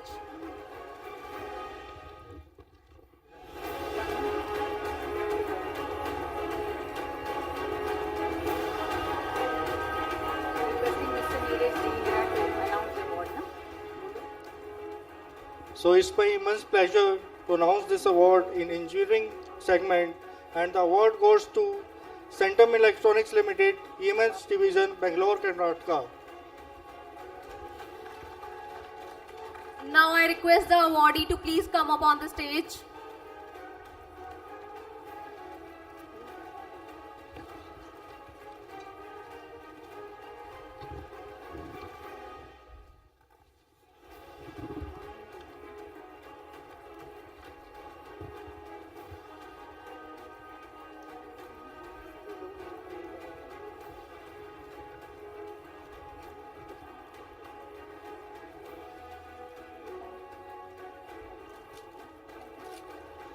Thank you, sir.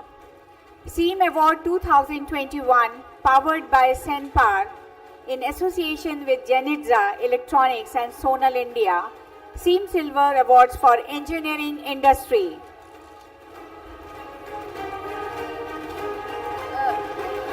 Requesting Mr. Neeraj Dhingra to announce the award.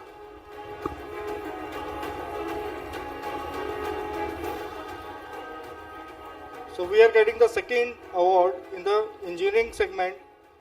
The award goes to the same company, Centum Electronics Limited, but the division is different, Cebu Division, Bangalore, Karnataka.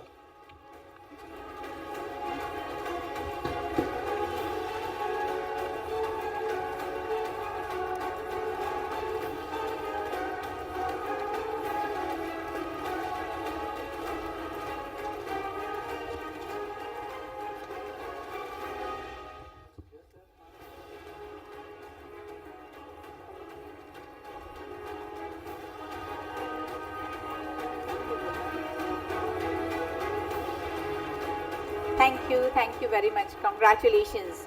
SEAM Awards 2021, powered by Senpar in association with Janitza Electronics and Sonal India. SEAM Platinum Awards for Metal Industry.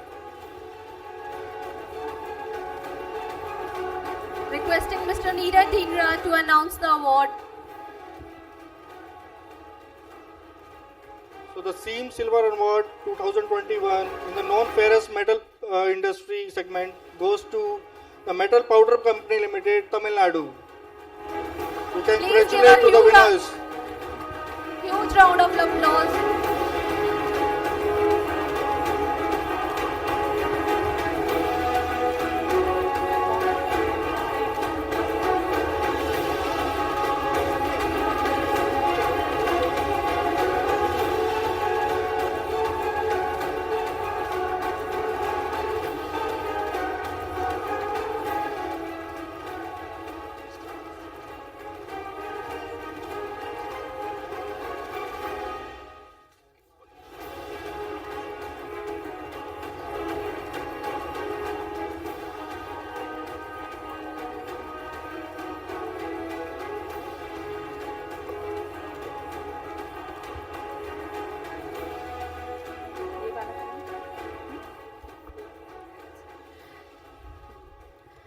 Inviting Mr. Prabhat Saraswat, SEAM Delhi chapter to announce the award, and Mr. MC Jain to present the award.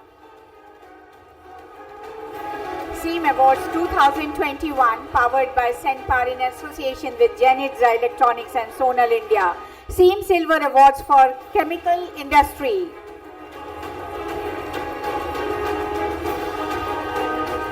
Requesting Mr. Prabhat Saraswat to announce the award.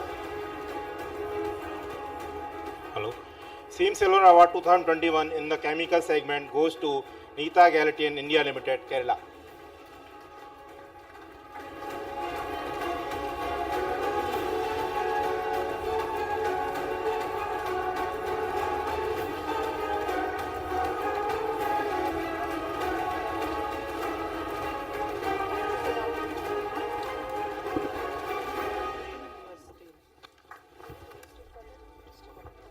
Thank you and congratulations. Again, SEAM Awards 2021 powered by Senpar in association with Janitza Electronics and Sonal India. SEAM Silver Awards for Steel Products. Requesting Mr. Prabhat Saraswat to announce the award.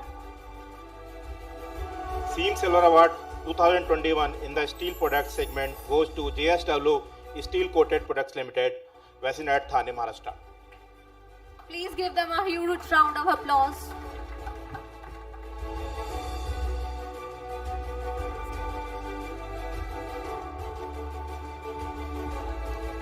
Kindly come and collect the award, please. I think the awardee is not present in the auditorium. So kindly. May I request Asim ji, please come and collect the award on his behalf.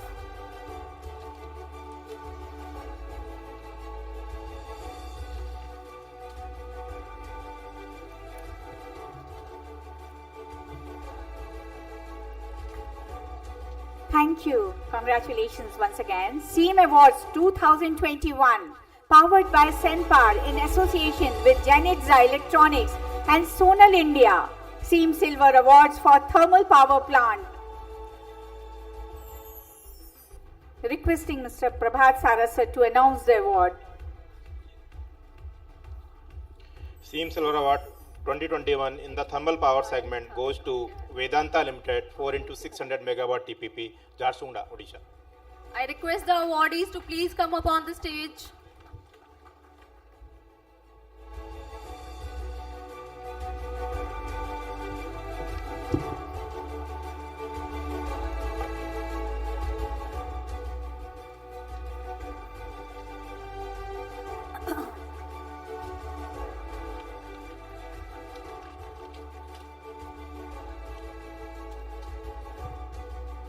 Congratulations. Thank you very much. Moving on to another award, SEAM Awards 2021 powered by Senpar in association with Janitza Electronics and Sonal India. SEAM Silver Awards for Cement Plant. Requesting Mr. Prabhat Saraswat to announce the award.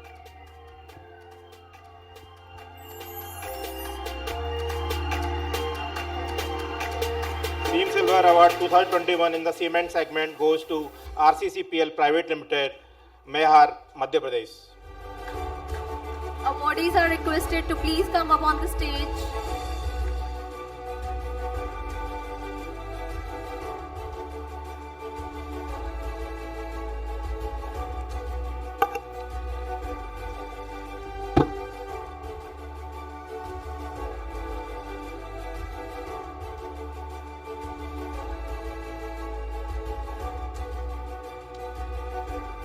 Congratulations, Mahir. Thank you very much. SEAM Awards 2021 powered by Senpar in association with Janitza Electronics and Sonal India. SEAM Silver Awards for printing and packaging. Requesting Mr. Prabhat Saraswat to announce the award.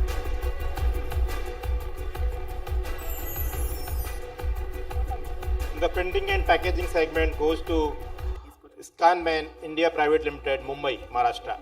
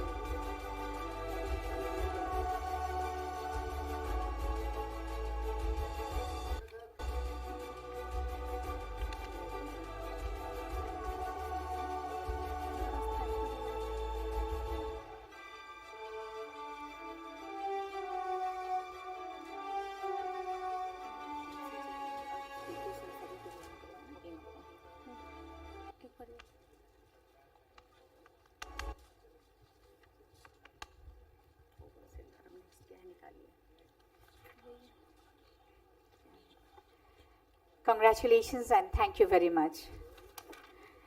Thank you, Mr. Prabhat Saraswat and Sir Jain sir and KK sir. Thank you very much.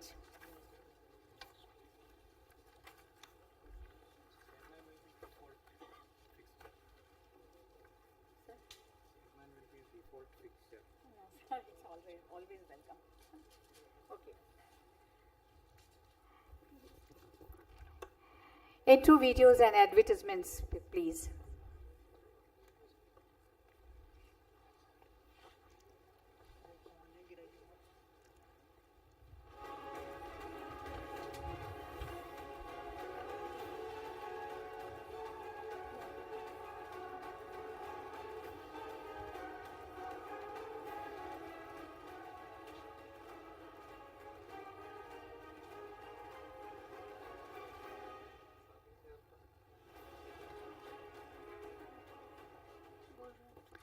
Inviting Mr. Bennett George, Secretary, SEAM Karnataka Chapter, to announce the award, and Mr. Hari Bala Subramaniam, Director, Janitza India and Middle East. All of you please kindly come up on the stage.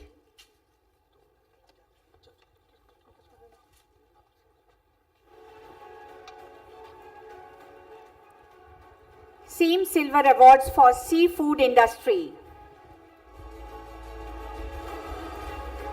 Requesting Mr. Bennett George to announce the award. SEAM Silver Awards 2021 in the Marine Food Processing segment goes to Baby Marine International, Cochin, Kerala. Inviting Mr. Asim, SEAM Treasurer, to collect the award on behalf of Baby Marine International.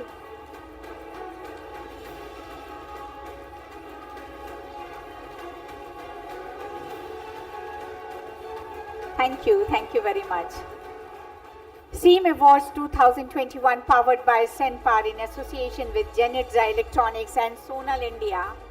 SEAM Silver Awards for Renewable Energy. Requesting Mr. Bennett George to announce the award. SEAM Silver Awards 2021 in the Renewable Energy segment goes to Param Renewable Energy Private Limited, Bangalore, Karnataka. I request the awardees to please come up on the stage.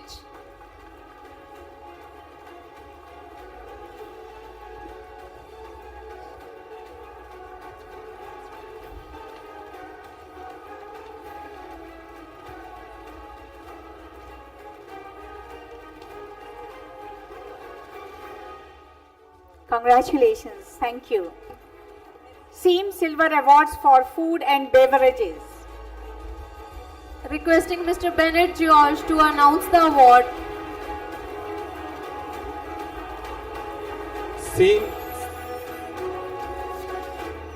SEAM Silver Awards 2021 in the Agri-Business segment goes to Bluecraft Agro Private Limited, Haryana.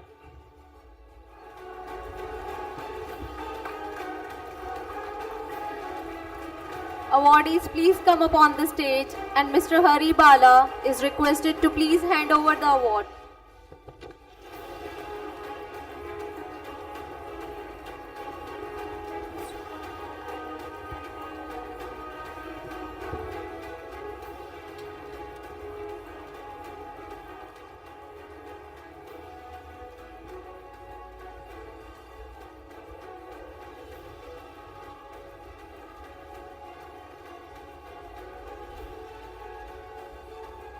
Congratulations. Thank you.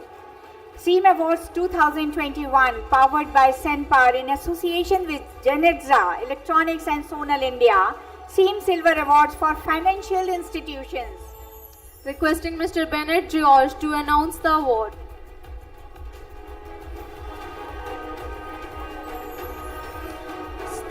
SEAM Silver Awards 2021 in the Financial Institution segment goes to ICICI Bank Limited, Trichy, Srinagar, Tamil Nadu.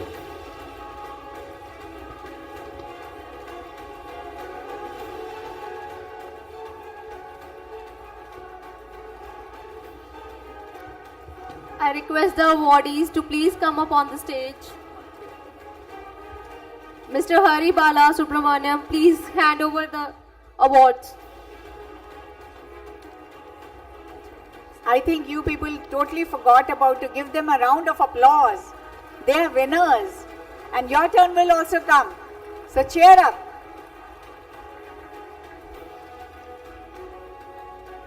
All three of you, please. All right. Trichy, Singham, okay. Okay. All right. Okay. So three from one branch. All three of you are from the different branches. Okay.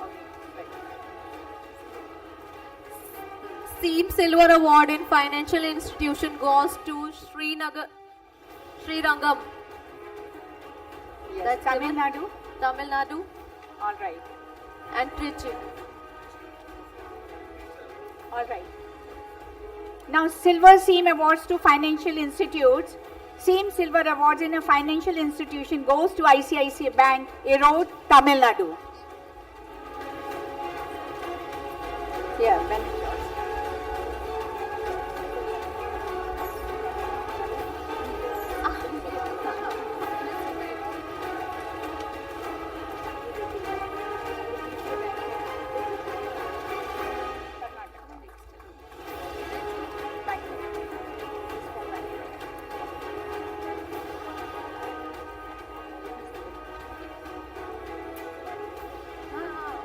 Don't worry.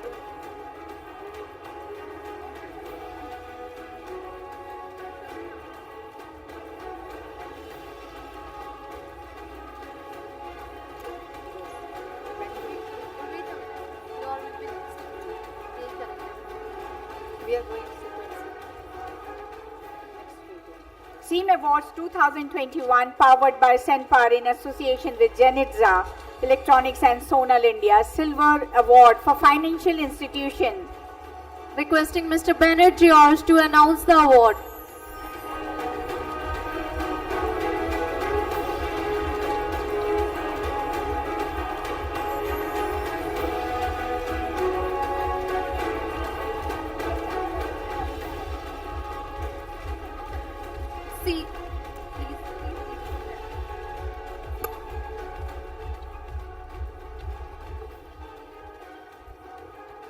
SEAM Silver Award in Financial Institutions goes to ICICI Bank Limited, Udagamandalam, Tamil Nadu. Congratulations.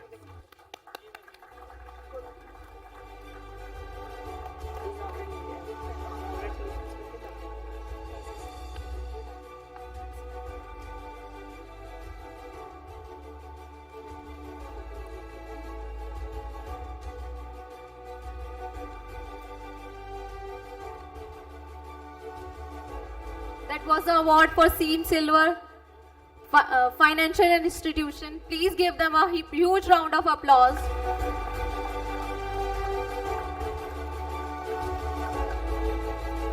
SEAM Awards 2021 powered by Senpower in association with Genetza Electronics and Sonal India. SEAM Silver Awards for Financial Institution.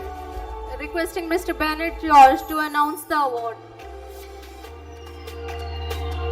SEAM Silver Awards 2021 in the Financial Institution segment goes to ICICI Bank Limited, St. Agnes, Bendur, Mangalore, Karnataka.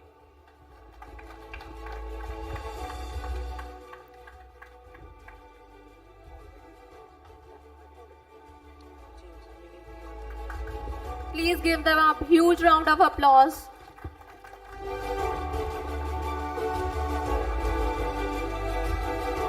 Congratulations and thank you. Thank you, Mr. Hari Bala Subramaniam. Bennett George, please come. Thank you very much. Thank you very much. Now inviting Mr. Asim, National Treasurer SEAM, to announce the award, and Mr. Sham Ravindran, Director Sonal India. SEAM Awards 2021 powered by Senpower in association with Genetza Electronics and Sonal India.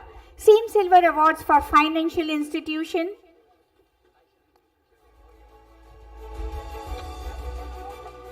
Mr. Azim, please come.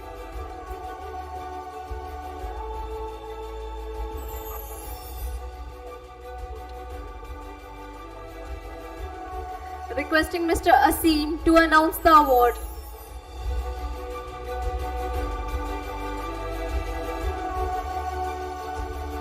SEAM Silver Awards 2021 in the Financial Institutions segment goes to ICICI Bank, Koramangala, Karnataka.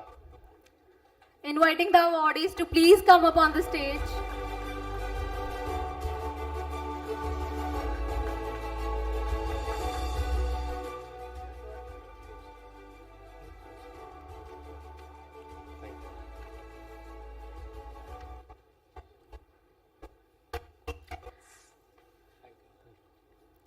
Congratulations and thank you. SEAM Awards 2021 powered by Senpower in association with Genetza Electronics and Sonal India. SEAM Silver Awards for Financial Institution. Requesting Mr. Asim to announce the award.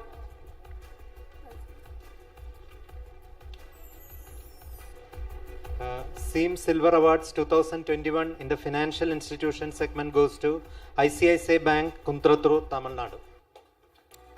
Inviting the awardees to please come up on the stage. Already there.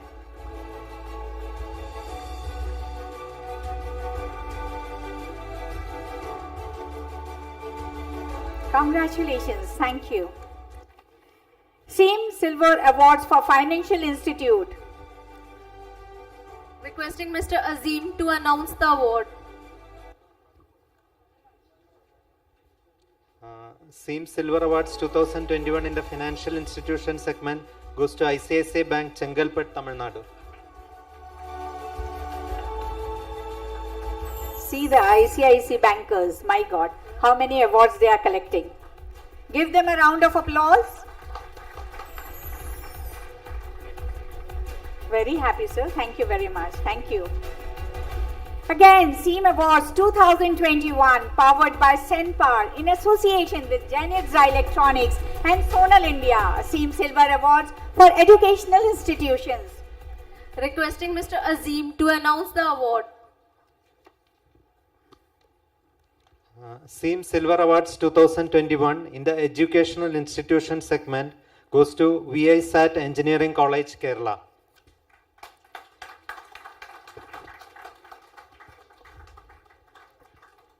Please give them a huge round of applause.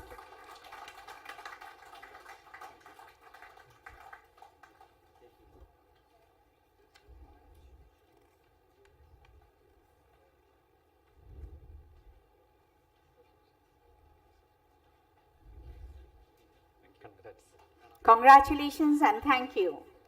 SEAM Awards 2021, powered by Senpar in association with Janitza Electronics and Sonal India. SEAM Silver Awards for Economical Service Providers and Service Providers.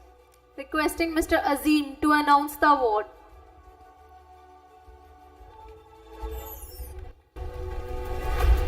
SEAM Silver Awards 2021 in the Encon Service Provider segment goes to Greenleaf Green Solutions Private Limited.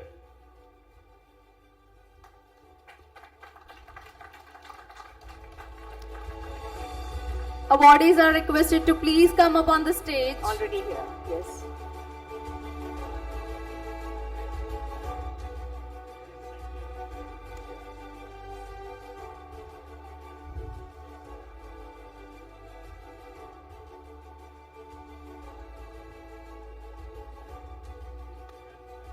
Congratulations. Thank you. SEAM Awards 2021. Again, Silver Award for Encon Service Providers. Requesting Mr. Azim to announce the award. SEAM Silver Awards 2021 in the Encon Service Provider segment goes to GeoLive Infrastructure and Realty, Kerala. Little louder. Yes. All of us had lunch and now waiting for the tea.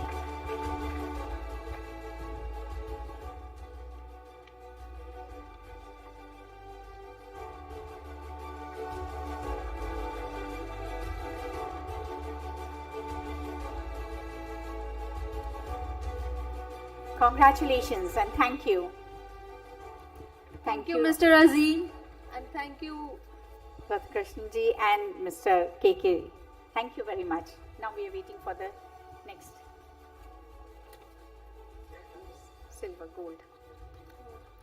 Moving on to the gold awards. As you know, gold is more precious than silver, of course.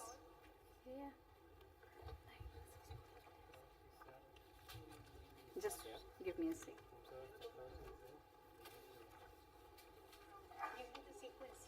Azim sir, kahan hai? Azim sir, gold ki sequence kya hai?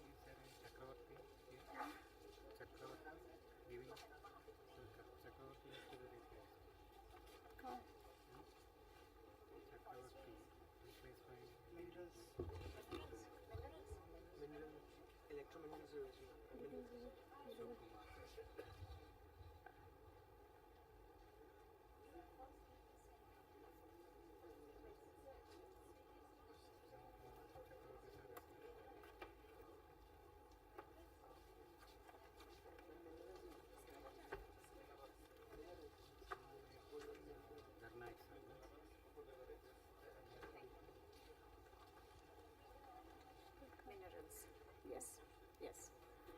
Moving on to the golden awards, minerals. Take out this.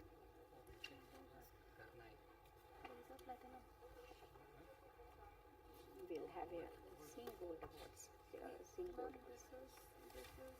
Just let me find out. Thermal power engineering.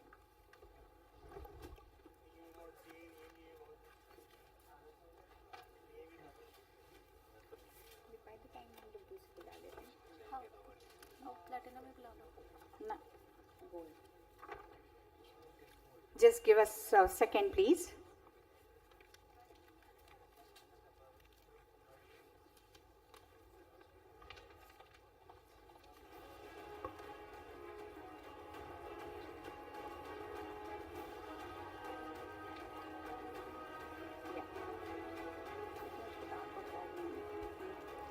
Next category of award is SEAM Gold Awards.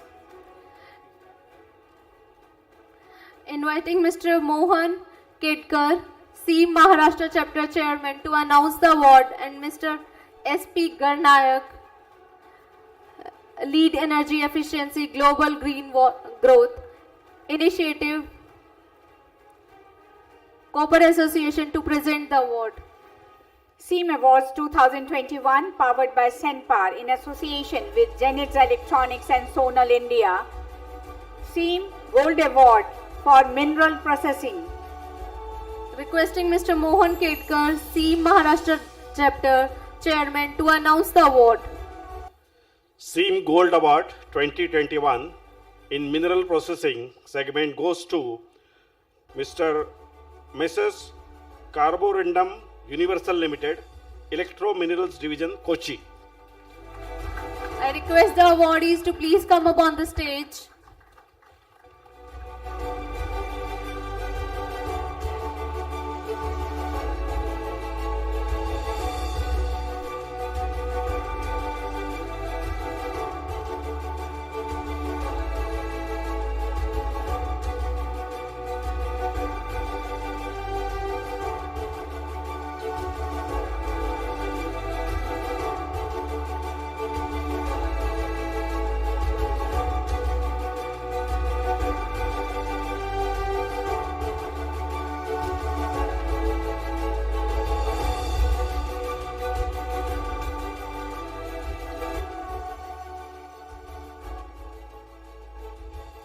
Congratulations and thank you. Next category, SEEM Gold Awards for Food, Beverages, Dairy Industry. Requesting Mr. Mohan Kedkar, SEEM Maharashtra Chapter Chairman to announce the award.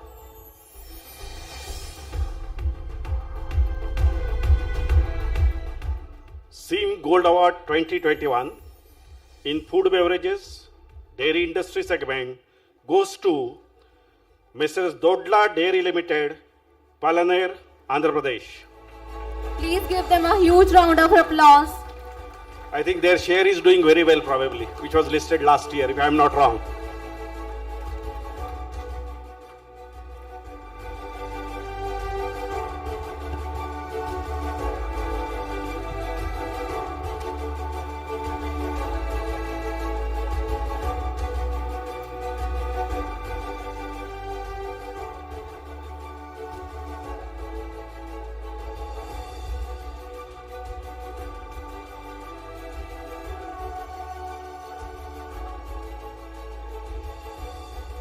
You want to say something? Okay. Get me the mic, please, or if you are comfortable. Hello, everybody. Very good afternoon. And I would like to thank, first of all, SEEM to the great prestigious awards. And we are really happy to delighted to receive this award. And I would like to thank our top management, our respected CEO sir, that Vivek Reddy sir, and our head production Sri Balakrishna Reddy sir for continuous their planning and suggestions for encouraging our team to implement the energy projects, and also their budget allocation every year on year. They are keep on allocating the budgets to implement these projects. And also last but not the least, I would like to thank my team who are at Palmane right now. I really congratulate them too, because unable to make them here. Thank you once again. Thank you, SEEM.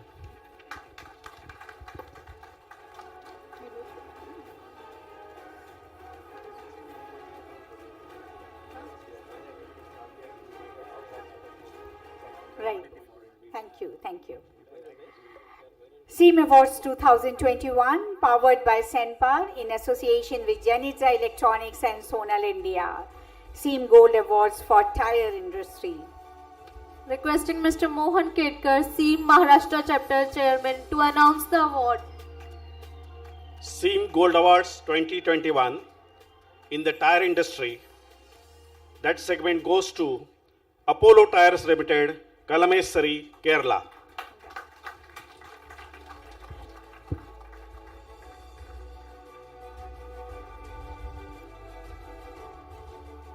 Apollo Tires runs very fast, you know.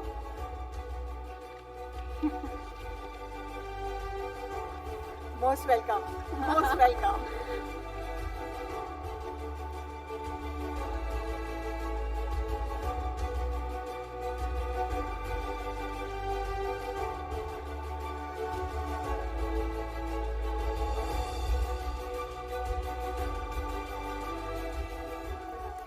Reliable Tires, congratulations and thank you. Now SEAM Gold Awards for Textile Industry. Requesting Mr. Mohan Kedkar, SEAM Maharashtra chapter, to announce the award. SEAM Gold Awards 2021 in the textile industry segment goes to Birla Century, Jagadia, Gujarat. Inviting the awardees to please come up on the stage. And don't forget to clap.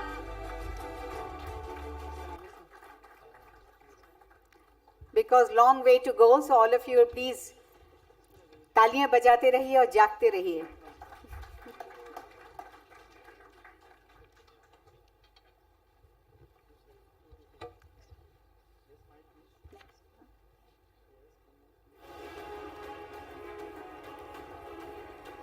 Congratulations, thank you. Now SEAM Gold Awards for Textile Industry. Requesting Mr. Mohan Kedkar, SEAM Maharashtra chapter chairman, to announce the award. SEAM Gold Awards 2021 in the textiles industry segment goes to Raymond Limited, Chhindwara, Madhya Pradesh. Chhindwara is incidentally my sasural.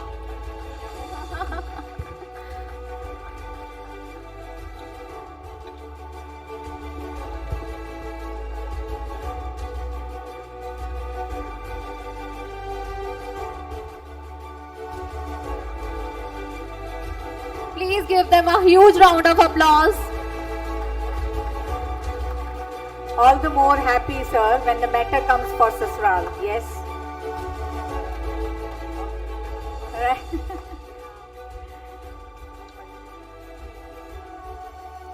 Congratulations. Thank you. SEAM Awards 2021 powered by Senpar in association with Janitza Electronics and Sonal India. SEAM Gold Awards for Consumer Products Industry. Requesting Mr. Mohan Kedkar, SEAM Maharashtra chapter chairman, to announce the award. SEAM Gold Awards 2021 in the consumer products industry segment goes to Godrej Consumer Products Limited, Malanpur, Madhya Pradesh.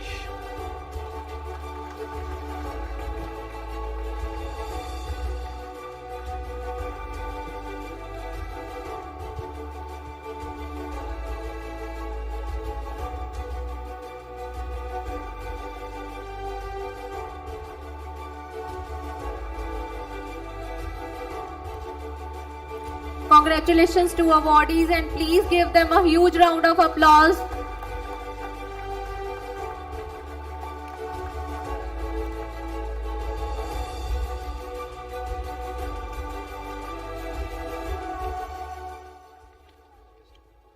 Thank you and congratulations.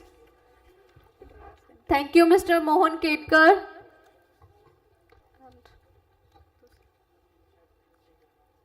Mr. SP Gaznayak, thank you very much.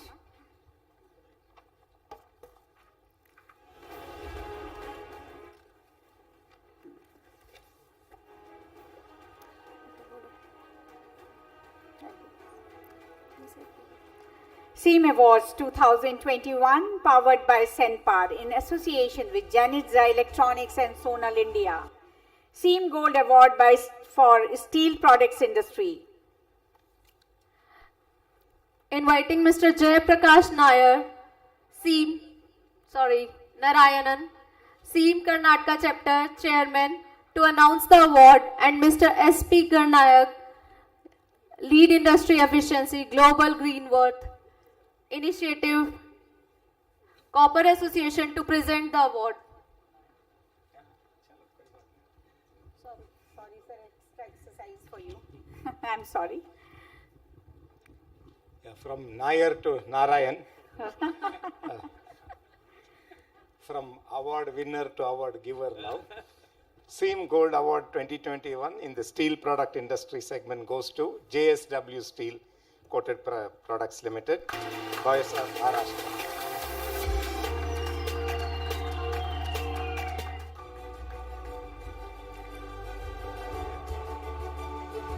JSW, Maharashtra. Please give them a huge round of applause. और तालियां कम नहीं होनी चाहिए, आपकी भी बारी आएगी. और सोचिए आपकी बारी आई और किसी ने नहीं बजाई तो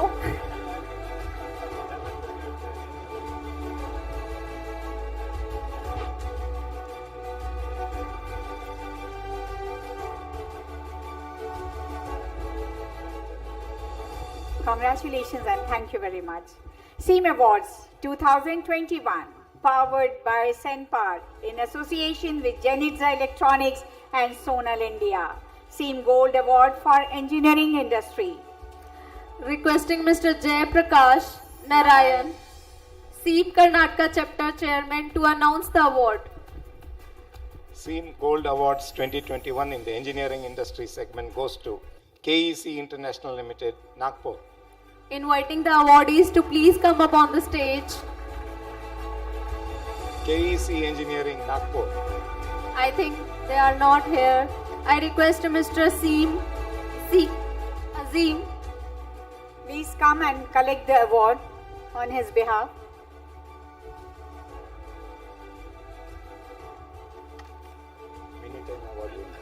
Now, next.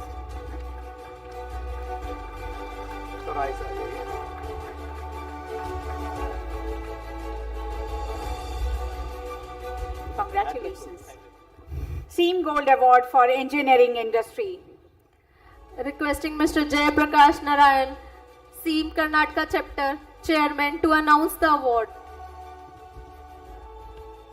SEAM Gold Award 2021 in the engineering industry segment goes to Schneider Electric India Private Limited, Hyderabad Factory.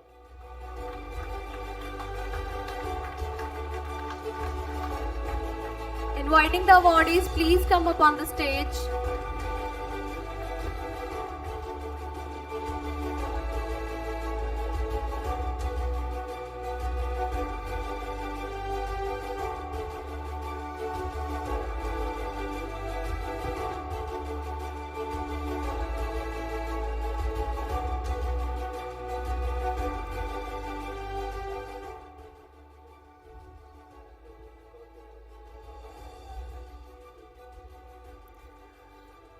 Please give them a huge round of applause.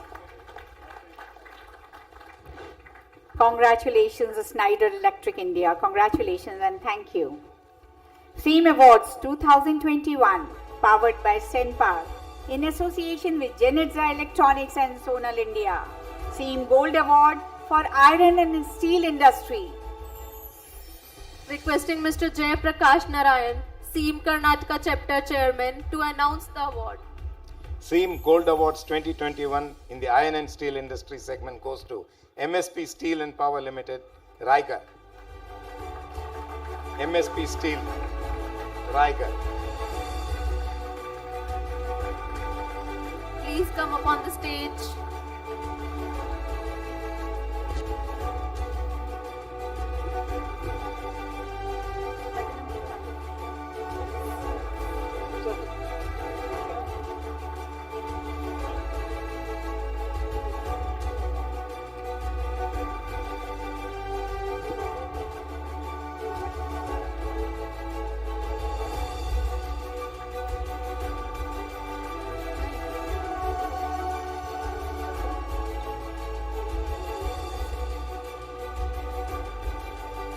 Congratulations and thank you. SEAM Gold Awards for Iron and Steel Industry. Requesting Mr. Jay Prakash Narayan, SEAM Karnataka Chapter Chairman, to announce the award. SEAM Gold Awards 2021 in the foundry industry segment goes to Ashok Leyland Foundry, Sri Perumbudur, Tamil Nadu.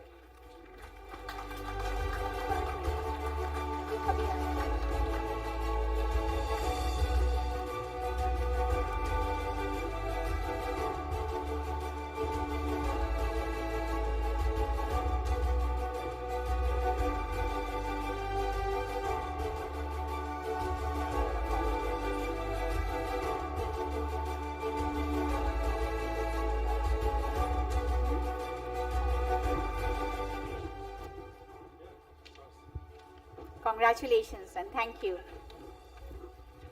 SEAM Awards 2021 powered by Senpar in association with Genitza Electronics and Sonal India. SEAM Gold Awards for thermal power plants. Requesting Mr. J. Prakash Narayan, SEAM Karnataka Chapter Chairman, to announce the award. SEAM Gold Award 2021 in the thermal power plant segment goes to JSW Energy, Vijayanagar. Inviting the awardees to come up on the stage.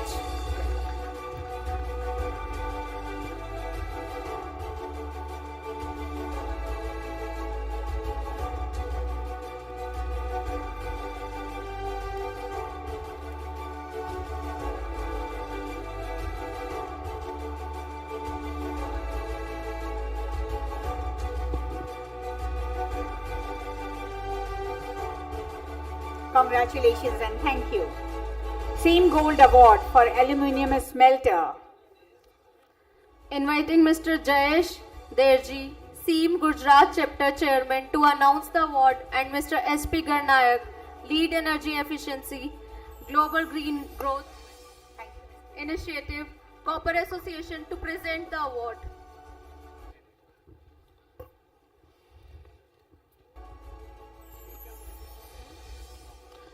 SEAM Gold Awards 2021 in the aluminum smelter segment goes to Vedanta Limited Smelter Plant Number 2, Special Economic Zone, Jarsuguda, Odisha.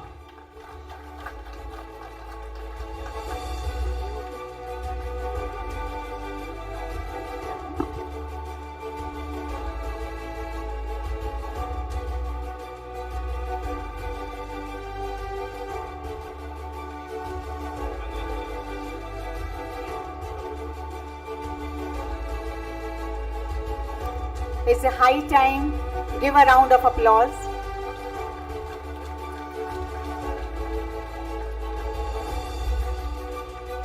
Congratulations. Thank you. SEAM Gold Award for Cement. Requesting Mr. Jayesh Derji, SEAM Gujarat Chapter Chairman, to announce the award.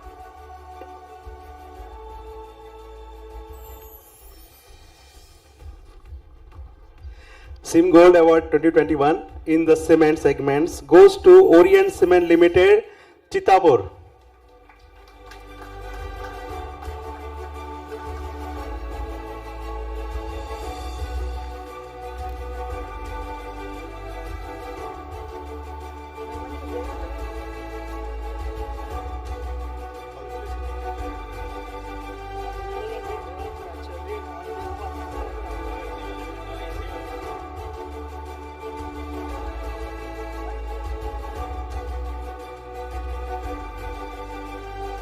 Congratulations and thank you.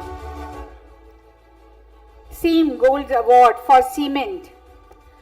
Requesting Mr. Jayesh Darji, SEAM Gujarat Chapter Chairman, to announce the award.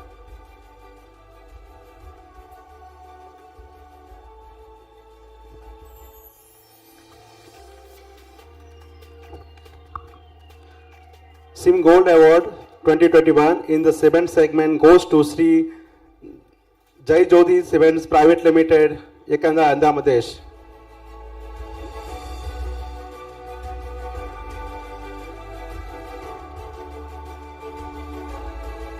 Please come up on the stage.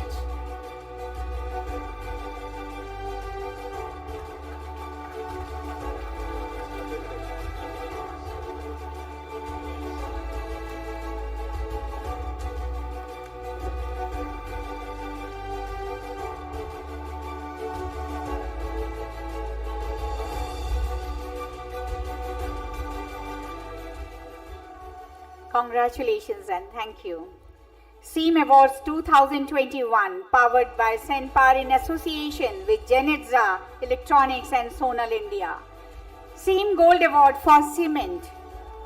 Requesting Mr. Jayesh Darji, SEAM Gujarat Chapter Chairman, to announce the award. SEAM Gold Award 2021 in the cement segment goes to Birla Corporation Limited Unit, Chanderia, Chhattisgarh.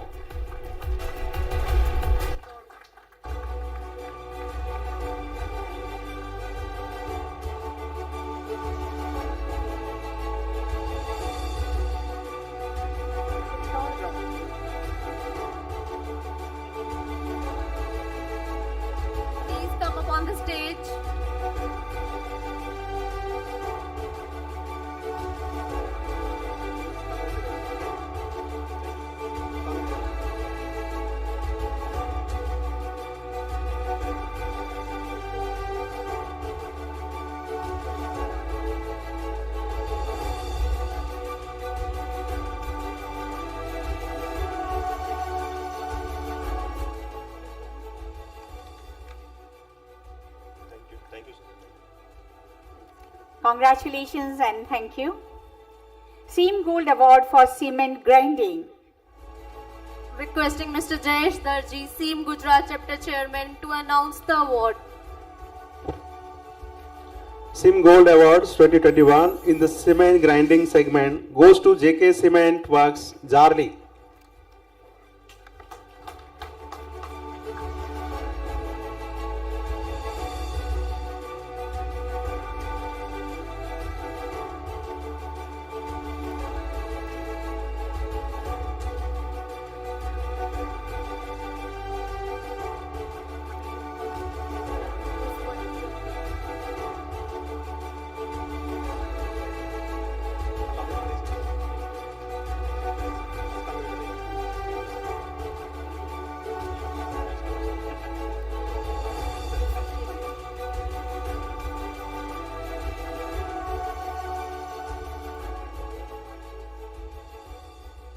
Please pay your contribution by clapping.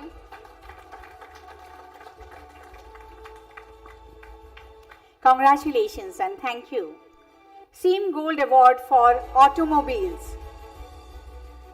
Requesting Mr. Jayesh Darji, SEAM Gujarat Chapter Chairman, to announce the award.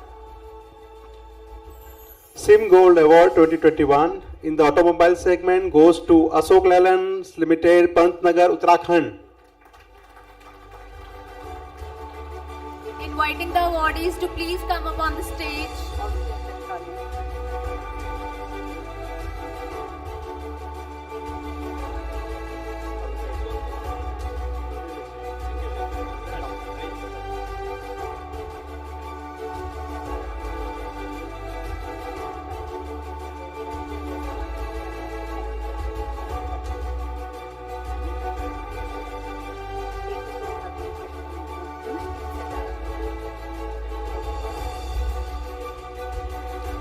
Congratulations and thank you.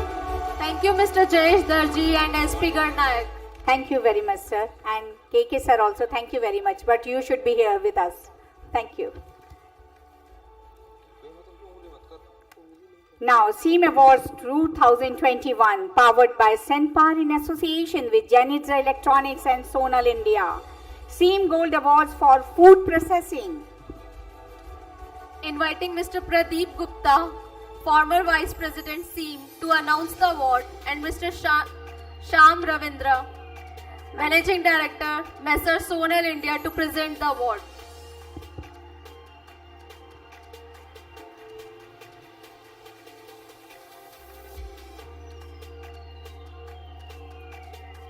Mr. Pradeep Gupta, most welcome.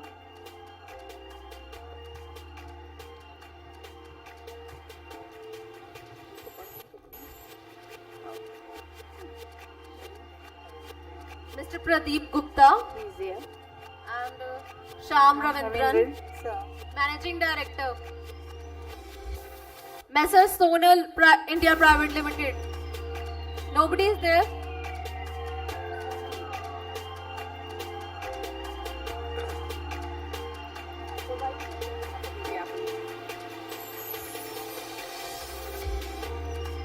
SEAM Gold.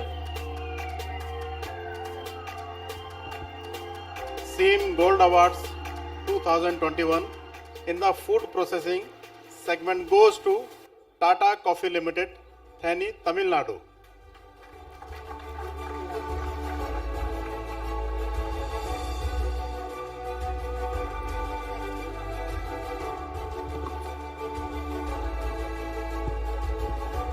So move forward, please. I request Mr. Chil Prakash to please come up on the stage.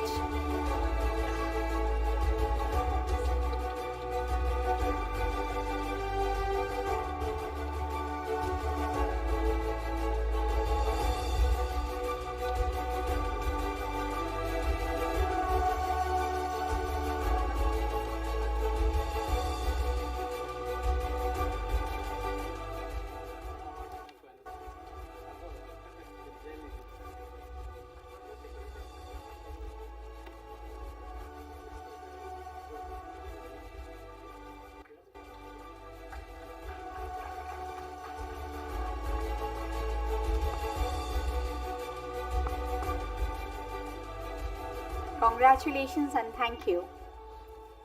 SEAM Awards 2021 powered by Senpar in association with Janitza Electronics and Sonal India.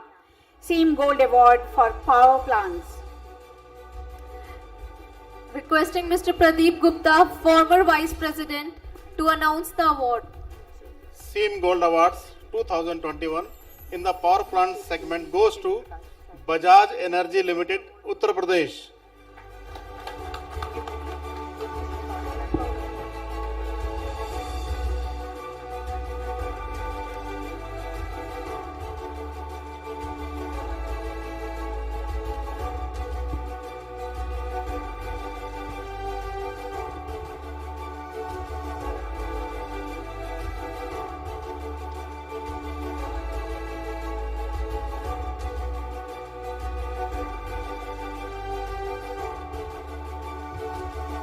Congratulations.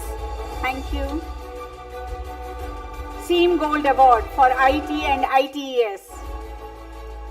Requesting Mr. Pradeep Gupta, former Vice President SEAM, to announce the award.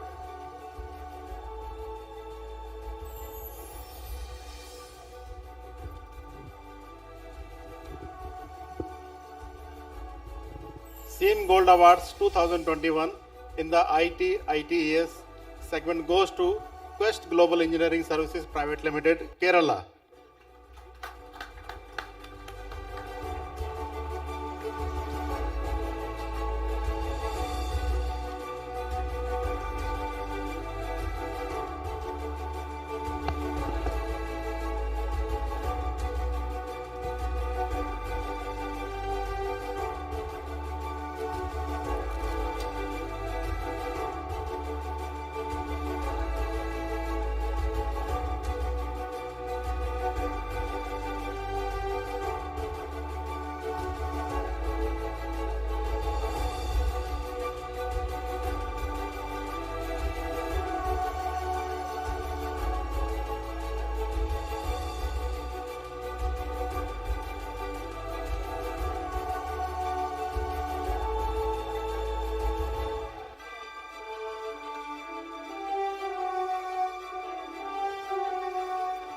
Congratulations and thank you. SEAM Awards 2021 powered by Senpar in association with Janitza Electronics and Sonal India. SEAM Gold Award for IT and ITES. Requesting Mr. Pradeep Gupta, former Vice President SEAM, to announce the award. SEAM Gold Awards 2021 in the IT ITES segment goes to Alliance Technology SE Pune, Maharashtra. Inviting the awardees to please come up on the stage.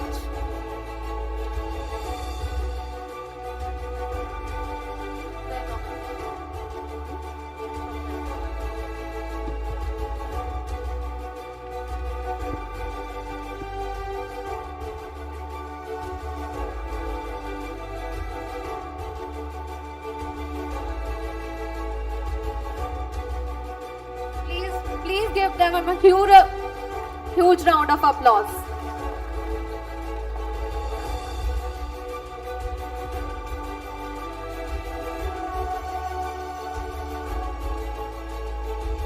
Congratulations and thank you.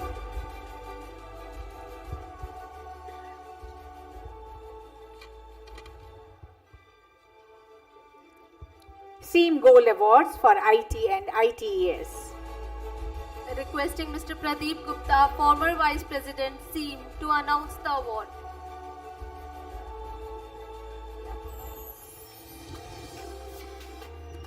SEAM Gold Awards 2021 in the IT ITES segment goes to RM Education Solutions India Private Limited, Kerala.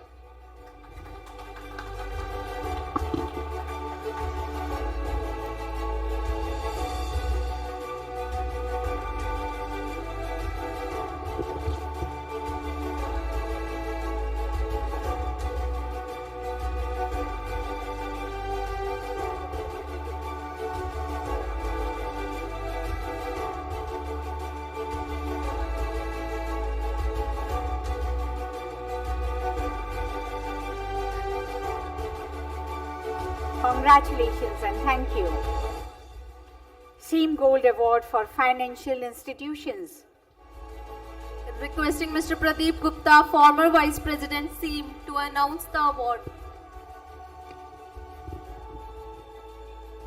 SEAM Gold Awards 2021 in the Financial Institution segment goes to ICICI Bank Limited, Ambattur Tower, Tamil Nadu.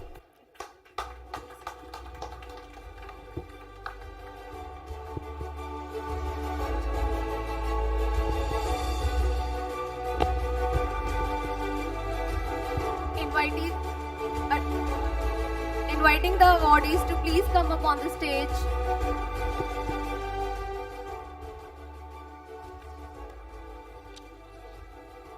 SEAM Gold Awards for Financial Institutions. Requesting Mr. Pradeep Gupta, former Vice President, SEAM, to announce the award.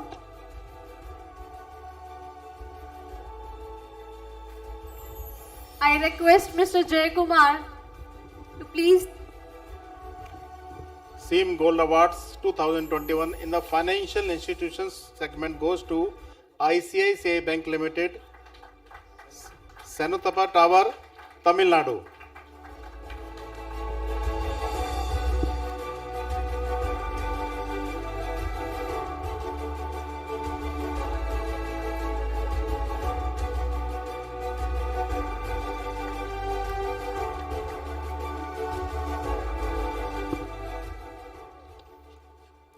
SEAM Awards 2021, powered by Senpar in association with Janitza Electronics and Sonal India.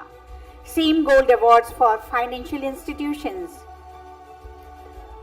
Now I am inviting Mr. R.K. Yadav, SEAM, Magazine Chairman, to announce the award, and Mr. Shyam Ravindran, Managing Director, Messrs. Sonal India Private Limited, to present the award.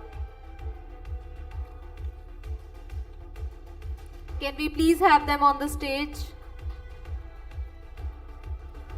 Mr. R.K. Yadav. I think they are not there. Okay. All right. Okay. So kindly continue. Yes.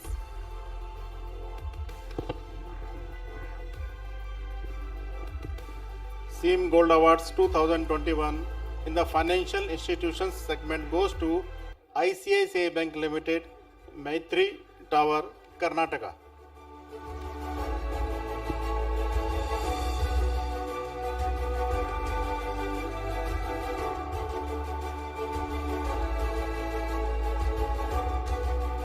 Congratulations and thank you. SEAM Gold Awards for Hospitality Industry. Requesting Mr. Pradeep Kumar Gupta to please announce the award.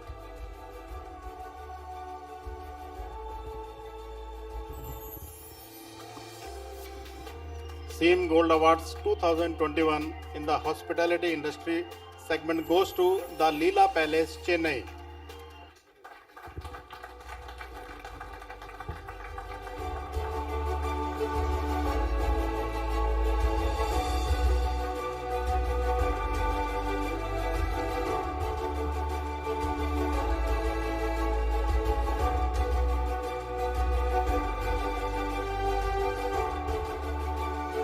Congratulations and thank you. SEAM Awards 2021, powered by Senpar, in association with Janitza Electronics and Sonal India. SEAM Award Gold Awards for Hospitality Industry. Requesting Mr. Pradeep Kumar, please announce the award.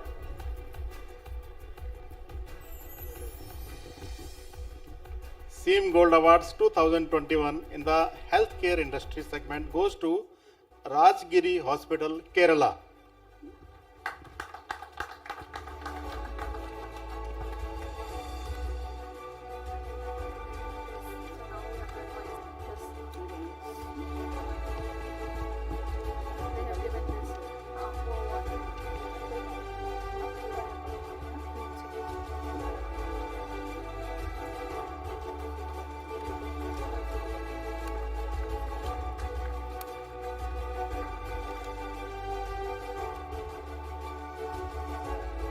the Healthcare Industry Award. Congratulations and thank you. SEAM Gold Awards for Hospitality and Industry. Requesting Mr. Pradeep Kumar, please announce the award.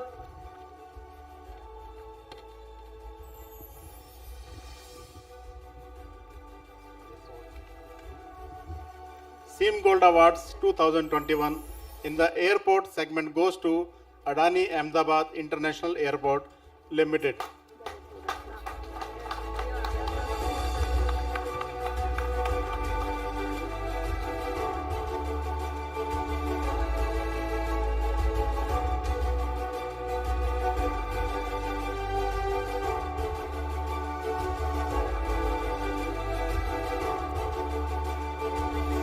SEAM Gold Award for Airport.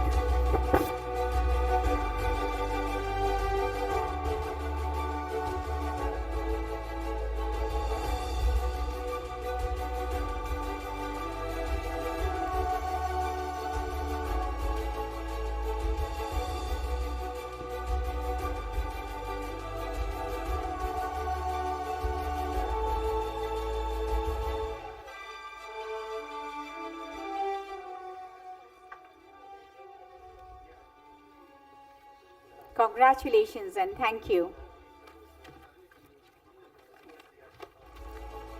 SEAM Awards for Energy Audit Firm. Requesting Mr. Pradeep Kumar to announce the award.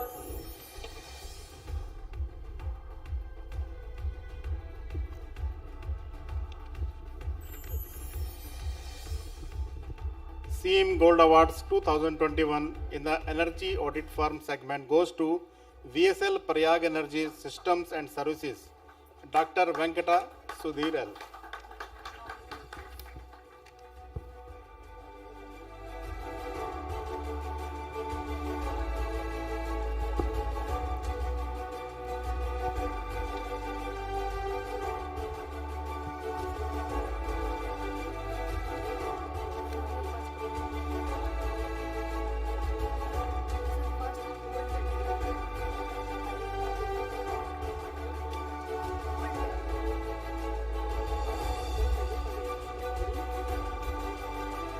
Congratulations and thank you very much. This is the last award in gold category. Yes. SEAM Awards 2021 powered by Senpar in association with Janitza. SEAM Gold Award for Hospitality Industry. Requesting Mr. Pradeep Kumar to announce the award.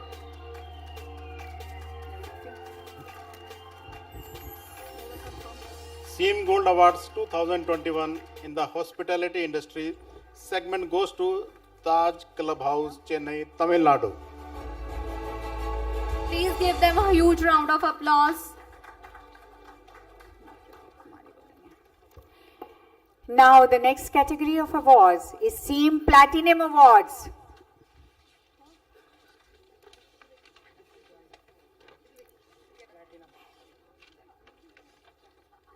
I request Mr. Jay Kumar, please come up on the stage and take the award on behalf of Taj Club. Round of applause for Mr. Jay Kumar. They people really working hard for this event.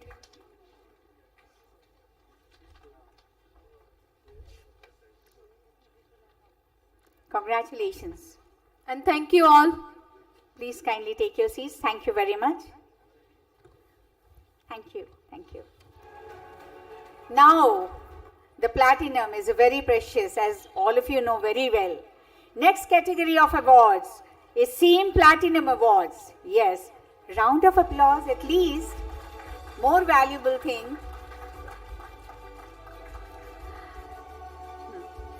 Inviting Mr. Sanjeev Jain, SEAM Chhattisgarh Chairman, to announce the award, and Mr. Ashok Kumar, Deputy Director General, Bureau of Energy Efficiency, and DDGB Ashok Kumar to present the award. SEAM Awards 2021, powered by Senpar in association with Genitza Electronics and Sonal India.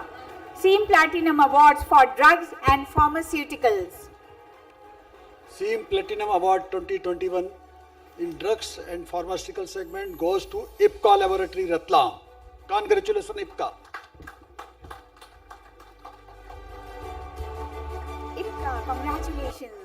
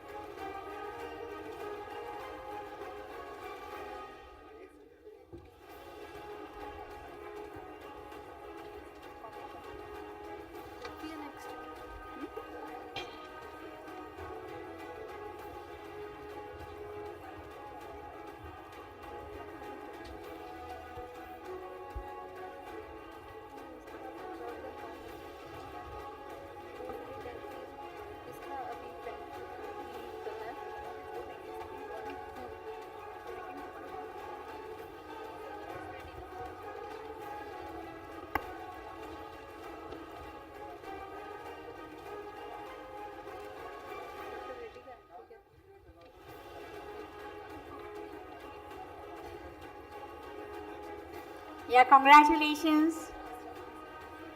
Congratulations and thank you very much. Thank you. SEAM Awards. Yes, 2021. Platinum Awards for Drugs and Pharmaceuticals. Requesting Mr. Sanjeev Jain, SEAM Chhattisgarh Chairman, to announce the award. SEAM Platinum Award 2021 in Drugs and Pharmaceutical category goes to Dr. Reddy's Laboratories.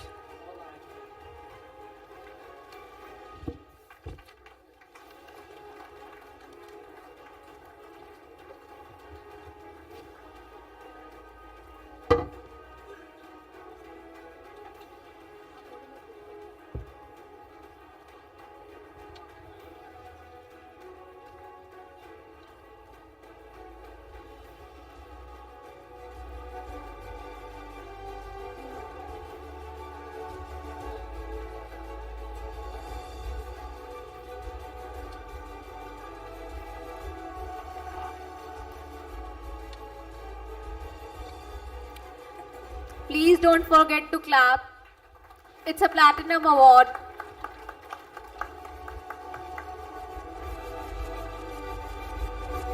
Congratulations and thank you.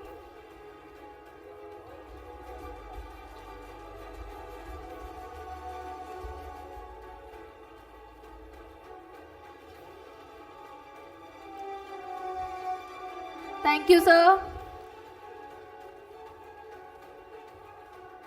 Thank you, sir. Congratulations and thank you. SEAM Platinum Awards for Automobiles and Engineering. Requesting Mr. Sanjeev Jain, SEAM Chhattisgarh Chairman, to announce the award. SEAM Platinum Award 2021 in Engineering segment goes to Hanan Automotive System India Private Limited, Tamil Nadu. Please give them a huge round of applause.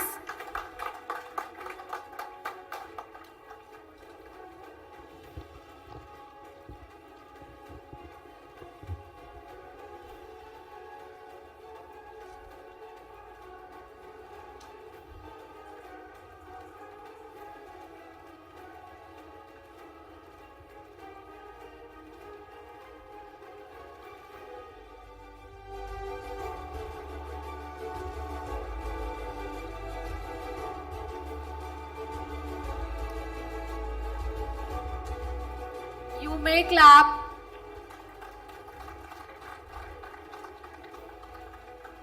Congratulations and thank you very much. SEAM Platinum Awards for Automobile and Engineering.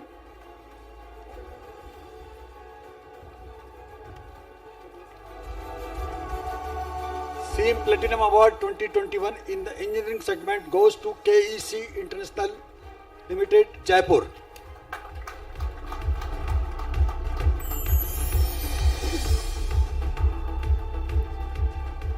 Here comes Jaipur. I request the awardees to please come up on the stage. I think they are not there. Mr. Jay Kumar, please come on their behalf. Kindly collect the award. Lucky man, again and again collecting so many awards. Congratulations.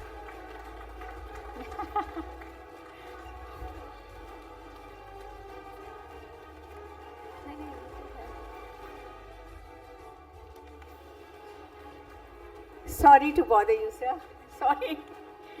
SEAM Awards 2021, powered by Senpar in association with Janitza Electronics and Sonal India. SEAM Platinum Awards for Thermal Power Plant. Requesting Mr. Sanjeev Jain, SEAM Chhattisgarh Chairman, to announce the award. SEAM Platinum Award 2021 in the thermal power plant category goes to JSW Energy Limited, Ratnagiri. I request the awardees to please come up on the stage.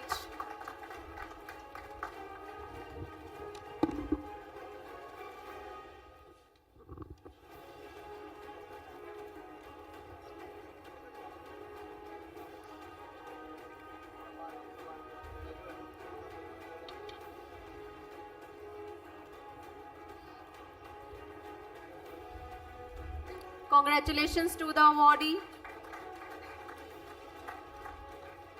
Congratulations and thank you. SEAM Awards 2021, powered by Senpar in association with Janitza Electronics and Sonal India. SEAM Platinum Awards for Thermal Power Plant. Requesting Mr. Sanjeev Jain, SEAM Chhattisgarh Chairman, to announce the award. SEAM Platinum Award 2021 in thermal power plant segment goes to CPP 1215 megawatt Vedanta Limited, Jharsuguda, Odisha.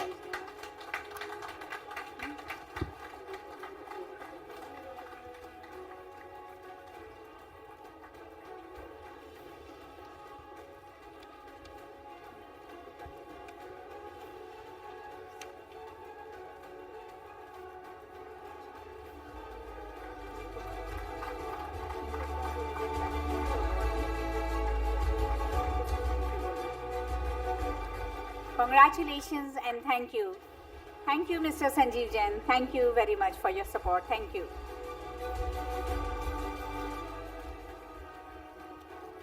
Now we are inviting Mr. Jay Kumar Nair, SEAM National Vice President, to announce the award, and Mr. Ashok Kumar, Deputy Director General, Bureau of Energy Efficiency, and Mr. K.K. Chakravarti, former Energy Economist, B, to present the award.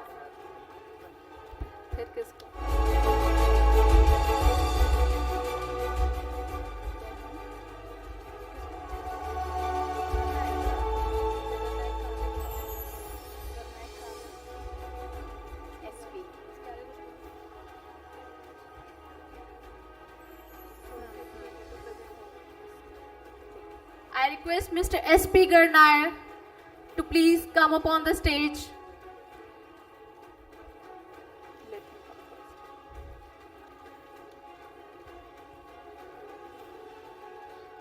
Again, welcome, sir. SEAM Awards 2021, powered by Senpar in association with Janitza Electronics and Sonal India.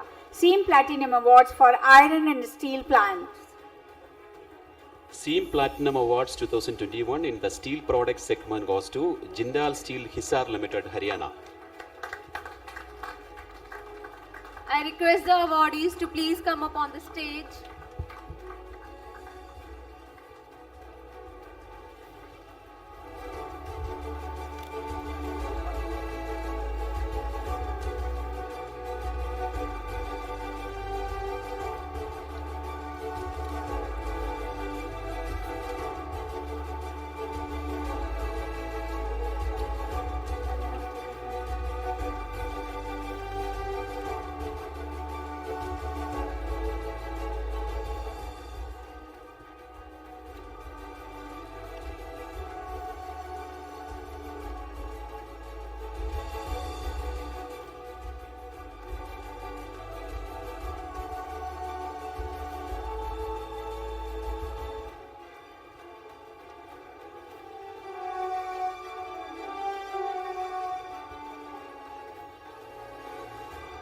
Congratulations and thank you.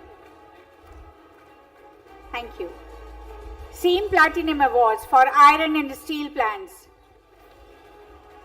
Requesting Mr. Jay Kumar Nair, SEAM Chairman, National Vice President, to announce the award. SEAM Platinum Awards 2021 in the steel product segment goes to Godavari Power and Ispat Limited, Raipur.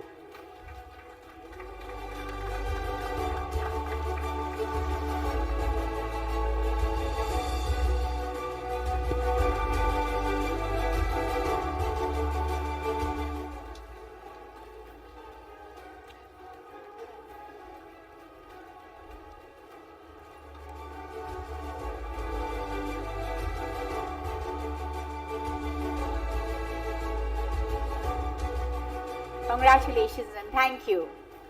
SEAM Awards 2021 powered by Senpar in association with Janitza Electronics and Sonal India. SEAM Platinum Awards for tire plants. Requesting Mr. Jay Kumar Nair, SEAM National Vice President, to announce the award. SEAM Platinum Awards 2021 in the tire segment goes to Apollo Tyres, Perambra, Kerala.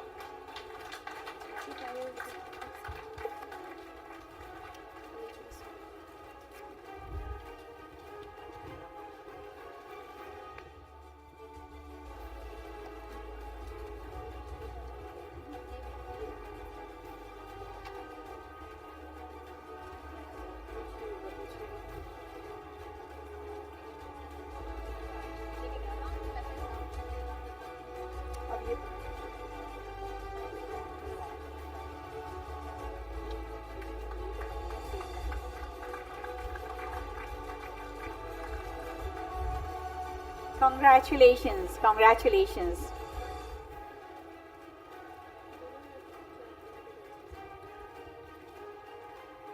SEAM Platinum Awards for tire plants. Requesting Mr. Jay Kumar Nair, SEAM National Vice President, to announce the award. SEAM Platinum Awards 2021 in the tire segment goes to JK Tire and Industries Limited, Chennai Tire Plant, Tamil Nadu.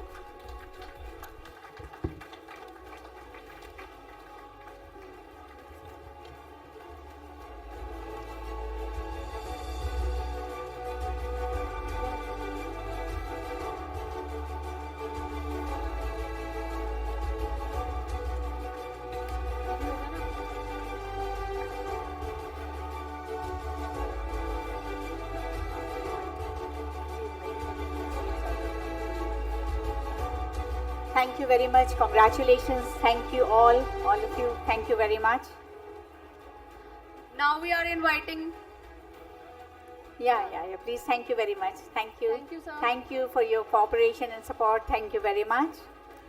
Now we are inviting Dr. C.S. Azad, SEAM General Secretary, to announce the award, and Mr. Ashok Kumar. Already there. He's already there. Mr. K.K. पूछो है कि नहीं? Mr. K.K. Chakravarti is not there. Okay, then again, fine. All right, sir. Okay. SEAM Awards 2021 powered by Senpar in association with Janitza Electronics and Sonal India. SEAM Platinum Awards for cement plants. Requesting C.S. Azad, SEAM General Secretary of to announce the award. I request Mr. Bennett George to please come upon the stage to announce the awards.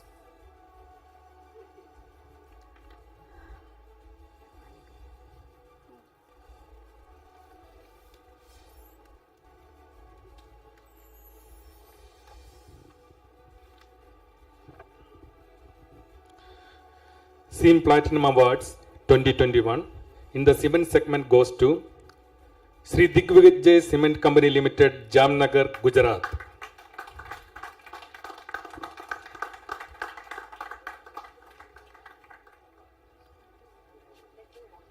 I request Mr. Jay Kumar to please collect the award on behalf of them.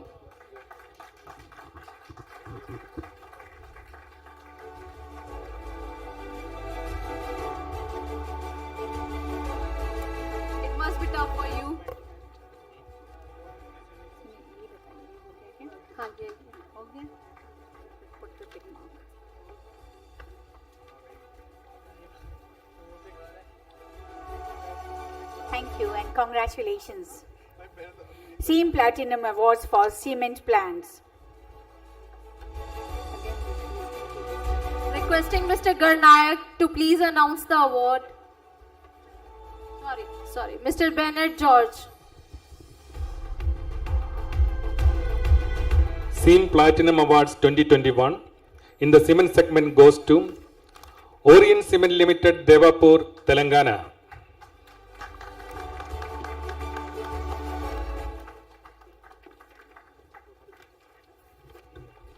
Please give them a huge round of applause.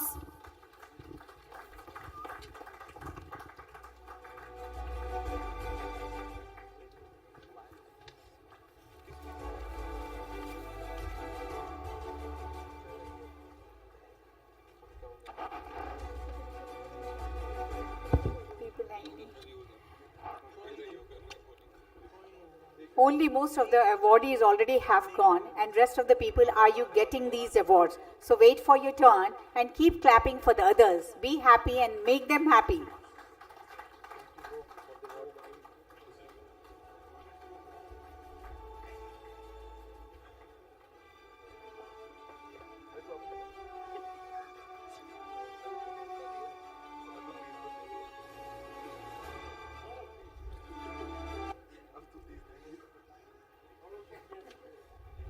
Congratulations and thank you. SEAM Awards 2021 powered by Senpa in association with Genitza Electronics and Sonal India. SEAM Platinum Awards for cement plant. Requesting Mr. Bernard George, please announce the award. SEAM Platinum Awards 2021 in the cement segment goes to Nuvoco Vistas Corporation Limited, Chittogarh, Rajigad.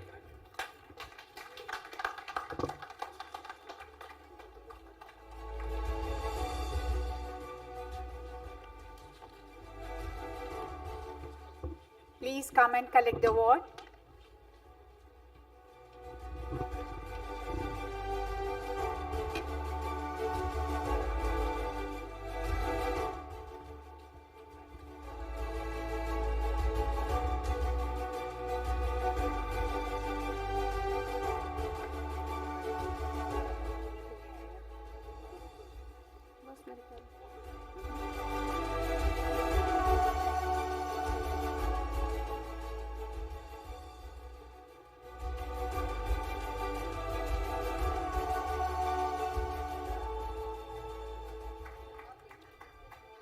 Congratulations. Thank you. Thank you very much. SEAM Platinum Awards for paper products. Requesting Mr. Bernard George to announce the award. SEAM Platinum Awards 2021 in the paper products segment goes to Build Graphic Paper Products Limited, Bellarpur Unit, Maharashtra.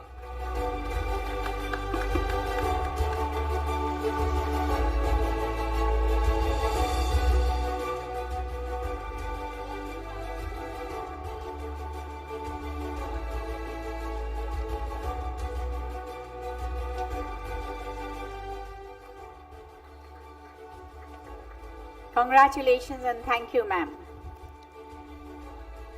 Now we are inviting Ms. Gayatri Nair, former Chief Engineer, KSEB and Jury Chairman, SEAM Awards to announce the award, and Mr. Ashok Kumar and Mr. Garnayak to please be on the stage. Most welcome, ma'am. SEAM Awards 2021 powered by Senpar in association with Genitza Electronics and Sonal India. SEAM Platinum Awards for bravery. SEAM Platinum Awards 2021 in the brewery segment goes to United Breweries Limited, Odisha. Congratulations.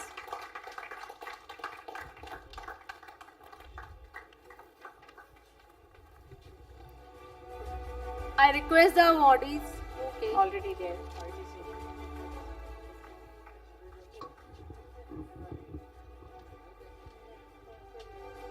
Please give them a huge round of applause.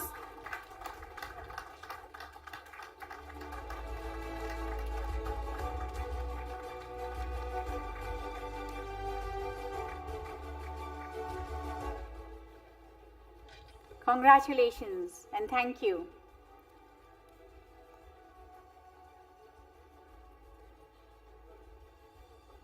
Thank you very much. SEAM Platinum Awards for Agri-Business. Requesting Mr. Gayatri Nair, former Chief Engineer, KSEB, and Jury Chairman, SEAM Awards to announce the awards. SEAM Platinum Awards 2021 in the Agri-Business segment goes to ITC Limited Agri-Business Division, Shirala. Congratulations.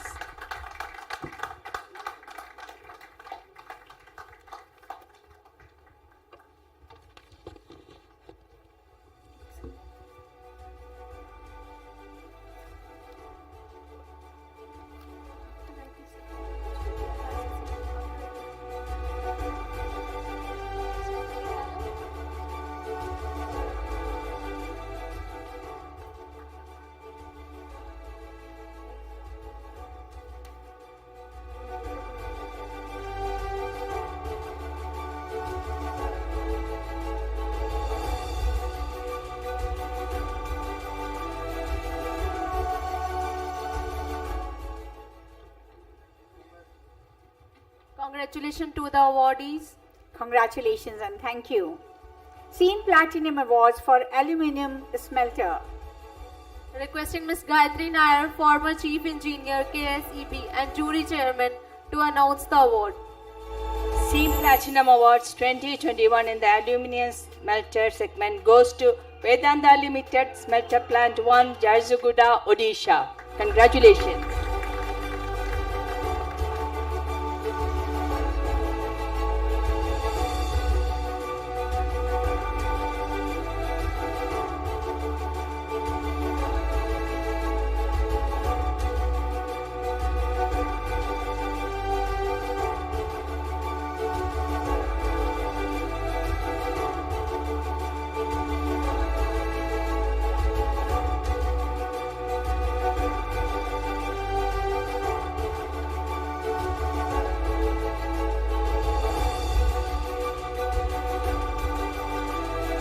Congratulations and thank you.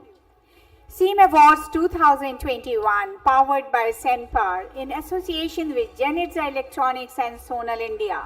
SEAM Platinum Awards for IT and ITES services. Requesting Mr. Gayatri Nair, former Chief Engineer, KSEB, and Jury Chairman, SEAM Awards, to announce the award. SEAM Platinum Awards 2021 in the IT/ITES services segment goes to Alliance Services Private Limited, Trivandrum, Kerala. Congratulations.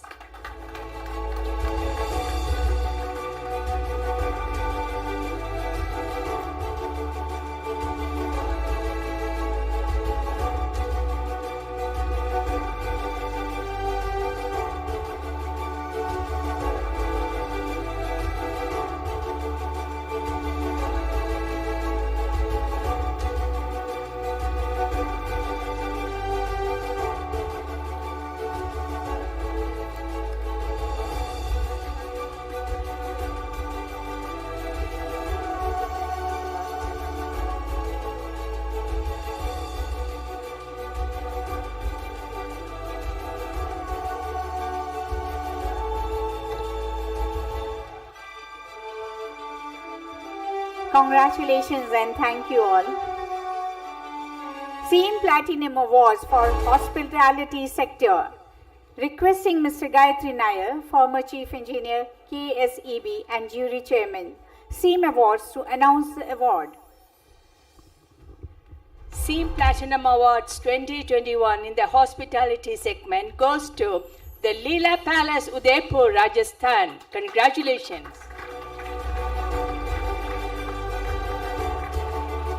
Is there anybody to collect? Yes, please.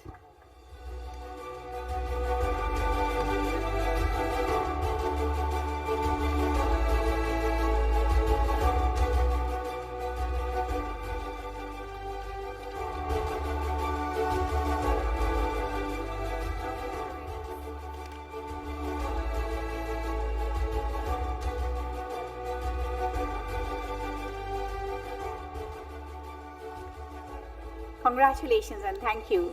SEAM Platinum Awards for Automobile and Engineering. Requesting Mr. Gayatri Nair to please announce the award. SEAM Platinum Awards 2021 in the Engineering goes to Messrs. Delphi TVS Technologies Limited, Manna Kanchipuram, Tamil Nadu. Congratulations.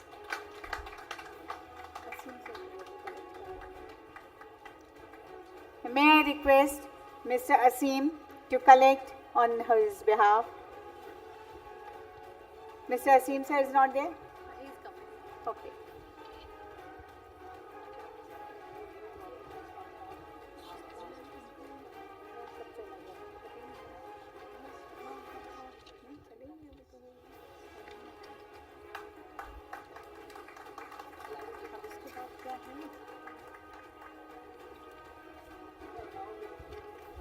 Congratulations. Now, SEAM Platinum Awards for Corporate Business Houses. Requesting Mr. Gayatri Nair, former Chief Engineer KSEB and Jury Chairman SEAM Awards to announce the award. SEAM Platinum Awards 2021 in Corporate Business Houses goes to Alliance Technologies along with Alliance Services Private Limited, Maharashtra and Kerala. Congratulations.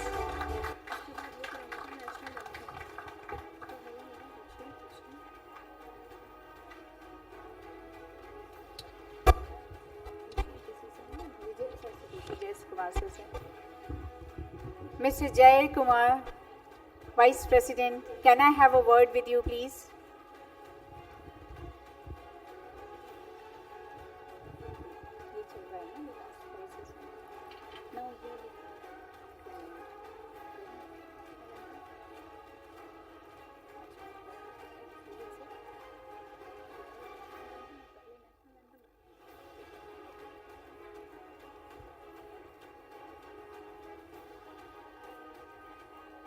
Congratulations and thank you very much. Thank you all with us. Our award functions coming to an end. Requesting SEAM Awards Chairman to offer a vote of thanks, Mr. Krishna Kumar. Give him a big round of applause and all our guests, give them a round of applause.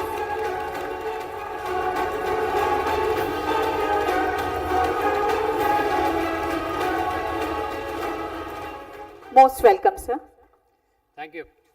I think that big clap was for the big relief you are going to get. Okay, so it was a wonderful evening. We had celebrations and joyous moments for many award winners. And as in the previous speakers told, there were 89 winners from about 160 plus applicants.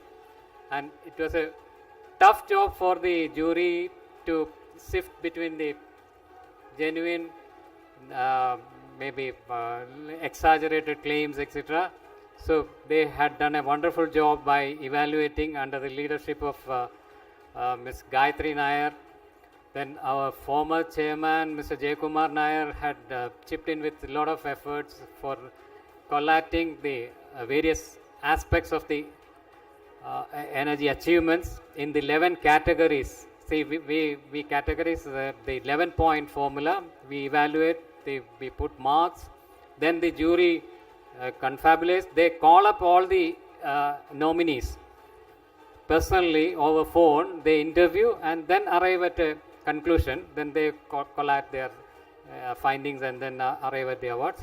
So it was a tremendous job for the jury. I thank the jury for that tremendous job they have carried out very judiciously. Then our many chapter leaders at the various chapters, they all chipped in with their mettle. So they all contributed to getting nominations from their respective states. That was a tremendous job. Congratulations. Thank you for the chapter leaders for that effort. Then we had a few sponsors. We had our powered by sponsor, Mr. Sanpar Industries Private Limited, Mr. Sudhakaran.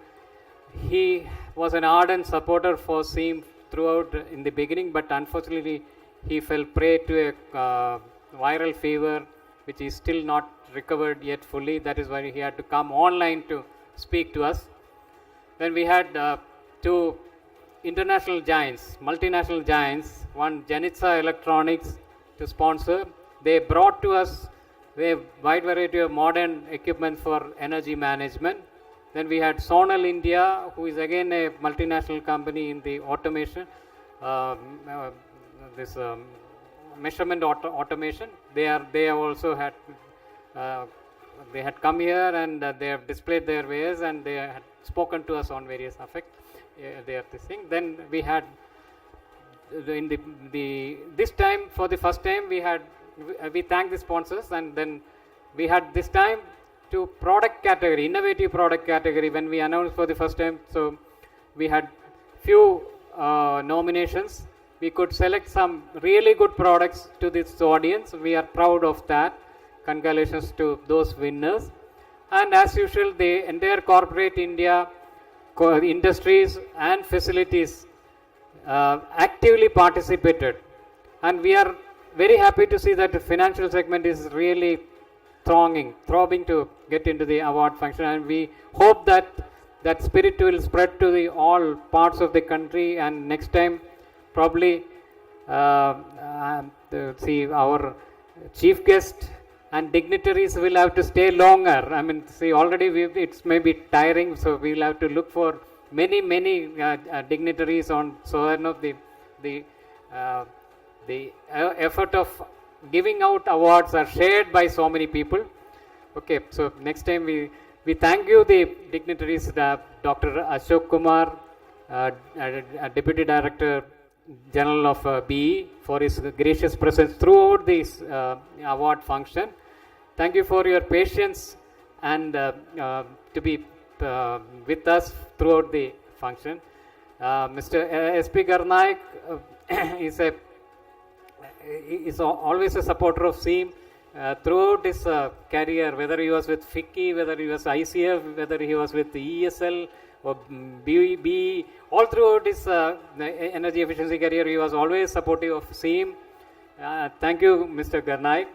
Then, in the absence of Dr. Chakravarti, I thank him very profusely. He also was one of the ardent supporters right from the first award function way back in 2015. Then all the dignitaries on our request who had been our friends or former DG of NAM Center had graced the occasion. Then many others. Then all the SEAM chapter leaders, many from far and wide states of India, they had all assembled it to make this function a great success.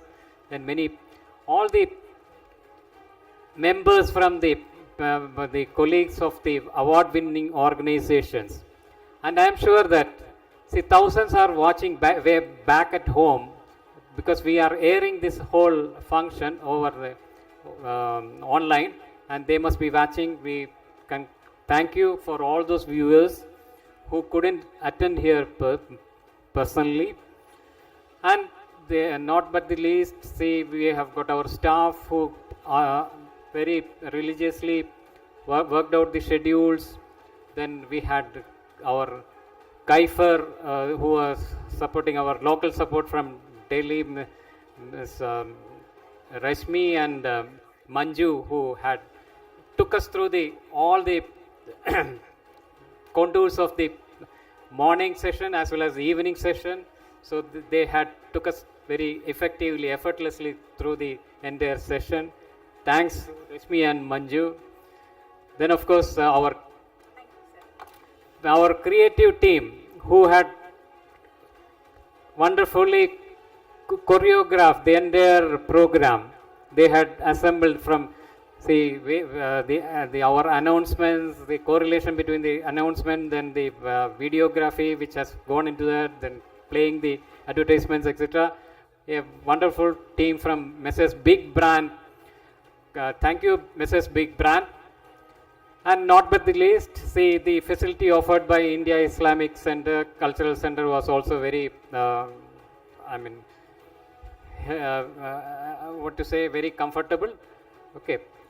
So altogether, see, all who contributed, if I have left anybody's name, please take it as my, because of my age, my mistake because of my age. So you should excuse me for that. And it was a big, grand function. Thank you all for that. Thank you. Thank you very much, sir, for your wonderful words and inspiring words. Thank you so much. I want to thank you all, my guests, those who are really here, and the people on the stage, behind the stage, and from the control room, from here, from the videography, and of course, our partners, those who are with us. So I really want to say thanks from the core of my heart. Thank you so much. I request all the volunteers, all the students to come on the dais to have a photo session with the dignitaries. All the volunteers, please.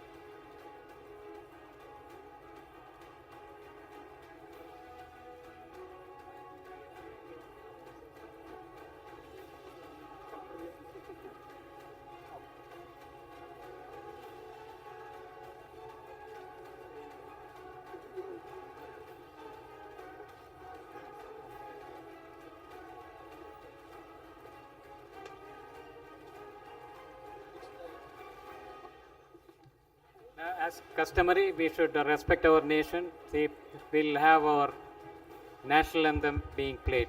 Kindly rise and stay in attention for that. Thank you.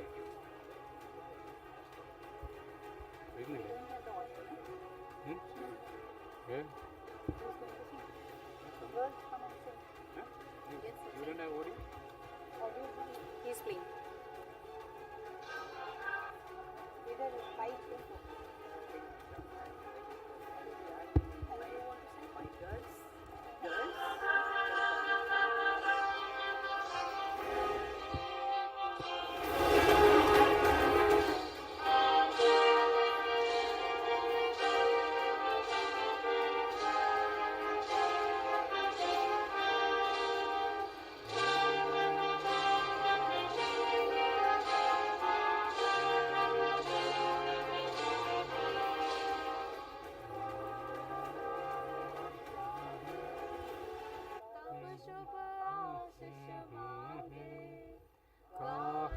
तव जय गाथा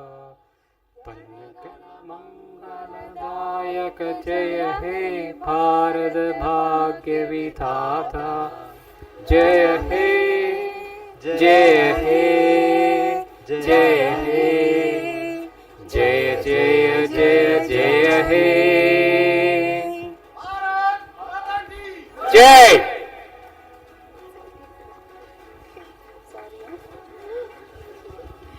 Thank you very much, all of you. Thank you so much.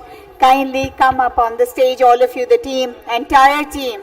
Behind this event, please, all of you be here on the stage for the group photo. All of you, please be here.